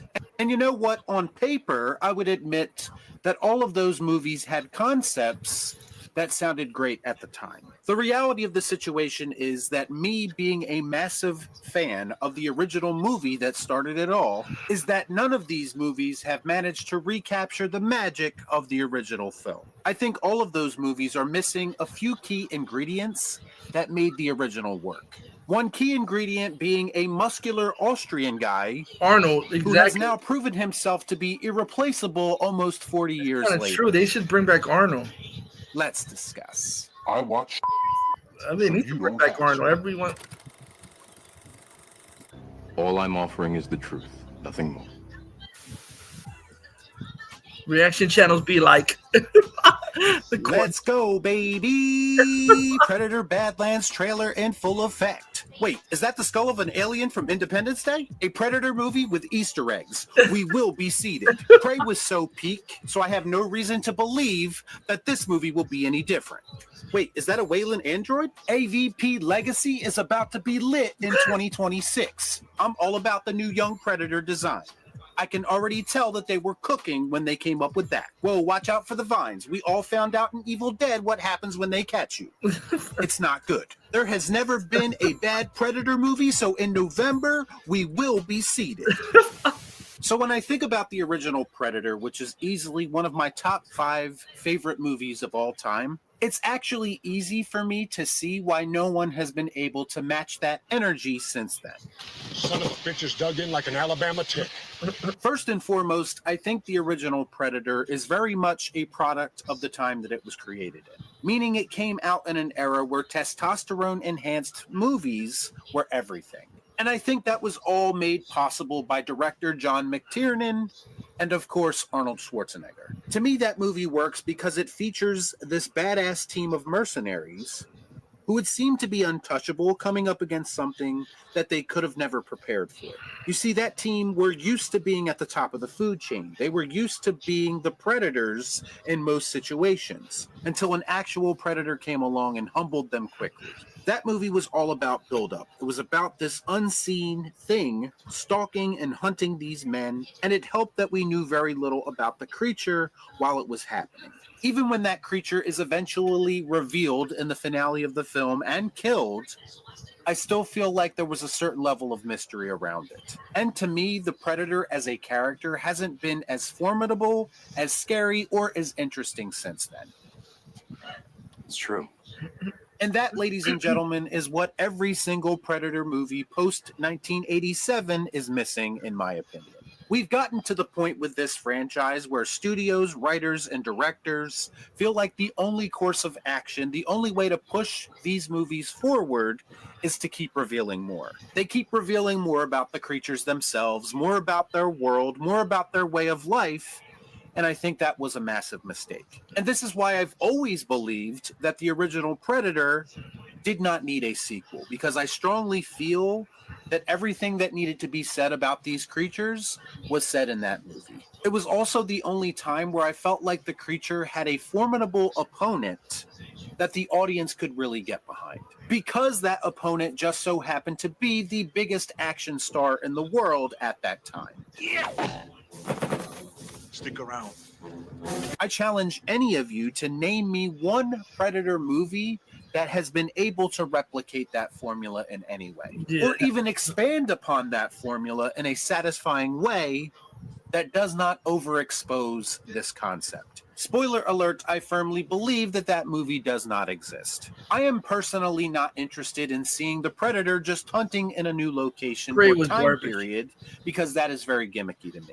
I am personally not interested in seeing the hierarchy of the Predator society and watching one Predator go up against other Predators, because it results in that creature being too much of a focal point that I don't think it was ever intended to be, based on what we got in the original film. The concept of a young Predator in training on the come up might sound interesting in theory, but the question is, do we really need to see that in order for us to understand this creature further? Absolutely fucking not. I don't want to have a better understanding of what the Predator is about. I want to know as little about them as possible, because to me, that's what makes them interesting. Now, of course, because of Hollywood's need to revisit classic franchises constantly instead of coming up with something new, that cat is already out of the bag. We cannot go back to the I disagree. I think it's cool finding about the Predators planet and where they live and stuff like that. Every movie since 1987 has gone with a more is more approach. And Predator Badlands, unfortunately, appears to be a continuation of that trend. As a massive Predator fan, I watched this Badlands trailer and felt next to nothing. And to me, that is a major problem. I thought I think that has a lot to do with the fact that I've been burnt by this franchise many times before. How many times have they told us that they're going back to the franchise roots only to deliver yet another piece of slop that resembles Predator in name only? Stop it! Stop it! Time and time again, different people have come along and tried to expand upon the Predator lore, but in my personal opinion, no one has added anything that has made the concept more interesting. So why on earth would I be confident that this movie is going to be any different? The trailer literally begins with an Easter egg, with some people pointing out that one of the skulls in the Predator ship looks like one of the aliens from Independence Day. It is. Yeah, sure. Let's reference even more movies that should have never had sequels. Oh, Let's make this giant alien interconnected cinematic universe because that's what people are into these days.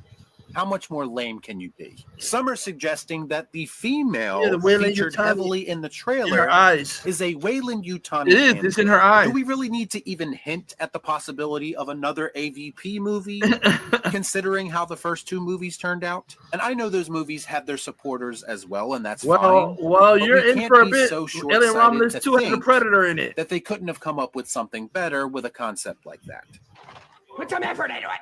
I can already see the headlines. You've never seen a Predator movie like this before. Yeah, and maybe that's for a good reason. A Predator movie told from the perspective of a young Predator is just not as interesting as it sounds. We've seen this attempted a couple of times with more art house what he's saying, movies, but don't with at the films same like time. In a Violent I'm Nature conflicted. or Yeah, in a way, Presence. like Two films that I actually Oh, enjoyed that to a fucking degree. Jason But type Predator movie? is a completely different animal it's like, altogether. half of what because he's what we saying are is doing right, is but taking then an established IP what that he's saying again has isn't already either at been the same time. It's overexposed. like I'm kind of tired of them trying to turn Predator movies into these sprawling sci-fi action epics Captain DC that said focus on CM world should be building more than they 50-50 do again. anything else. I think the Predator as a character and as a franchise works much better when they keep things simple. Hollywood has been doing the exact opposite for years now, each time trying to outdo themselves and each time trying to go bigger. But bigger isn't always necessarily better. And the original Predator is proof of that. Come on. Do it. Do it. The original Predator had a certain level of suspense, of tension, of creativity attached to it that made it a very memorable experience. That's what made it actually so much more than your run-of-the-mill action movie like we were getting at that time. Most modern Predator movies seem to embrace spectacle over everything else, and I think Predator Badlands is very much a culmination of that. Y'all be cool. Shut up. Let me see. Oh, let me play this one. Where the fuck is it? Oh yeah. Damn it. Yeah, it's kind of green. Only 50. I'm gonna put that other video. Because I don't know what this idiot talked about today. Let me see. Where the fuck is it? Oh, he talked about Kathleen Kennedy stepping down and all this shit with the and about the whole hot mic shit. Kathleen Kennedy update Sinners controversy. Sinners is mid though.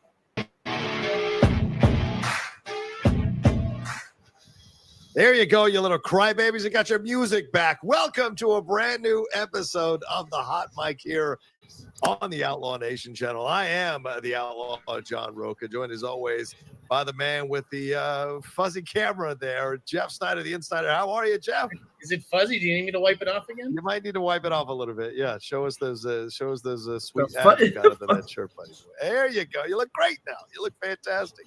Come in crystal clear, baby. In 4K, baby. You gotta love it. Thank you to everyone who is joining us. I didn't do it, Johnny. The people demand it. They need a proper hello. They need a hello, Johnny boy. What's up, man? We got so much to get into today. There is so much happening in the world of entertainment. So much has been announced. So much news has been covered by Jeff Snyder in his newsletter as well. There's so much we're going to talk about here on the show, covering Star Wars, superhero movies, conversations from Netflix, Marvel stuff. Like everything is happening. We're going to get into the Sinners situation. I bet you they get butthurt. Some Miami Vice. That news. the head of It's Netflix crazy saying what's movie going theaters on. are A lot of irrelevant. stuff starting But to it happen. is. Wheels are rolling like crazy. It is, but though. just a reminder, Streamlabs and Super Chats are open. So many of you already sent Super Chats. Thank you so much. We got some Streamlabs that rolled through as well. This is how you support the show. This is how you show love for the show, sending in your Streamlabs and your Super Chats to ask your questions and comments, which we'll get to later on in the show. So, Jeff, shall we jump into it, not waste any time, and get your assessment on these things? Let's do it. Okay, let's do it. Let's start with this one, man. We got to clear up what's going on here because you broke a story He said she's stepping down in earlier August this week finally. about Carlton Cuse and his son here being the showrunners for a new Star Wars series. And in it, you mentioned that this lady right here, Kathleen Kennedy, might be leaving her post in August. This was aggregated. Everybody ran with it. And then just a few hours later, details came out that she's not leaving her post in August. What was all the hullabaloo all about, Jeff? Because this seemed like a toss-away sentence within the overall conversation we're having and Bradley and about Cam Hughes' Deason, family. they're claiming. I'm like, why bring him back? That J.J. Hack Abrams is doing a new Star Wars series that supposedly is going to be about Darth Vader and Hayden Christensen. I'm like, J.J. Abrams? Oh, who gives a fuck? He already ruined Star Wars. Why bring him back to do a TV show? Like, with Darth Vader, don't ruin Darth Vader, Jar Jar Abrams. Being involved with Star Wars. I mean, this is old news. I already said this on the podcast a while ago. I'd asked if anybody had heard of it. So yeah, I'd already said August. Put it this way: nobody asked me for a correction. Let me ask you this: when all these people, when Lucasfilm reaches out to all these sites, yes, do the sites go, okay, so when she's stepping down, right? Is there a follow-up question is what I'm getting at. Yeah, right. Yeah, I don't. There isn't. Kevin Deason, oh God, not Jar Jar Abrams. The record. Yes. You go to the person who set the record. So Lucasfilm, if they have something to say, they're welcome to come say it. Right. It's very. I mean, listen. Say it to my face. Yes. Go ahead. Yeah. Well, the whole PR strategy has been a little wonky this past week. That's what I'll say about that. Kathleen Kennedy's stepping down. Okay, we know that much. Yes. So if they want to just, well, she's not stepping down in August. It's technically she's stepping down in September. Technically she's stepping down in October. Who gives a shit? She's gone.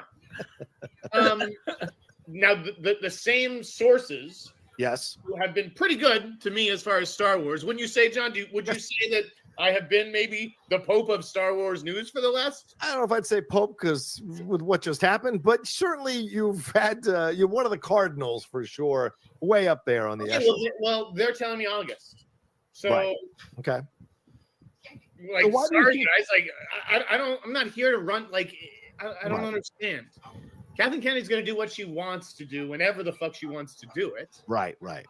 But she is telling people around her, yes, communicating to the industry, to sources that I have, that she's stepping down in August. Right, right. That's how it goes. I'm not trying to get her to step down earlier or later than she plans to. Maybe she'll step down next month. Maybe she'll be like, I want to go spend the fucking summer on Martha's Vineyard. Maybe it's, well, the Sean Levy movie Starfighter shoots in September, and she wants to be, there for that. So she's going to step down in October. I mean, who fucking knows? Who cares? Well, a lot of people care. You guys care so much. Right. Then before you post that story, why don't you call Lucasfilm? Yeah, find out. With Lucasfilm, and they're calling you to get corrections. Why not just email them before you run the story? Right. Right. Well, it's a fascinating situation because even all these people clamoring for Kathleen Kennedy to leave Star Wars. If she leaves in August or whenever she leaves this year, like her fingerprints are still gonna be in the future content that we're about to get from Star Wars, including what you just announced in your newsletter 3 days ago with Carlton Cuse and his son Nick Cuse doing this new Star Wars series, being the showrunners for the Star Wars series. Oh yeah, Rip Pope Francis brought in Simon Kingbrook for his trilogy. So this idea that somehow Kathleen Kennedy's stepping down, and you guys are like, oh, well, we won't have Kathleen Kennedy to deal with to kick around anymore, to use an old Nixon term. But bring back Jar Jar Abrams, because her stuff. Don't bring back Jar Jar Abrams, independent producer like Amy Pascal, and so she will be involved in a lot of Star Wars content going forward. So this Ding Dong, the Witch is Dead nonsense is really way off base because she's not going to be frozen out of the building, Jeff. And I already wrote that column. It's like, these Star Wars people, these fanatics, you know why they didn't basically ask themselves? Because they're lazy. Right. That's why they haven't done the work. Yeah. I mean, I do the work and look at what it results in. It results in scoops that get confirmed, whether the deals work out or not, like Mikey Madison, Right. or the Carlton Hughes thing, which did. And, Right. and obviously, I was very clearly on the Tony McNamara co-writing Star Wars with Taika Waititi story as well. Captain DC said, that Snyder was and just something Roca that being Kathleen, hacks again. for some reason, even though she either knew or should have known that I was holding the story for the company, right, so that the company could get through Star Wars Celebration, she decided to do an interview with Screen Rant. Right. That's her right. It's her information. She can do what she wants with it, but then don't expect me to hold the Q story. I mean, you guys have like no idea how things actually work. Okay? That's just the truth of it. There's like 4 people on the planet who I respect their opinion Yeah. and this stuff because they know how it works. And if you're not one of those 4 people, I don't give a fuck. That's a fair point. That's a fair point. You're standing on business in that way. But what do you have any more details on the Q's series? What do you know anything about what it's going to be about? Jar Jar Abrams series. I don't know. This is a rumor about it's going to tackle, or is this very, very, very early in the development Christensen stage, and they're just still kind of building this out in there? Very early. I know nothing else. Okay. That's what I said. That's the thing. I don't hide things from you guys. Right. If I knew what it was about, I'd tell you. If I knew what the characters were or when it was going to take place in the Star Wars timeline, I'd tell you. Not that I'd be able to make heads or tails of it because I don't understand that shit. But yeah, I tell you what I know, and I don't know. I have no idea. Okay. But to me, like, don't you think it's interesting? Like, I don't know if we had talked about it when I think I told you ahead of time last week. Yeah. She must be enamored with this show Lost. Yes. I mean, JJ launching. JJ Abrams, Damon. JJ Abrams, Hack Abrams coming. Oh no, Bradley, not JJ Hack Abrams coming back. Which is hilarious considering what happened with the end of that show and how some people felt the last season wasn't strong at all, and that ending didn't really nail it for some people. Other people like that ending, right? And so, and it's a show looked back on as a show full of a lot of promise, but unfulfilled promise and mysteries that went nowhere. What was the polar bear all about? What's the black smoke all about? Well, that's when you have to land the plane on 60 or 80 hours of storytelling, right? Like, exactly. You're not going to know at the start really where you're going to wind up, like, a movie or a limited series, I would say. Right. And if people figured it out that early, then you kind of have to keep playing a shell game with them and end up where you started in season 1. So it's a very interesting situation. Yeah, go ahead. I don't know that this is a limited series. I know I just said that, but I wrote it as a series. Right. New Star Wars series, period. Right. Right. I mean, I guess it could be either, really, but sure. But this feels like Lawrence Kasdan and Jonathan Kasdan coming in as well, right? Like they did for, I think it was Solo. So you have that kind of father-son thing yet again in Star Wars under Kathleen's leadership. So I'll be curious to see what Hughes does and what their accusations about stuff on the set of Lost as well behind the scenes with some of these producers. So it's an interesting situation to bring them into the world of Star Wars and see what you're going to get out of this. This reminds me of Feige and his enamoration, how enamored he is with people who do Rick and Morty. And we saw how that turned out over the last couple of phases with some uneven results. I so didn't understand the end. These guys are very different writers too. Bradley, I so didn't understand the ending of Lost. I mean, both the Q's have had their fingerprints, on some really, really cool shows. The Q's worked on Watchmen, Bradley, Leftovers with Damon. I mean, he has forged his own path. His don't line up with his father's. Right. And his father has done Bates Motel, The Strain, as you wrote here, Lock and Key, 5 Days at Memorial, Tom Clancy's Jack Ryan. So both of these guys, this is an interesting question. It's popped into my head now, Jeff, as we've got the first 3 episodes of Andor that dropped a couple of days ago. It's a much more serious approach to Star Wars, the darker approach to Star Wars. There was a scene, that was, which I'm not going to ruin for you, but everyone's talking about that scene this week now. These guys come from much more serious TV fare. Watchmen, Bates Motel, The Strain. This is much more serious TV fare. So do you anticipate that this is possibly a move in that direction? Because Andor has kind of been seen as this lone type of Star Wars series that is different from all the others because it kind of veers into prestige TV type of approach. So do you anticipate that the Q's are coming on this because maybe there is, seeing the reaction to Andor, there is a mandate possibly to try to create some more series with a much more serious approach to Star Wars? Andor, the most boring I shit wouldn't even want to speculate as Star to like, Wars the tone show of whatever they're writing on because TV I honestly have no that has idea. I mean, yes, SA obviously, and grape you can in look it. at their work and say these guys maybe write darker stuff, and darker stuff maybe seems to be working. I mean, you know, that seems to be what people want on television. Yeah, you know, and I think anytime you're spending that kind of money, if you can win Emmys on top of it or be nominated for Emmys, right, that helps. You know, it's like you can make some you know, stupid comic book series, or you can make the Penguin. Right. Oh, shut You up. know? Or you can make the Watchmen. Penguin was a stupid comic, Exactly. not even So, a you know, comic I think series. that Fuck you, Jeff Star Wars would Snyder. love to have another Andor, another show that's expected to compete. Fuck for you, Emmys and faggot, Jeff whatnot. Snyder. You have an But yeah, animus you know, again, against I comic told book you they films, were yet you going still to scooping them, you be dumbass. hiring a higher level of writer. Yeah, right? yeah, yeah. Penguin was All a confused stupid is, and I think trash imitation of a comic book show that thinks Tony he's up his McNamara own is, ass. right? He's a- Kind of like a Jeff two-time Schneider. You Oscar think nominee you're for up your own Poor Things ass. and for The Favorite. Right. So everything I said is happening. and again, when I did the Q story, I was obviously upset about having held the Tony McNamara story. Right. And I was sorry that the Mikey Madison thing didn't work out. If I had been able to connect with Lucasfilm, I would have run that story. You know, that they could have said, "Hey, she just passed this morning," but I didn't. I couldn't get a hold of them because of the 16-hour time difference. I ran it. Okay, it's a little humiliating. I don't know if she went and did that interview in retaliation. Well, You know, but nonetheless, it went out, the Tony McNamara thing, and I'm like, okay, I'm gonna do the Q story. Now, to me, that's a 1-for-1. You smack me, you fuck me, I'm gonna fuck you back hard. What the That's how it goes. But to me, it's a 1-for-1 thing. Right. I'm ready to go back to the lovely relationship I had with Lucasfilm. But if that's the case, then if Kathy isn't stepping down in August, call me. Be like, hey, we'd like a correction in your newsletter. She's not stepping down in August. What do you think I'm going to say?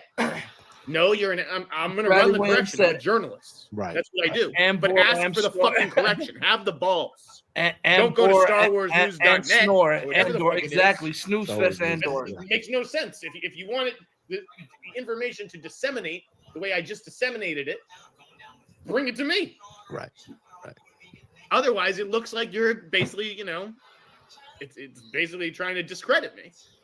In the words of the great Serrano from Major League, bring that shit to me. Bring that shit to me. Annoying. It's just so annoying the way this hear whole fucking business operates, where I can send an email to one person in 10 minutes, receive a response from someone else who wasn't sent this email. How did it get to them? Right. All kinds of things. So yes, I just don't need lectures from Star Wars fans who literally have no clue how any of this stuff goes. And think they do. That's one of the funniest things when I see some of the tweets and some of the posts from people who don't leave their basements, or worse, live in somewhere outside of Los Angeles, way out in the edge, like in the East Coast or in the middle of the country, and have no concept of what's actually going on behind the scenes. And, just take whatever they get fed from Lucasfilm and eat it up like ice cream instead of questioning it. Yeah, I'm not. Those people Sounds like really the fake DC fan gun and Pattison degree writers. Because I don't care about this shit. Right. Exactly. If I cared, I need the episodes for Andor, I would behave a different way. Right. Right. But it's just like I don't care, and that makes me a good reporter. Fair point. Well, let's move on to another part of Star Wars before we leave it here, brother. There's been a lot of reports over the last few days. You mentioned how the Mikey Madison situation went down, but apparently there's some reports coming out here that Jesse Plemons has turned them down. Jodie Comer has turned them down. Sarah Snook has apparently turned them down as well. Every actor's turning down Star Wars. They must think it's garbage. And Daniel RPK being one of the people that reported that. What are you hearing, man? Is this the names out there? Yeah, I mean, you're right. Exactly. You put the names out there. So the question becomes, is this an issue? Are they having trouble casting this film if so many people are turning it down? Or is this just the first round and this happens all the time with films like this? What is your assessment of what's going on? I mean, no shade to Daniel RPK, but what have I told you guys the last couple of weeks? I told you these people were names on a list. Yes, right. Names on a list. I said that they weren't offered the roles. Right. Exactly. Bradley said, fuck this prestigious bullshit. I love that it's just like me. I'll tell you, it's because Lucasfilm doesn't take him seriously. They don't need to go into Variety doesn't need to come out and deny his stuff because it doesn't have the credibility that I have. Right. So, it's a testament when Variety's looking into stuff and it turns out, oh, this person passed or this isn't true. And Lucasfilm needs to issue a response, needs to, reach out to Star Wars News.net or Variety and needs to do the denial. Oh, you seen this picture, it's all very Bradley? flattering. Of Hayden Christensen? I am a straight up motherfucker. With okay? a Vader deal with with me a in a straight Vader, up manner, I will deal with you in a straight up manner. Drinking from a Vader And if you don't, top and a good luck. popcorn bucket. Totally fair. Totally fair.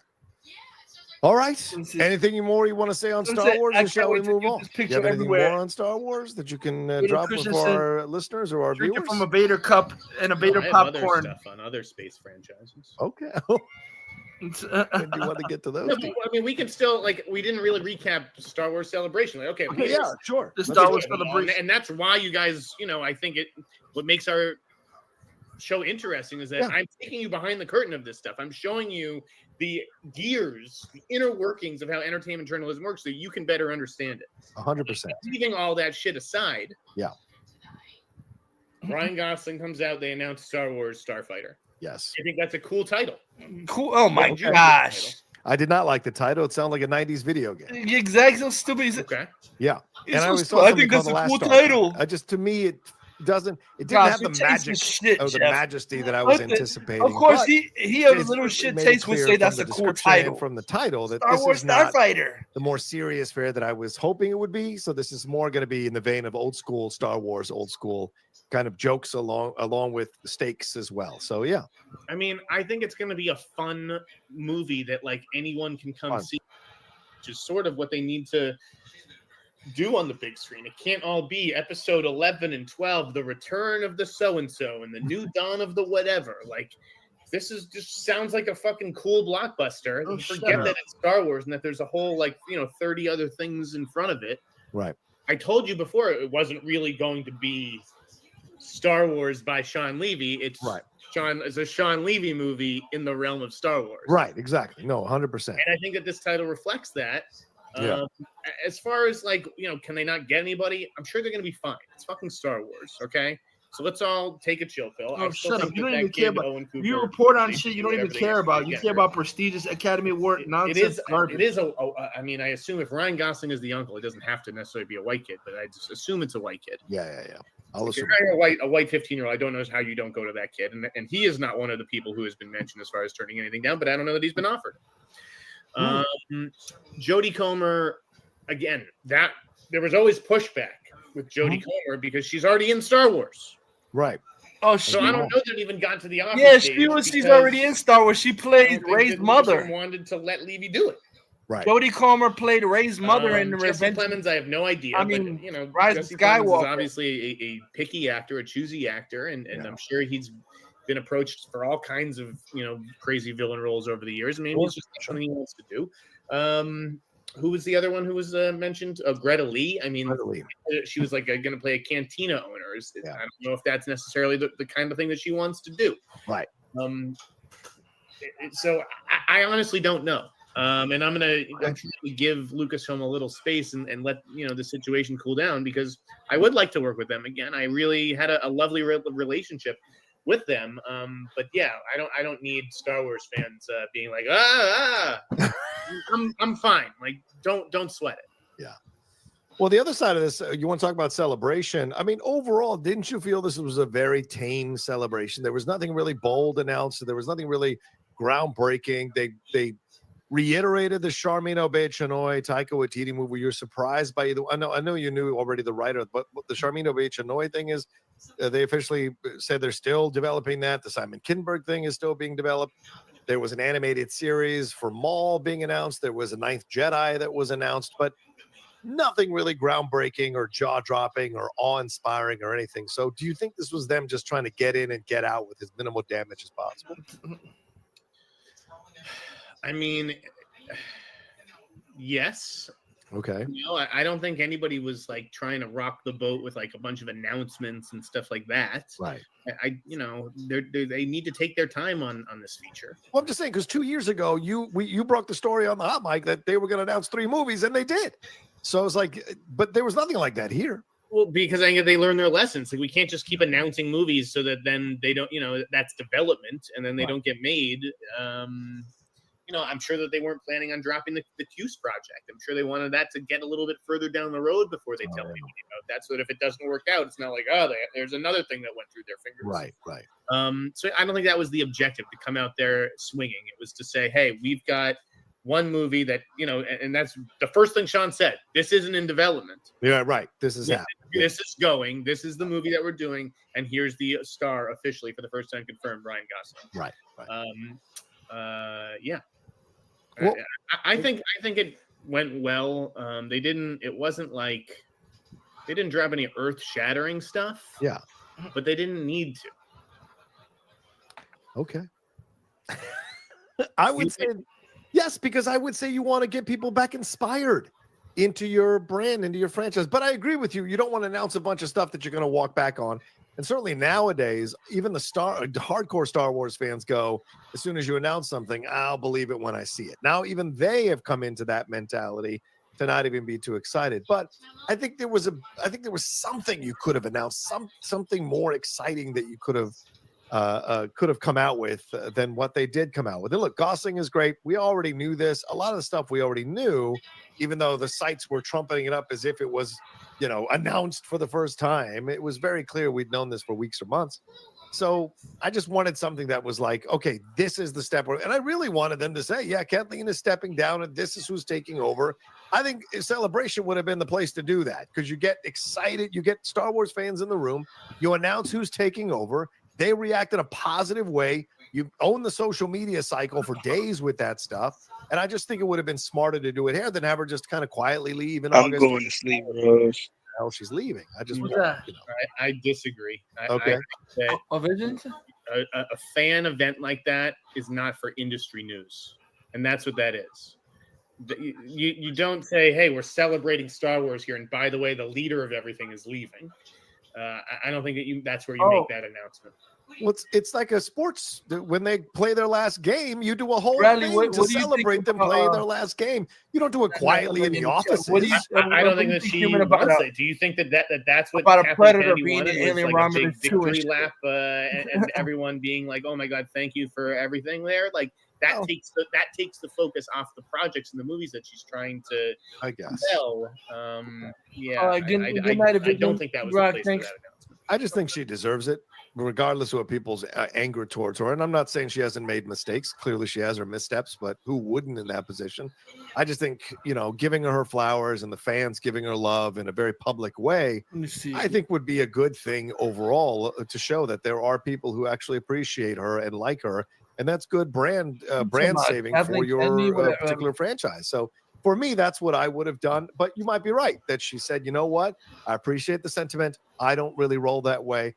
Thanks so much.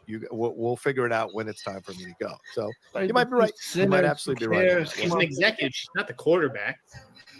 She's kind of the quarterback. I mean, she's the one that they come after, bro. They ain't coming after Iger or any of the writers or the directors. They'll come after the actors of color and the women, of course, but they come after her the most. And so she's seen as essentially the general manager of Star Wars, the general manager of the team. She's like, I get how she's the quarterback in that way, and that she's the one calling the shots. But people don't go to Star Wars for Kathleen Kennedy. and the event is for Star Wars. Right. That's true. They don't go for Kathleen Kennedy. That's a fair point. All right. Anything more you want to say on? No, Okay. Star Wars. All right, you wanted to talk about it. So, all right, let's move on. Let's get on out of here. And let's talk about some other things that are going on. All right, Jeff, let's talk about this. What are your thoughts on things? You wrote a whole column about this. We've got some new Oscars rules that have come down here. And one of those rules is that everybody needs to watch the movie if they're going to vote on it, and that AI is no longer going to be an impediment for movies to be considered for Oscars. So you think? What kind of stupid shit is that? You're in the Academy, you voting on the movie and you haven't seen it? Fuck, you gonna vote on a movie you haven't seen? You would think that will always what that's stupid. Oh yeah, I'm gonna vote for these movies that I never even watched. Yeah, cause a lot of that garbage or what's that fucking garbage about my God, that stupid Netflix movie with the tranny shit. like a lot of them voted on that movie and they never saw it. Why would you vote for a movie you never fucking saw? That Maria Gomez, whatever the fuck that shit was. Stupid. A bunch of trash ass movies. Let me see. Maria Perez, whatever the fuck. I'm gonna skip all that shit. I don't want to care about the Oscars. Come on. Oh. But the ups, because like they're working professionals, and then said, but maybe award bait movies will now start clocking in at a more reasonable 88 minutes if they think it leads into the Brutalist and well, let's see what else we can get into here. I don't want to get into another heavy topic, so let's get into something let's get into something a little more fun. What do you think of this new I Know What You Did Last Summer trailer? Did you like this return here for 2025 with freaking Freddie Prinze Jr. and Jennifer Love Hewitt, but with no one else from the cast anywhere in sight? What are your thoughts on the trailer? Was it okay? Now he has a harpoon. I mean, listen, I'm an I Know What You Did Last Summer guy. I grew up with a poster on my wall right next to the Scream and Scream 2. I worshipped at the altar of now Kevin the Williamson. fisherman killer has a harpoon. Are trash. He shoots at people. I watched the Prime Video series that I actually really liked, which a lot of people did not get good reviews. So I like this property. I like the harpoon that they're introducing. I like some of the cast, right? Like Tyreek Withers is an up and comer. The girl from the studio. Wonders, Madeline Klein. Yeah. Chase Wonders. Yeah, like. Oh yeah, they have an interesting cast. I don't know if they can compete with the original 4, right? Like Ryan Philippe and Sarah Michelle. Like that was movies in the 90s just had better team cast. I don't know what to tell you. Because they weren't teens. Yeah, I realized I was a teen then, and I'm not plugged into the Outer Banks cast. You know what's funny, Bradley? I know all these. Sarah Michelle Gellar, they were telling her, "Oh, come on, we'll do some crazy shit and bring you back." They were telling Sarah Michelle Gellar to come back, and she didn't want to come back. She was like, I'm dead. I died in the ice thing. He's like, no, we'll do some crazy shit. We'll say that you weren't really dead or something. But she was like, no, how is there any way you could do that? You saw me get killed in the ice. So they tried like crazy to bring Sarah Michelle Gellar back, but she didn't want to. So she thought there's no way she could come back. So that's why they didn't bring Sarah Michelle Gellar back. But the fisherman using a harpoon now, Bradley, instead of just a regular hook, harpooning people, shooting the harpoons at people. Kids, and they're no Reinfeldt.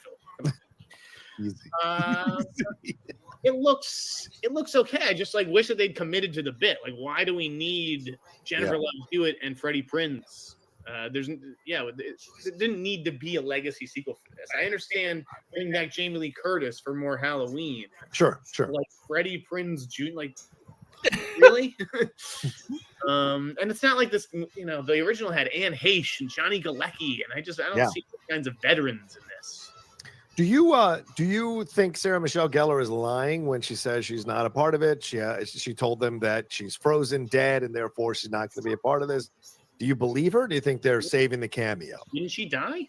Yeah, but I'm saying they were clamoring for her to come back, and there was an interview with the director and interview with her, and she said, I turned them down because you saw me. I am dead. I am on a frozen slab. I am dead. Yeah, I don't know. Then what did they offer her? Yeah, I don't understand. I would not have wanted that. I would not. If you're dead, you're dead. Well, they keep trying to bring back Jamie Kennedy in the Scream series. He fucking died, but they keep trying to bring him back in person. They bring him back via video. He makes some sort of video. I mean, and again with Stu coming back. Yeah, Stu is coming back. I told you guys it's going to be like deep fake thing. I mean, Stu did not live. He did not survive a television to the head. He's not probably not an actual ghost. I don't think it screams going supernatural. Right. It's probably going to be a deep fake. Okay, fair point. All right. Now, what about this one, man? Did you get a chance to see Predator Badlands? This trailer that dropped this week, the new one from Dan Trachtenberg in the Predator franchise. We saw the animated one that you broke the title on, Killer of Killers, just a couple of weeks ago. What did you think of this one as a teaser trailer? Sorry, I'm reading the comments. I think it's a fucking badass teaser trailer. Right. I mean, Dan Trang, the director of Prey, invites you to a world of hurt. Yeah. Something like that. I was like, sign me the fuck up. Obviously, the cat is out of the bag here. Right. With Elle Fanning. Yes. Trachtenberg already admitted to it. She's playing twin synths. Twin synths, right? I mean, I don't know if a synth can have a twin or if that makes it a clone or twin synth. But yeah, they're synth sisters apparently. How are you playing twin synths From the Wayland Corporation, So which clone is Wayland Yutani, exactly. Yeah. So Alien and Predator is mashing together. These worlds are colliding. Right. And I'm going to tell you right now, this is what I was hinting at.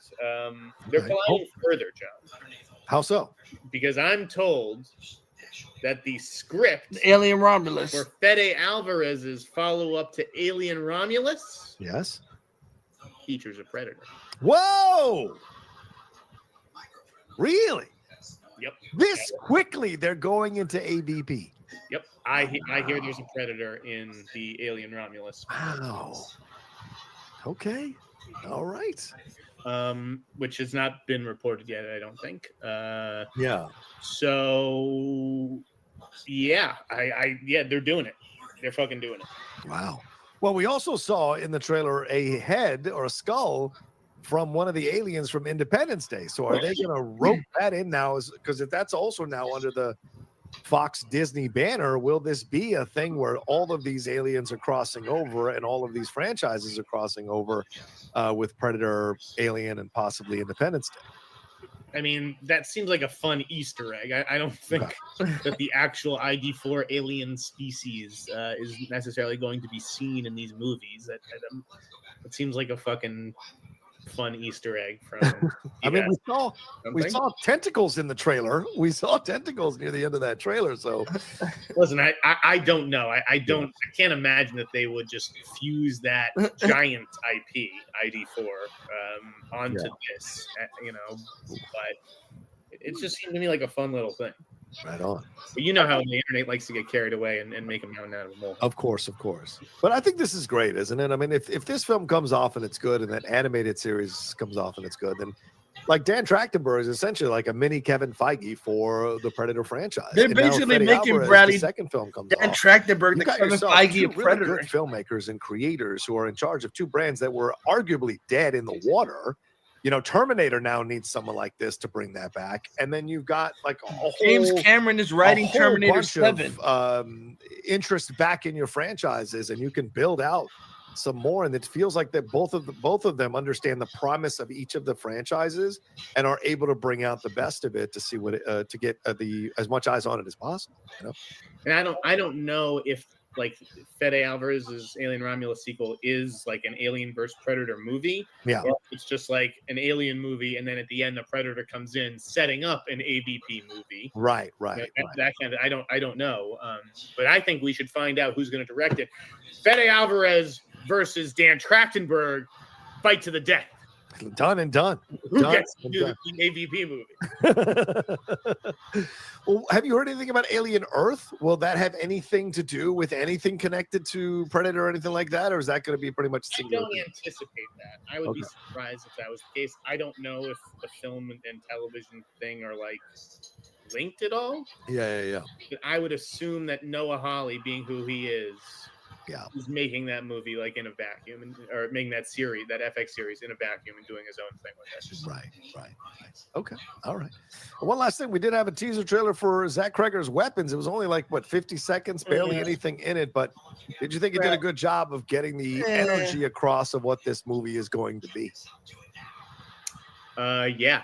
And that energy is creepy as fuck. Nah, it ain't creepy. Yeah, It's like I mean, whatever. anytime you're dealing with kids and missing kids and kids who weren't even abducted but appeared to have run away on their own, well, where are they going and who's calling them, all that kind of stuff. I think it's very creepy. I'm very curious to see how the rest of the campaign. Oh my God, Bradley, they said that. Develop.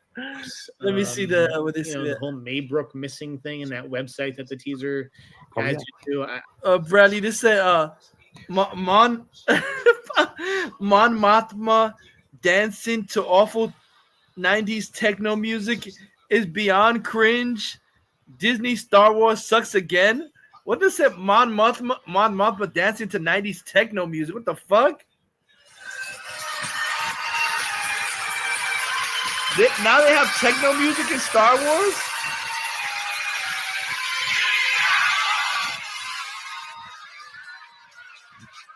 What the fuck?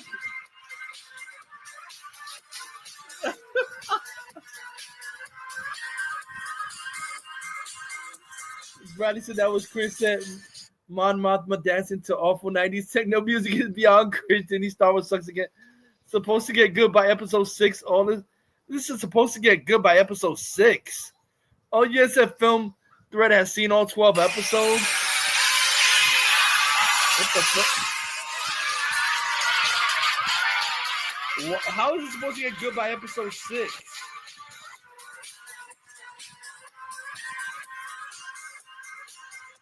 Bradley Williams said, yeah, that was cringe. Cringe as fuck. I never thought that I would see a day where I would be rooting for. And Bradley Williams said, who's gonna give a fuck by episode 6? Exactly, so retarded. Go by episode 6. You're supposed to hook somebody in the first 3 episodes. GeoCities 1998 Blair Witch advertising. Right. But maybe WB has something special up their sleeve for it. Okay. All right. Let's hit some smaller stories. What's your thoughts on Mission Impossible, the new Mission Impossible movie now being clocked at 2 hours and 57 minutes, something like that, almost 3 hours. Damn, do you think this is a mistake? Do you think they're overstepping after the fact that the last one underperformed? What are your thoughts on the time, on the runtime? Not long enough. 2 hours and not long enough. 2 hours and 57 minutes. minutes. 3.5 hours with an intermission. Give me Mission Impossible movies with 4 hours long. With an what the fuck? I've never, at least even with the recent movies, and those are long. I've never felt the length of a Mission Impossible movie. I can't recall thinking Fallout, this is too long, or Dead Reckoning, this is too long. Right.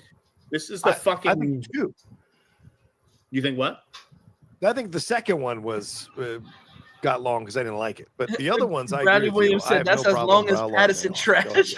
I can't. My God, 2 hours and 57 minutes. Seeing MI2 in a theater and remembering if I thought it was long or not. But this is fucking Tom Cruise and supposedly Ethan Hunt's final go round. Like, give him all the fucking time in the world. Are people really upset about this? Like, we get 3-hour Avengers movies. So Yeah. I want to hear nothing. I want to hear nothing from you. Close your mouth. This is goddamn Tom Cruise. And the greatest active live action franchise running. Period.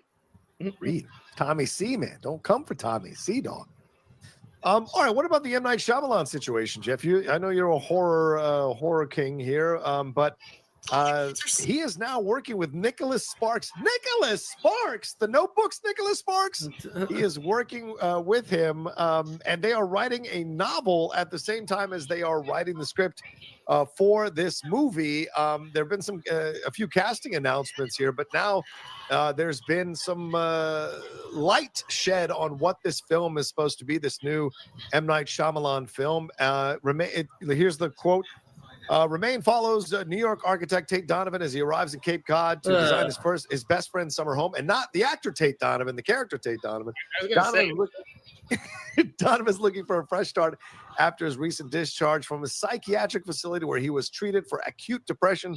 Still grappling with the loss of his beloved sister, Donovan meets Ren, a young woman who makes him challenge everything he knows about his logical and controlled world. And it will be Jake Gyllenhaal, who is playing Tate Donovan. I imagine Phoebe Dynevor is going to be playing Ren. So when you hear the combination of Nicholas Sparks and M. Night Shyamalan, it doesn't really leap to mind, but this is an interesting path that both of them are going to walk together. What are your thoughts on this, Jeff?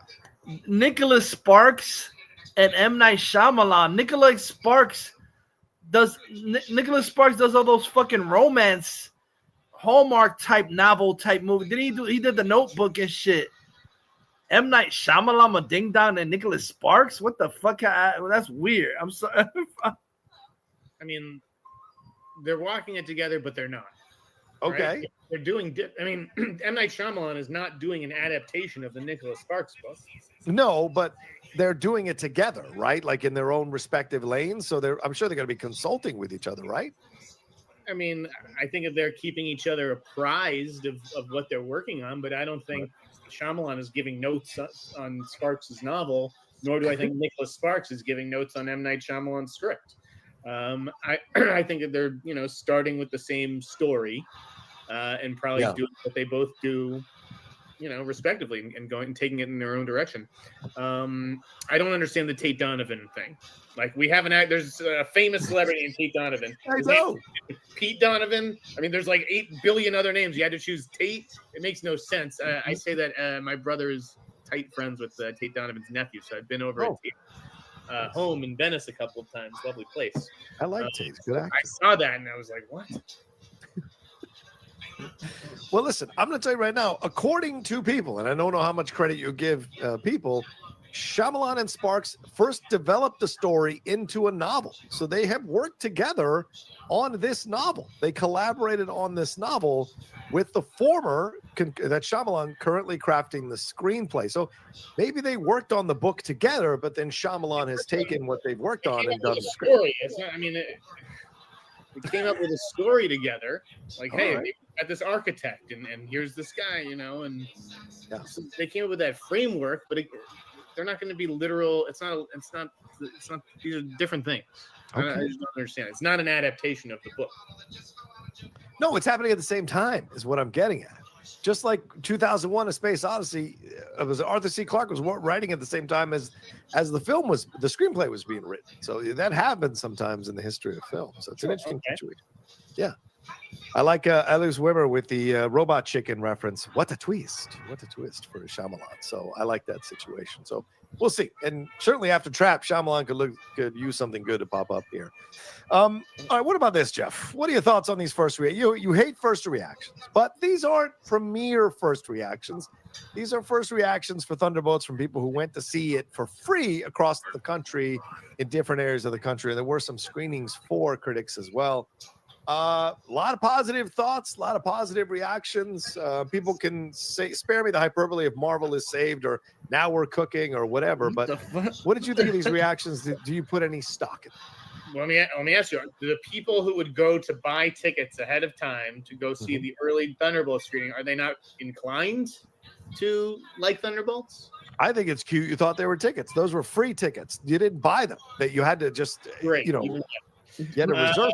Listen, you haven't heard me say much about it because I've heard good things about Thunderbolts. Yeah, I told you I heard it turned out fine. It may be a tricky sell.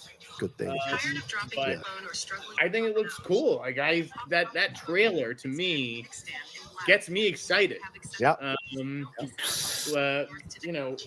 What is it? We're gonna build this thing together. I mean, I think that's a really well done trailer. So even though I've seen it a zillion times, I always am like I focus when I see it in theaters. Yeah. Nothing's going to stop us now. I'm not trying to harsh anyone's buzz on Thunderbolts. Like, I'm glad that they like it. I'm glad it sounds like it's good. I'm looking forward to seeing it. I have my tickets already for next week. Nice. All right. Let's hit this one real quick, Jeff. Ted Sarandos. Wait, back it up, Johnny. Go ahead, buddy. But as I wrote in my Sinners piece, and I hope we're going to talk about Sinners. That's the next thing after this. Yeah, go ahead. It's like what a golden age we're living in. I mean, Sinners is the greatest movie. Sinners is the greatest movie ever in theaters. I can't save it. Thunderbolt is the greatest Marvel movie in 17 years. The Last of Us is the best episode of television that's ever been shut up, released. The Last of Us. And Andor is the greatest Star Wars thing since the original movie. Like, what a time to be alive these last 2 weeks. Oh, we're gonna address your little your hysterics in your column in a little bit. Bradley Williams said Nicholas Sparks is from a town around Sacramento, by the way. Oh, he is, Bradley? Oh shit. I didn't know. Like, you're absolutely right. Right. It's funny how you're okay with the rubes when they agree with you, but you get mad when the rubes don't agree with you. It's a very interesting situation for you. But let's deal with the Netflix situation first. What did you think of his comments here from Ted? That movies are outdated. Yep. Really nothing. He was asked in his latest interview here, have you destroyed Hollywood? And his response was, no, we're saving Hollywood. Netflix is a very consumer-focused company. We really do care what we deliver. Deliver the program the way you want to watch it. Captain DC, because he said movies are out. The global box office theaters are outdated. What does that say? What is that consumer trying to tell us? That they like to watch movies at home. Thank you. The studios and theaters are duking it out over trying to preserve this 45-day window that is completely out of step with the consumer experience of just loving a movie. So, Jeff, I mean, right after CinemaCon, when there's been this whole battle from all these people to have 45-day window return, here's Ted Sarandos going, no, just put it on streaming. Screw you guys. Was this self-serving or was this actually him speaking for the You people? already know the answer to that. Of course it's self-serving. This is a guy, that's what his business is built on. Why wouldn't he say that? Why would he say, go see movies in theaters? That's the place to see them, kids. Why the fuck would that guy say that? He's the head of Because Netflix. we do end up on Netflix eventually. So he will get the views either way.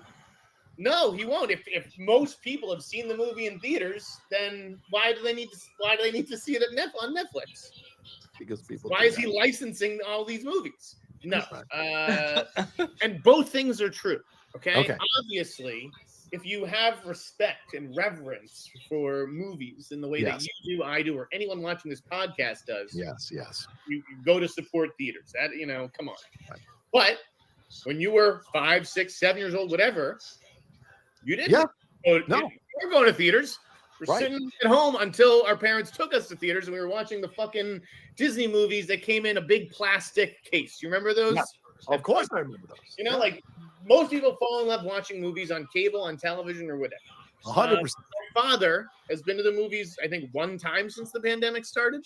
Wow. He watches the movies, but he watches them at home. And that is just the reality for a lot of people. And when I say a lot of people, I'm not just talking about Americans. I'm talking about the whole world, which is why Netflix has 300 million subscribers. Does anybody else have 300 million subscribers? No.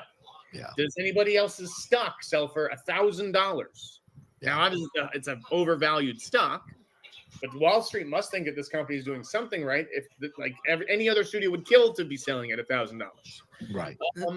So, Netflix has its own model and it works for them. Damn, Netflix. And it's not the theater model. $1,000 stock. You can all say, oh, this WB, guy, Ted Sarandos, $10, $9 stock. No, he's not. He's giving opportunities to a lot of people who would never get the opportunities to make stuff and telling stories that would never get told. Yeah. Because they don't make them on ABC or CBS or NBC. Captain DC said you were right. Future movie theaters are dead. Exactly. To do all this stuff. Right. I mean, think of all seriously. Netflix $1,000 for stock. WB $10, $9 stock. That's how low that shit dropped. My God. But believe me, every single person is like, "Fuck this guy. I'll fucking cancel Netflix right now. I'm going to the theater 3 times tonight." Guess what happens? Okay, next year when David Fincher drops his fucking Cliff Booth movie with Brad Pitt, you're gonna be on Netflix by fucking 12:01 a.m. So shut the fuck up. It's true. The further adventures of Cliff Booth. So all right, fair points. These things go together. Exactly, Bradley. It's a lack of nuance. It's the two things can't be true anymore in the world. Right. Netflix can be good for Hollywood, and theaters. Bradley Williams said maybe if they made good shit again, I would consider going to theaters. Exactly. We gotta trash this guy because he said something we don't like about our precious theaters. All right, now that you're warmed up. People just spend 24 hours a day living in the movie theater. They spend maybe 2 hours a week there, maybe. What do you do the rest of the time? You're sitting watching Netflix at home. Fair point. All right, now that you're warmed up, let's get into this story. First, let's address the controversies that have been, not all of them, but just a couple of them that have surrounded Sinners here since its release. Jeff, the Vulture wrote a horror article that was essentially saying that the deal Ryan Coogler made is going to destroy Hollywood, possibly. Yeah, because that's crazy. Essentially, we'll get the rights back in 25 years for this movie. Listen, no one would have ever made a deal like that. That WB giving him the rights to control Sinners after 25 years. Like, what the fuck? That no one would ever made that deal. Let's see. Exactly. Captain Lee said Coogler looking like Reeves. He looked like a black Reeves and shit. He get the rights back to his own creation for 25 years. He's getting paid before the movie makes a profit. And he's worked out a certain system. And then it came out from intrepid reporters that Tarantino, like you, that Tarantino and Mel Gibson, other directors have had this deal in the past. And then there was this other controversy around Sinners and what Ryan Coogler was trying to say about the movie. And a lot of people are going crazy about that kind of stuff as well. And whether how the movie was covered in terms of whether it can make a profit or not felt slightly racist. There was just a lot of conversation around this thing. So let's address that because it's slightly racist. Because in China, upset they article don't like black people's people keeping it emotional real. feelings about a movie. So how's it going to do good in China? I mean, I thought the Vulture article. I understand Bradley that Williams talking said, to an for most people, executive, going to from the an theater executive's point is a of view, privilege, it's like, well, and shit, not if part of their now everyday every life. single Like these some douchebag filmmaker, film whether it's Greta enthusiasts, Gerwig or Fincher, Robert James Meyer Cameron, or a million Fagnet, others, John say, when Bitchface you guys Campion. give Ryan Coogler this deal. Why can't I get this deal? I've been making movies for 2 decades longer, and I've won what the Oscars. fucking, Ryan Coogler doesn't have oh my that. gosh. I want this deal too. Well, eventually Sorry, you start Aaron making Fisher, movies and you bitcher, don't you're own a any of them. moron. And then you don't have a library. And You're then a moron. Aaron Fisher, okay, Bradley, so that's Aaron what Fisher's that a executive moron. is talking about. He's Now, trying on to the say, flip no, side, does says this the deal randos. matter at all? No, it It's dead doesn't. wrong. It doesn't matter Shut the fuck up, whatsoever, Aaron because Fisher. guess what? Warner Brothers ain't gonna be around in He 25 said- years. It's gonna be less than Aaron 5 Fisher years. says So the who gives randos a is shit, dead wrong. right? Go to the movies I as can't like often as you we're on can. pins and Shut needles the and see what fuck Ryan up. Coogler does Aaron 25 years Fisher. from now with this And idea. you want everybody to go He's to gonna open up pay his for own everybody. Sinners theme Pay park, everybody's and we're gonna bills to ride go to the Sinners movies roller everywhere coaster. around the world. Come on. Go to the movies. He is The 100% Vulture thing, wrong. Go to the it movies got as people often as riled you up. can. Shut up. Because obviously, you know why? Because people can't see Oh, beyond Captain D race. said, yes, CM. Yes. CM, Well, real it shit, was- bitch. Real shit, Joe, There's too. probably some white executive being quoted about how this black man shouldn't own the art that he creates. And like, I love just like the game of like Ryan Coogler being like, well, this movie was about ownership and it was really important to me that I own it. Like, yeah, bro, you are in a position to make certain demands, and God bless you for making them. Like, you put yourself in that position, you earned it. And not only Warner Brothers, again, was not the only studio that was willing to give him that ownership. Right? You are what you're worth in the market, right? So if he's worth giving the ownership back after 25 years, by all means do it. You haven't heard me knock him for that. Right, no. No. Like, get that bag, Ryan. Exactly. This guy is obviously one of the great generational talents. Nah, get the fuck out of here. Great talents of his generation. He's not no. He is great 5 for 5 generation. in my book. And I like he's not even Sinners. that great. Just That's the other okay. thing. People can't read. They Ryan just Coogler go is to, overrated. like, He's just okay. the negativity, right? That's why everyone thinks I'm so negative. They don't Great take the generation. time to look or hear the positive. So I like Sinners, but I gave it a B. And you know what? There's a big difference between a B and an A. Mm-hmm. There's flaws. And to me, that first wave of reactions, there were no flaws. This movie could do no wrong. It's the perfect movie. A plus. And that's just crazy to me. It's not no Because A to me, plus. it shows that people just don't understand what actual great writing is. Now, I'm not saying that I'm, They don't. No. You don't get to say. No. No, You don't get to they- let yourself off the hook. No, they okay? don't understand. No self-dep- They don't understand what great writing is. If they think dog shit like Robert Pattison ass man is good writing, where the motherfuckers, the incompetent trash wimp ass worst Batman ever can't even figure out Rada, and they say that stupid shit is great writing, but they have the hypocrisy to say that BVS, written by an Oscar winner, Chris Terrio, was bad writing, but that piece of shit Pattison, they don't. Audiences are fucking retarded. They don't know what good writing is if it bit them in the ass. They're retarded. Like I said, Pattison is a shit Batman movie. The worst Batman movie ever made, and the worst movie in general. It just sucks and is not worth the rewatch value. So if morons say that garbage is good writing, they're really stupid, this audience. We're living in idiocracy times where a dumb bitch puts soap and water in hamburger meat to clean it and then cooks it and feeds it to her kids.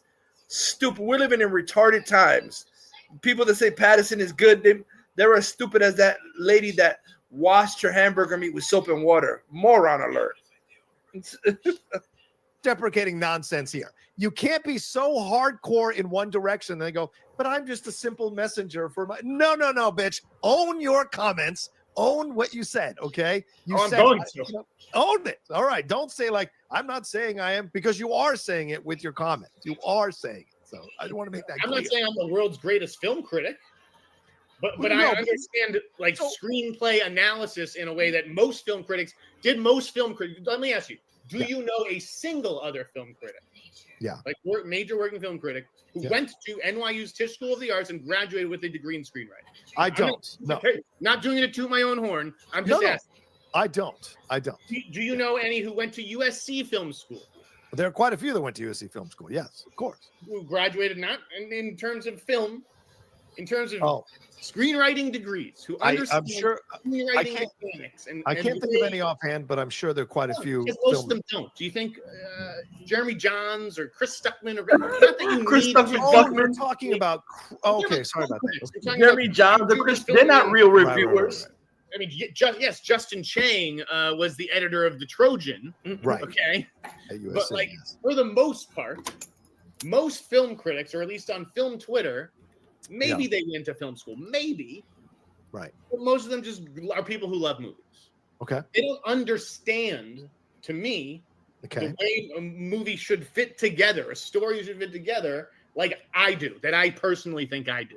See, to me, themes were so obvious. They were so clear. Snyder coping again, LOL. This movie Bradley Williams said, and I gave it a Roper pass. a triggered bitch because he's a nobody. But you're calling it a perfect movie? This is insanity. Fine. I never said it was a perfect movie. And I know you didn't list me in your article as someone whose reviews you care about, which, of course, I'll just roll with that and let it sit. But, like, I did writers. Yep, me too, Brad. Yep, Bradley Williams. The thing is, studied film in college. Yep, me and you both. Yeah, we understand. Unlike these YouTuber beta, there's value in that. I don't care what you say. There's quite a few critics here who like the movie of renown. A. Dow, David Sims, The Atlantic, like real Adam Naiman, Joe and all Justin the Chang at morons. NPR. Like it is We across the understand board film gotten some better than wonderful all these reviews, fantastic YouTubers. reviews. We're just not You film didn't snobs with a specify stick up our which ass. critics you were coming after for speaking glowingly about the movie. You said in your article, critics in general. Of course, and it's why, and that's what I love when I'm speaking. See, in general, Roca is triggered because Jeff Snyder was saying. Roca is triggered because Jeff Snyder is saying what everybody else is saying. Jeff Snyder is saying, "I don't understand all the high praise for this garbage Sinners," saying it's A+ masterpiece. Is fucking bullshit. Like I said, a lot of these critics are stupid. The same moron and YouTuber fucking morons who say high top faggot loser, they don't know film. They say garbage like Pattison and garbage like Prey is peak cinema. You're stupid motherfuckers. You're low IQ fucking bottom of the barrel retards. You have no experience to say when you say garbage like Pattison is peak cinema and it's not even peak Batman, regardless peak cinema. When you say garbage like Prey is the best Predator movie, yet you never saw the first Predator. So shut the fuck up. You're idiots. You're complete morons on YouTube. Keeping it fucking real, embarrassing. Generalities, and people were like, he's talking about me. I'm talking about when I look out the window. Yes. I'm sure if I could have looked and found someone criticizing this or that, but when I look out the window, it's a sea of positivity. It's a sea of, this is the most mind-blowing movie I've ever seen. Exactly. I've never seen anything like it. Right. I've seen a lot of things like it. Okay. It was exactly it was a beautiful. That's how stupid these motherfuckers. Yeah, exactly what Jeff Snyder said. These motherfuckers talking about. I haven't seen anything like it, motherfucker. This movie was just like Dust Till Dawn. Fuck you talking about? You never see anything like that. That means you haven't seen much movies.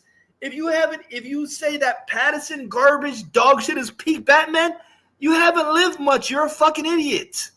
These are the same morons that talking about that Jay Jalen faggot. Oh, I'm a hardcore Superman fan. I just started liking Superman in 2020. Shut the fuck up, you morons. You don't know what you're talking about. I'm a hardcore Superman fan. Superman the animated series. I haven't seen that. Fuck, are you a hardcore Superman fan if you never saw Superman the animated series? You dumb fuck. What idiots? Like, what the fuck is that? Shil Abdul the fat fuck fool. I'm a hardcore Batman DC fan. Have not seen one frame of the Batman 2004. You're a bunch of fucking poser motherfuckers. Liars too. Idiots. Let's see. Mess. Just like David Poland said. Because he's a discerning. agrees, who I'm understands sure. I screenwriting can't. mechanics, I and can't the think of way- any offhand, but I'm sure there are quite a few. because most of film- them don't. Do you think Jeremy Johns or Chris Stuckman, or not that you need to Oh, do? you're talking about. Okay, sorry about that. We're talking about YouTubers film. I mean, Right. I mean, yes, Justin Chang was the editor of the Trojan. Right. Okay. At USC, But like yes. for the most part, most film critics, or at least on film Twitter, maybe they went to film school, maybe. Right. But most of them just are people who love movies. Okay. They don't understand, to me, Okay. the way a movie should fit together, a story should fit together, like I do, that I personally think I do. See, and to me, and that's themes were so obvious; they were so clear. Yeah. How can people give this movie a pass? And I gave it a pass in the sense that I liked it, I was entertained. But to Right. call it a perfect movie, this is insanity. Fine. I never said it was a perfect. Sinners movie. was trash. And I know you didn't list me in your article as someone Sinners was who's not even reviews you remotely care about, good. which of course, Mediocre. I'll just roll with that and let it sit. Not even But like, close to I perfect. did writers. Yeah, you did writers, right? Well, Just like Pattison the, was the garbage. thing is, when you look at not even a good Right, writer. they don't just go on YouTube. But forgive me. there's value in that. I don't care what you say. But there's quite a few critics here who liked the movie of renown. A.A. Dowd, David Sims at The Atlantic, Adam Naiman, Justin Chang at NPR. Like, it is across the board gotten some wonderful reviews, fantastic reviews. You didn't specify which critics you were coming after for speaking glowingly about the movie. You said in your article, critics in general. Of course, and it's why, and that's what I love when I'm speaking in generalities, and people are like, "He's talking about me." I'm talking about when I look out the window. Yes. I'm sure I could have looked and found someone criticizing this or that, but when I look out the window, it's a sea of positivity. It's a sea of, this is the most mind-blowing movie I've ever seen. I've never seen anything like it. Right. I've seen a lot of things like it. Okay. It was a beautiful mess, just like David Poland said, because he's a discerning critic, just like Wells, just like Rumi. So you're saying these other critics are not discerning critics. Justin Chang, not a discerning critic. Is that what you're saying? I'm not saying Justin Because they were positive about the movie. You got to own your words. I didn't read Justin Chang's review. Okay. So then how can you say only these critics critics read are every discerning? fucking review to have to be able to comment on it? Well, I mean, if you're going to make a bold statement like these critics are the ones you should listen to because they're the discerning ones, it implies the other ones who are glowing about the movie. I'm surprised these I don't think goes that's have true. not gained weight from I eating mean, I popcorn, have very drinking soda, different going to tastes movies than every Justin. exactly. Well, that's fair, and that's fair. That's a perspective. But see, the thing is, you can offer a different point of view. No one's going to tell you not to do that, Jeff. It's a free cut.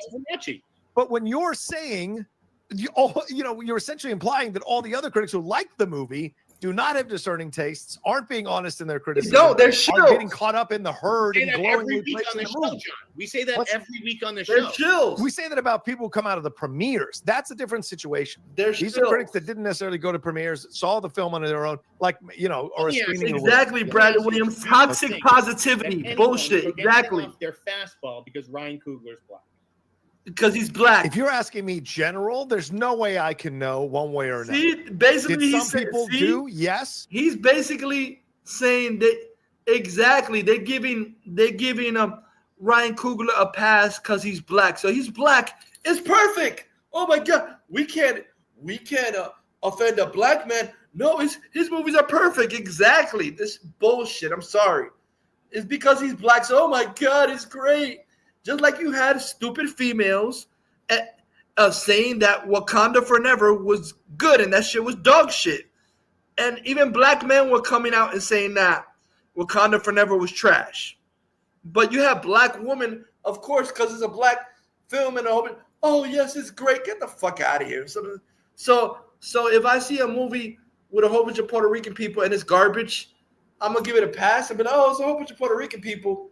Even though it's trash, no, I'll give it a pass. Just get the fuck out. Get out of here with that shit. That's bias.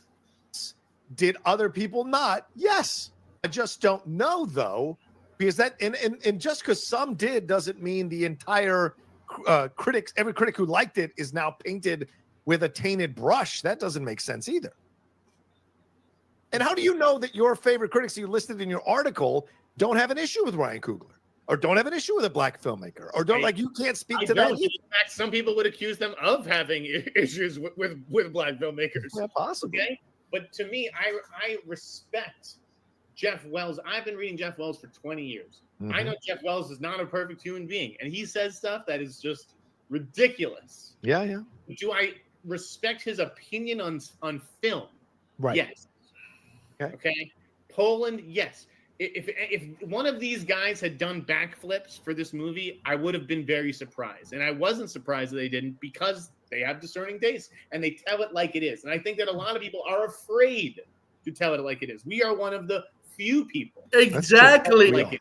And people are afraid to tell it like it is. Me, Bradley, everybody on here tells it like it is. And we actually know film and we know comic books. We know comic book. We have a good comic book knowledge. We're not idiots like fucking the YouTube Boatard special ed kid. We actually know DC Comics, and we know Pattison is the worst dog shit, inaccurate trash, beta bitch, wimp ass Batman ever put to screen. That's not Batman. Beta man. I don't care. You know, oh my God. There was a video I even saw. Come on. There was a video I even saw, Bradley. Come on. Michael Uslan making excuses. Come on. He was like, well, this is like a young Batman that doesn't know. Michael Uslan, stop it. You fucking know better. He's not as with it. But he's a year 2 Batman. Bale was year 1 and he knew more than him. Fucking complete garbage. And people are sick of seeing wet behind the ears Batman. So Michael Uslan, stop with the bullshit.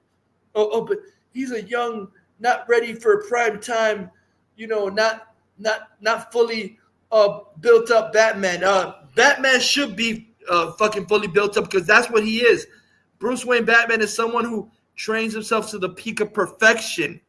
He's never not ready and looking like a bitch. Like, come on. Cam D said not fucking Uslan. Exactly. Exactly, Cap DC. It's not that again, if you read that piece, then you saw I respect Faraci's opinion. Faraci is the greatest critic. I think he's an incredible writer. I could never do what he does. Right. And he loved it. He called it a masterpiece. I disagree with him, but at least he made a great argument. Right. Other people didn't make that argument, John.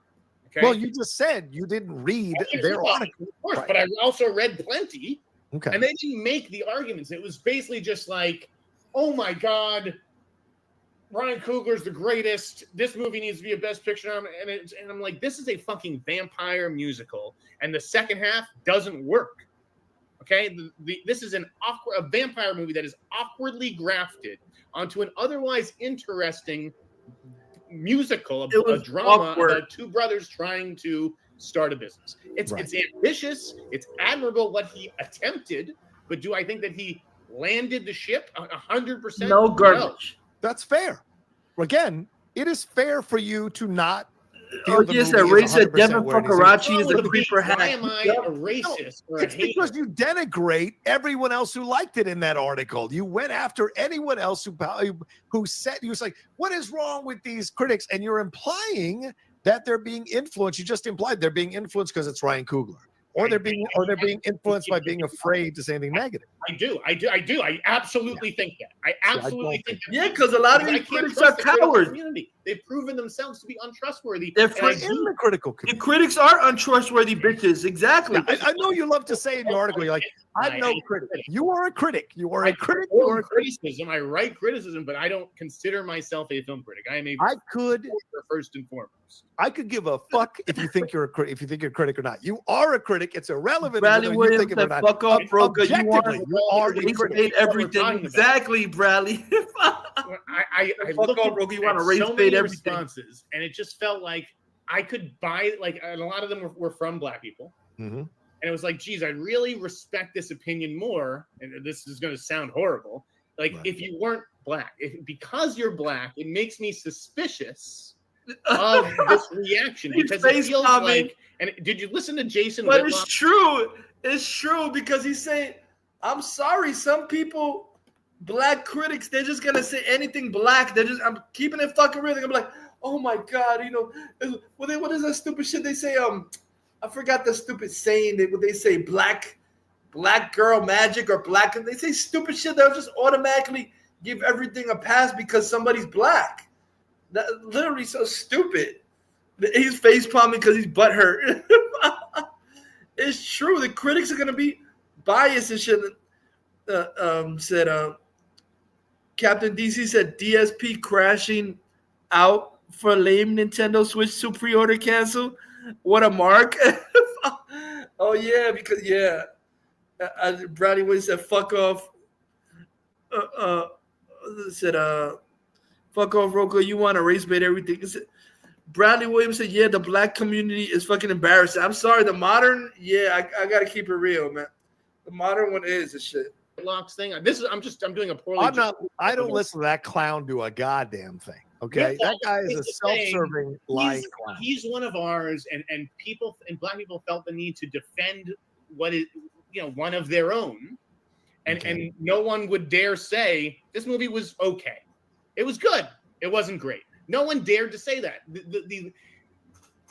I understand when people say, "Oh, Everything Everywhere All at Once, this is a great movie," or "Parasite, this is a great movie," blah blah blah blah blah.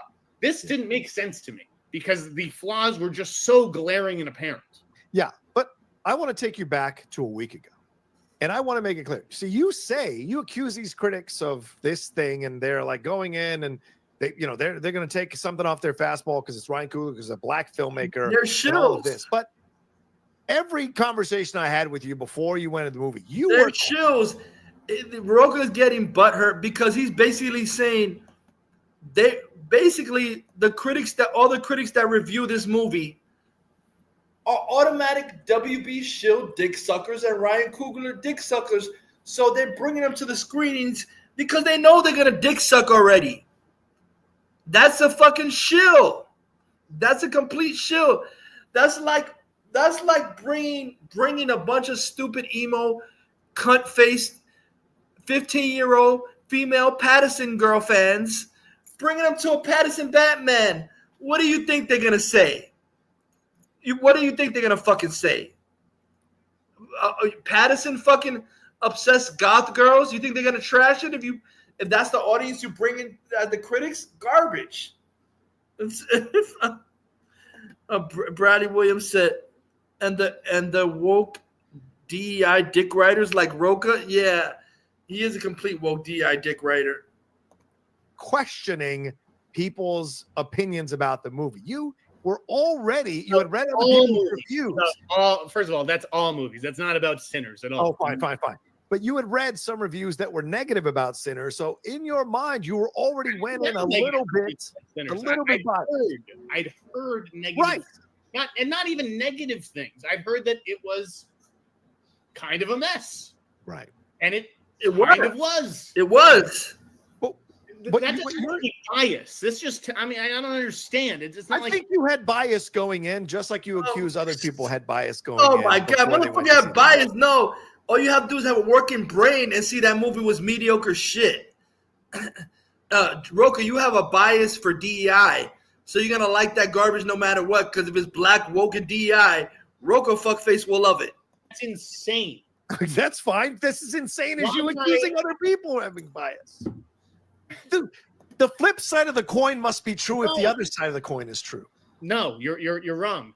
Okay. The bias that I'm projecting onto people is that they're going to say it's positive no matter what. Whereas exactly. The bias you're projecting onto me is that I was always going to say it's negative so that I could validate my sources' opinions. Yeah. My sources don't give a fuck what I think about their opinions, nor do I care about their opinions. I care about their information. Right. But you had said, I can't believe everyone's so, there's no way this movie is as great as you kept saying that. Well, because you went in with your mind made up. That validated. I saw it with my own eyes and was like, oh shit, now I know what they were talking about. Right. You don't think I went in there and was like, holy shit, I was stoked. I was fucking pumped. Okay. Okay. Are you saying I'm lying about being? No, I'm saying that nothing you said in the show last week indicated that you were pumped to go see the movie. You were very skeptical. You weren't sure if you were going to enjoy it. You wanted to see for yourself if my review, which you kind of insinuated was a little over the top, was definitely was over the top, just like all the others. Which, I get it. But I didn't do it because he's black. I did it because I legitimately had a reaction to the movie that moved me. And I thought it was genius. And I'm going to go back and chew it over again about Nothing what about I that missed shit in was this movie in the genius. commentary. And he was on NPR today. It's an incredible interview, him talking about what was going on in that movie. And Jeff, you're ignoring the audiences who are giving Genius, it my massive gosh. We positive throw scores. around the word Thing. genius too It's leniently like, now. Did you see the interview where he talked about it? I mean, I don't give a fuck about the interviews. I don't care about the meanings. I don't care about the influences. I care about what's on the screen. I don't care how much love was made. It was made with. Okay. I don't care that his wife and college buddy produced it with him. There was something missing from the movie, very obviously.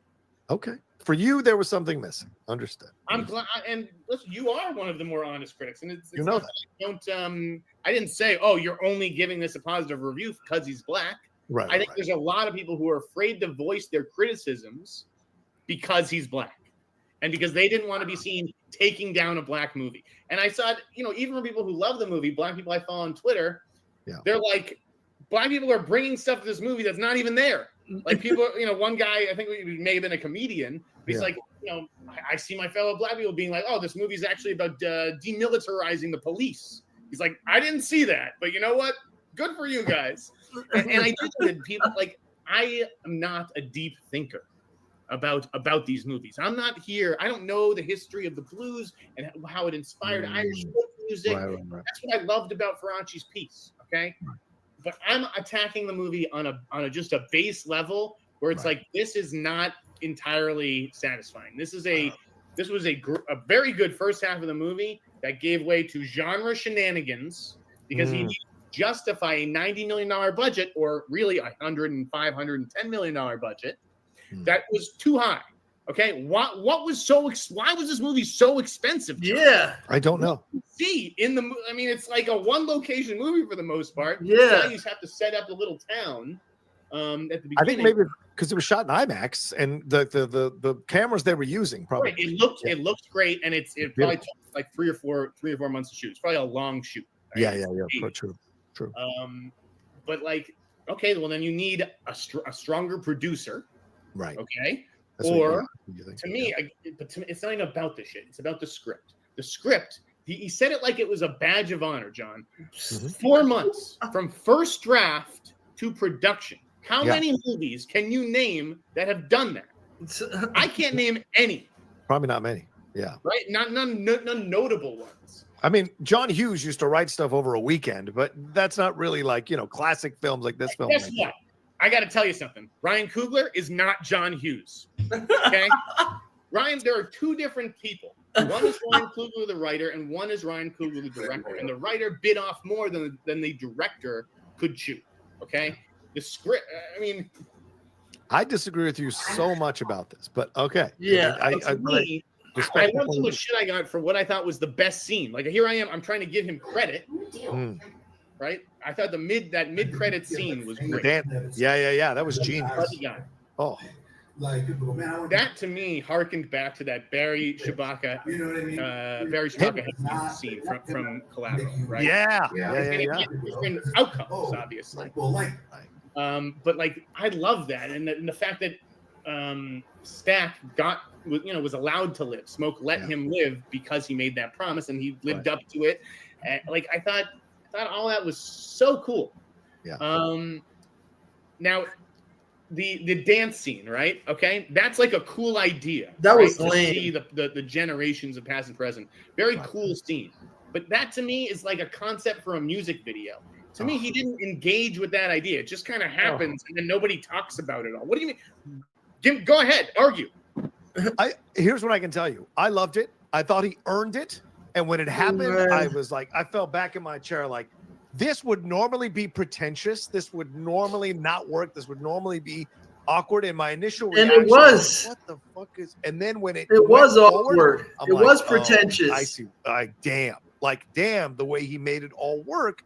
And because later on we see another version of that with Remick when he has converted or bit so many of the town folk out him doing that demonic tribal dance there with the Irish music. It's meant to be the balance to that. And I thought that was fantastic because one is about carrying something on and improving upon it and creating a better future and honoring the movie was roots. The other one is about taking from everything to Snorefest. create my own kind of bastardized version of it. And I thought that was genius. One is pure, one is tainted. And so I thought the balance between the two was the whole point of that stuff. So I thought it was genius in my opinion. And I'm glad you got a lot out of it. To me, it felt like he just sprinkled in. And again, these are legitimately good ideas. They're interesting ideas.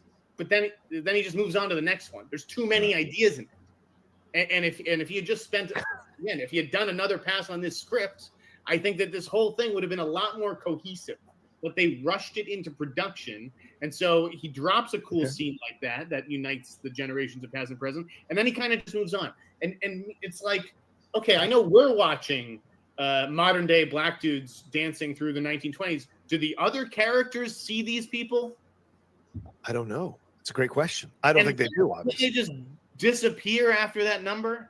But that's how music is, and I think that's what he was saying with that is that certain music, and especially because Preacher Boy was pumped up to, or was presented to be someone whose voice is otherworldly, so much so that Remick comes onto the scene because his voice is from the generations before and the generations to come. So it's an otherworldly, supernatural thing, his voice. So the fact that people were dancing to his song implies that they themselves were being transported in some subconscious way to the future and the past while being in the present. So for me, I took it in that way. But, if you didn't feel that, I totally understand. Yeah. Again, I'm not here to write a book or do some sort of, psychoanalytical deep dive on all the themes. That's not who I am. I came out of the movie on Saturday night. Yeah.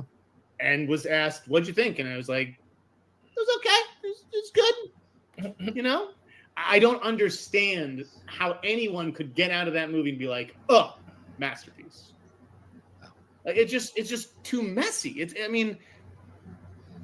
Okay.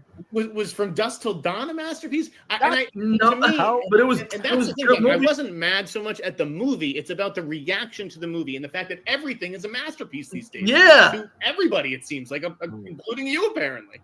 I thought it was. I think it's not no masterpiece. Masterpiece. Yes, I think Bullshit. This will be a Criterion collection. Get the fuck out of here! Guaranteed, just like a Nora. Get out of here! As a Criterion collection. That word is thrown around too absolutely fucking one of those much. ones you put It's in just the mantle. no scale, right? Like when Perry calls season 2 of Andor phenomenal. It's like, okay, well, what's Chernobyl?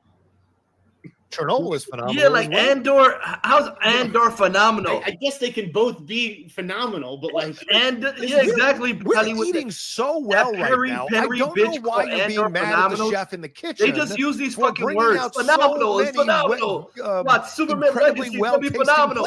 I don't know why you're upset. Shut the fuck up. The words mean nothing. There's only 4 of them that could be phenomenal. Anything after that, you guys are being way too everything is phenomenal. It's fucking bullshit. That doesn't make sense to me.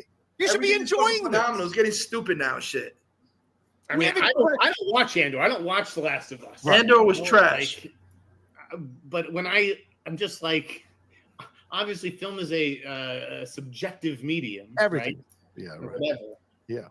But to me, I've always felt like, with movies at least, I've done music criticism, and anytime now anyone says phenomenal, masterpiece, my eyes glaze over because of the bullshit. Like okay, whatever. Tell someone what they like musically is right. Masterpiece, but with movies, I do believe there's a right and wrong. I believe that there's a correct answer.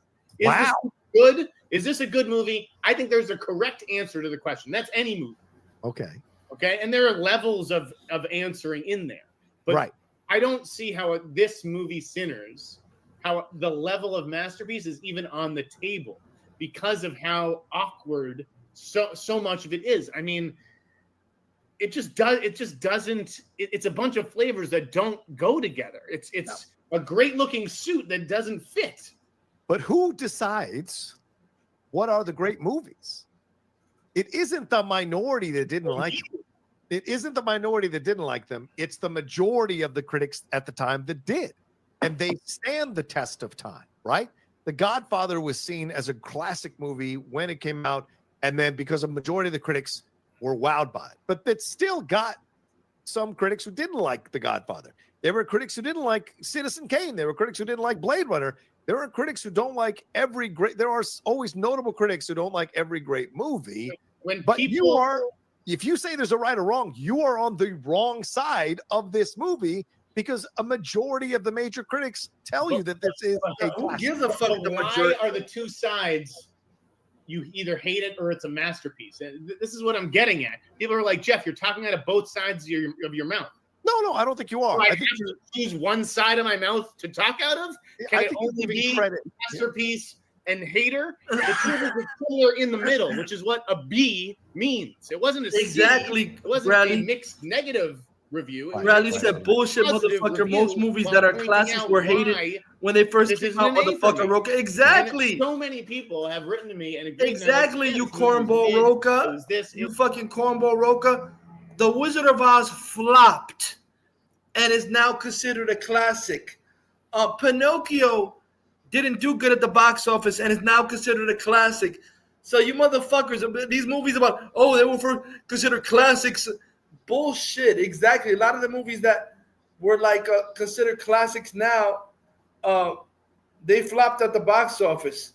But then you got morons who try revisionist history bullshit of movies that were actually hits, and they try to act like they were flops. Motherfucking morons. Batman Forever was a hit at the box office automatically. You can't play revisionist history bullshit. It was an automatic hit.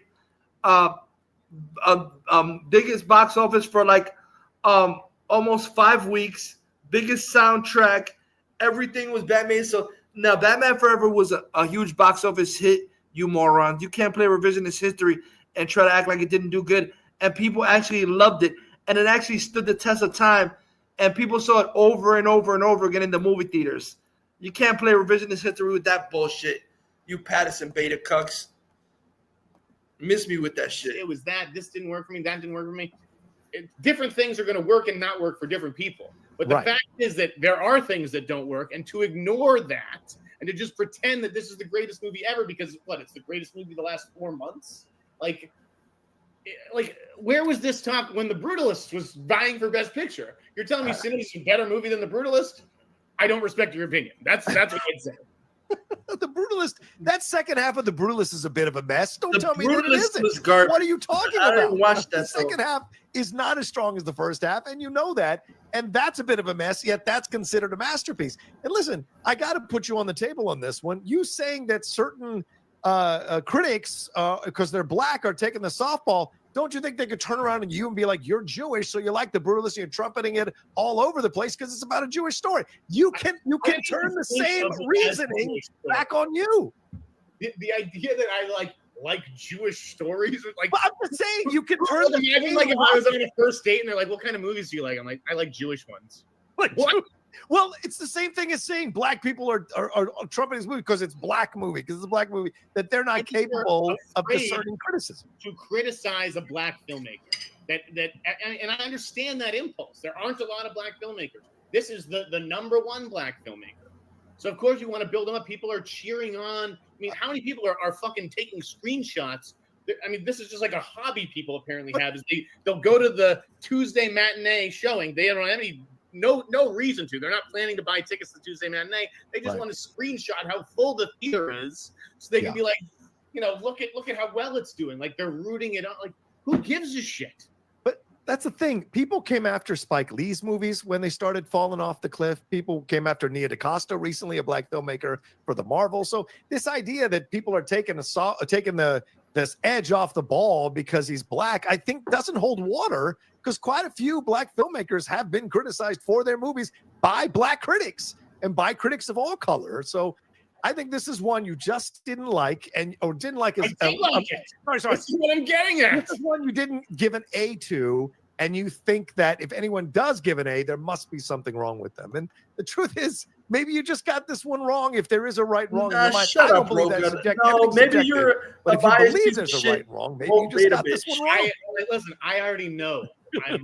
It's not like nothing anyone can say. I mean, if they were going to, it was going to be Faraci in his review. Right. Who you respect. Yeah. Like, I am set in my opinions. All right? Yeah, I appreciate that. That's why I love debating you, man. Yeah. And I know what I saw on that screen, and I know that it had problems. One of my best friends just called an hour before the show, and he's like, "I saw Sinners last night." I go, "What'd you think?" He goes, "B+." Wow. So it's fine if you like it a little bit more than me. There's going to be a lot of things that people like a little bit more than me, but to like it on the level that I saw, my brain just couldn't comprehend it because it's a so obviously flawed movie. Well, I had 4 friends go see it this week, 2 Jewish white guys.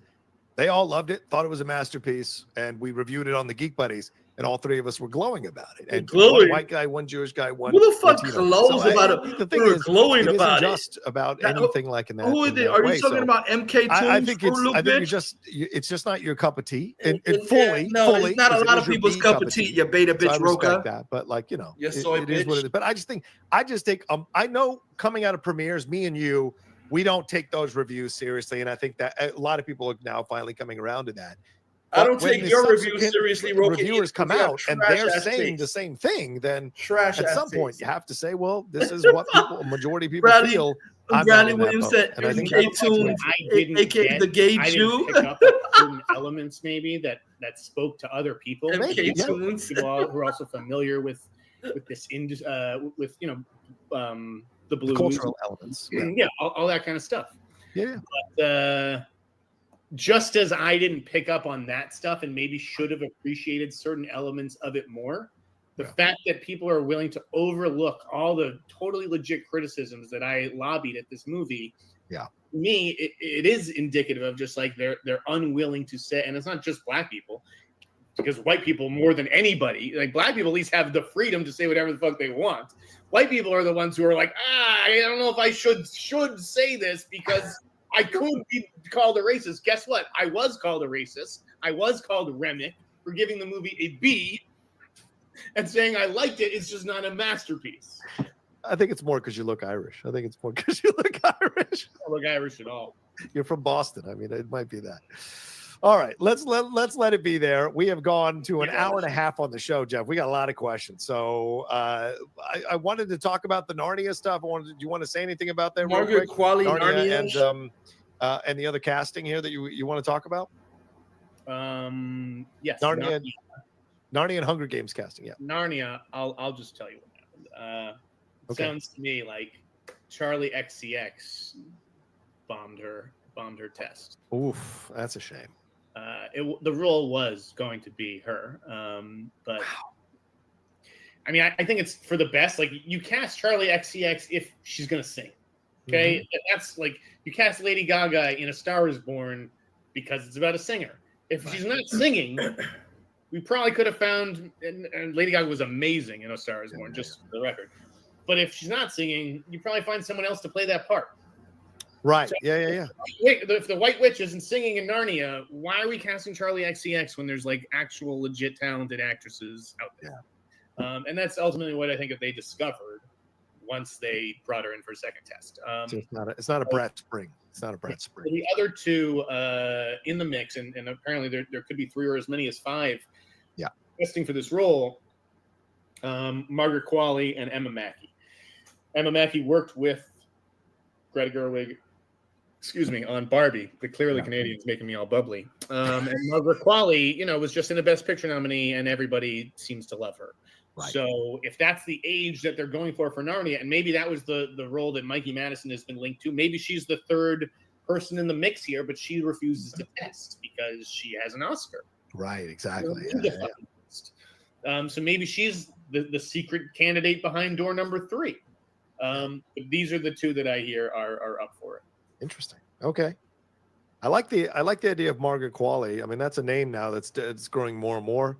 Would do wonders, and her working with Greta would be great. What about the Hunger Games stuff? Anything there? Hunger Games, I think, is awesome. It's like first of all, Whitney Peak is the first black lead, right, in the series. Yep. I think she's a real up and comer. I don't give a about Hunger Games. I don't really know about Joe Zada. Who landed the Haymitch role, and he came out of nowhere to land that. I mean, he was not a name that I'd ever heard. Bradley. See, this is the comparison they were saying Elle Fanning and the guy from fucking Alien Romulus, the both the same shit happened, and their both eyes rolled back, and they both eyes said Weyland Yutani on it. I'm like, what the fuck? I never. He said that his eyes. I never noticed that part. His eyes rolled back and said Weyland Yutani, and then her eyes rolled back too, and it says Weyland Yutani on her eyes and shit like that. I'm like, what the fuck? I never noticed that shit. So, Alien Corporation, Weyland Yutani on the eyes and shit. I never even noticed that shit.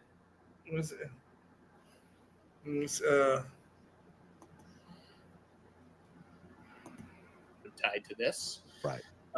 So good for him on beating out everybody else in Hollywood. But yeah, it's cool to have Whitney Peak in there, and McKenna Grace is a great actress. Great actress from Ghostbusters and so much other stuff. And she's going to be playing, I forget the characters. Yeah, something Mary East. I forget. I think McKenna has a real shot at like Oscars in the future. That she is incredibly talented at such a young age. Yeah, I just have a feeling McKenna Grace. I just have a feeling about her. That there's a possibility as she ages and matures that there's going to be some really interesting roles in her late 20s and 30s for her to play that might lead to an Oscar because she's just incredibly gifted. To an Oscar. So real quick, I just want to clarify this guy. How does someone look Irish? All whites look the same. No, dumbass. It was a joke between two friends. So calm your ass down. All right, I just want to clarify that. Look Irish. They're definitely Irish-looking motherfuckers in Boston. It was a joke because he doesn't look Irish. I was making I have a Jew tattooed on my forehead.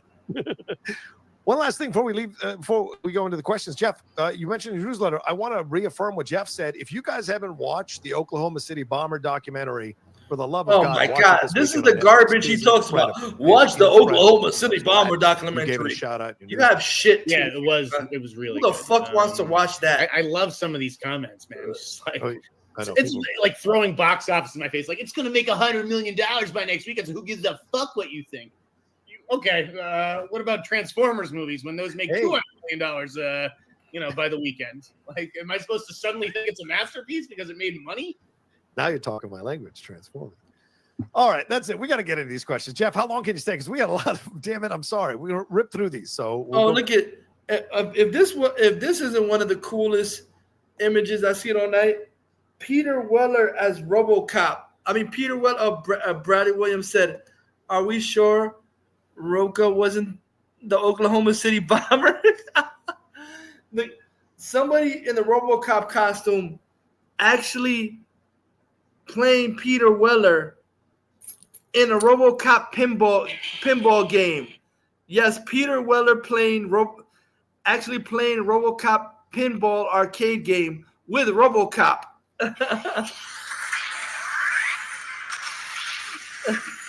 Peter Weller and RoboCop playing each other. Have you ever played the RoboCop game? No. That's Peter Weller actually playing the RoboCop pinball game against RoboCop.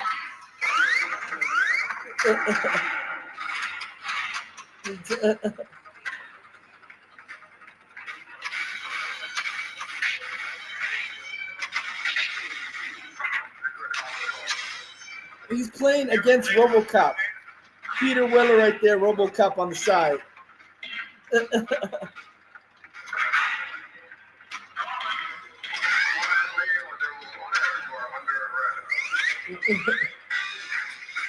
So basically, Peter Weller played against himself.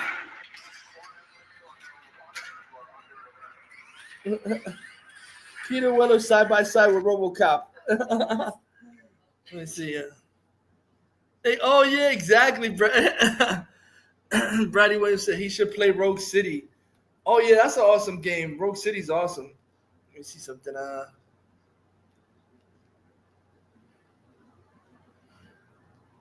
Let me see. I think did they have? Let me see.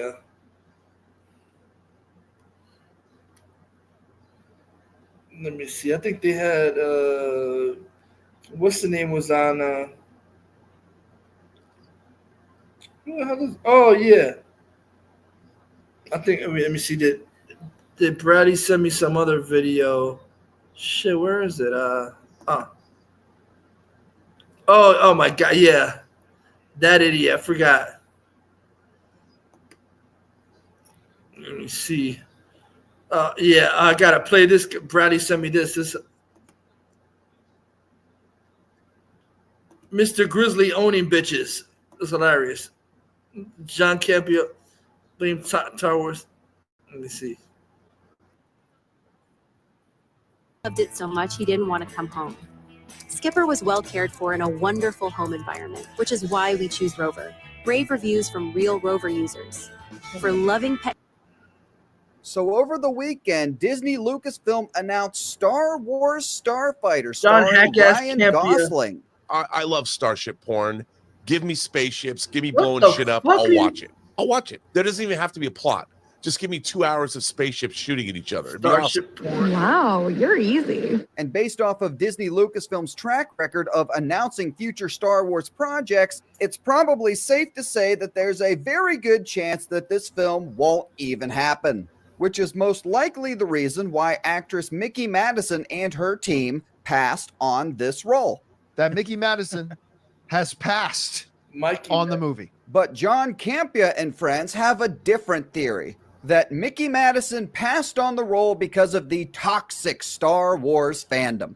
You know, it wasn't that long ago that it would seem inconceivable that a performer would pass on a Star Wars movie. But the sense that I got from people was that the reason she passed on it wasn't because she doesn't like Ryan Gosling, and wasn't because she doesn't like Sean Levy, or isn't Money. because she doesn't really love Star Wars. The sense that we got was that she decided to turn it down because the Star Wars fandom is rather a dangerous, toxic, attacking place.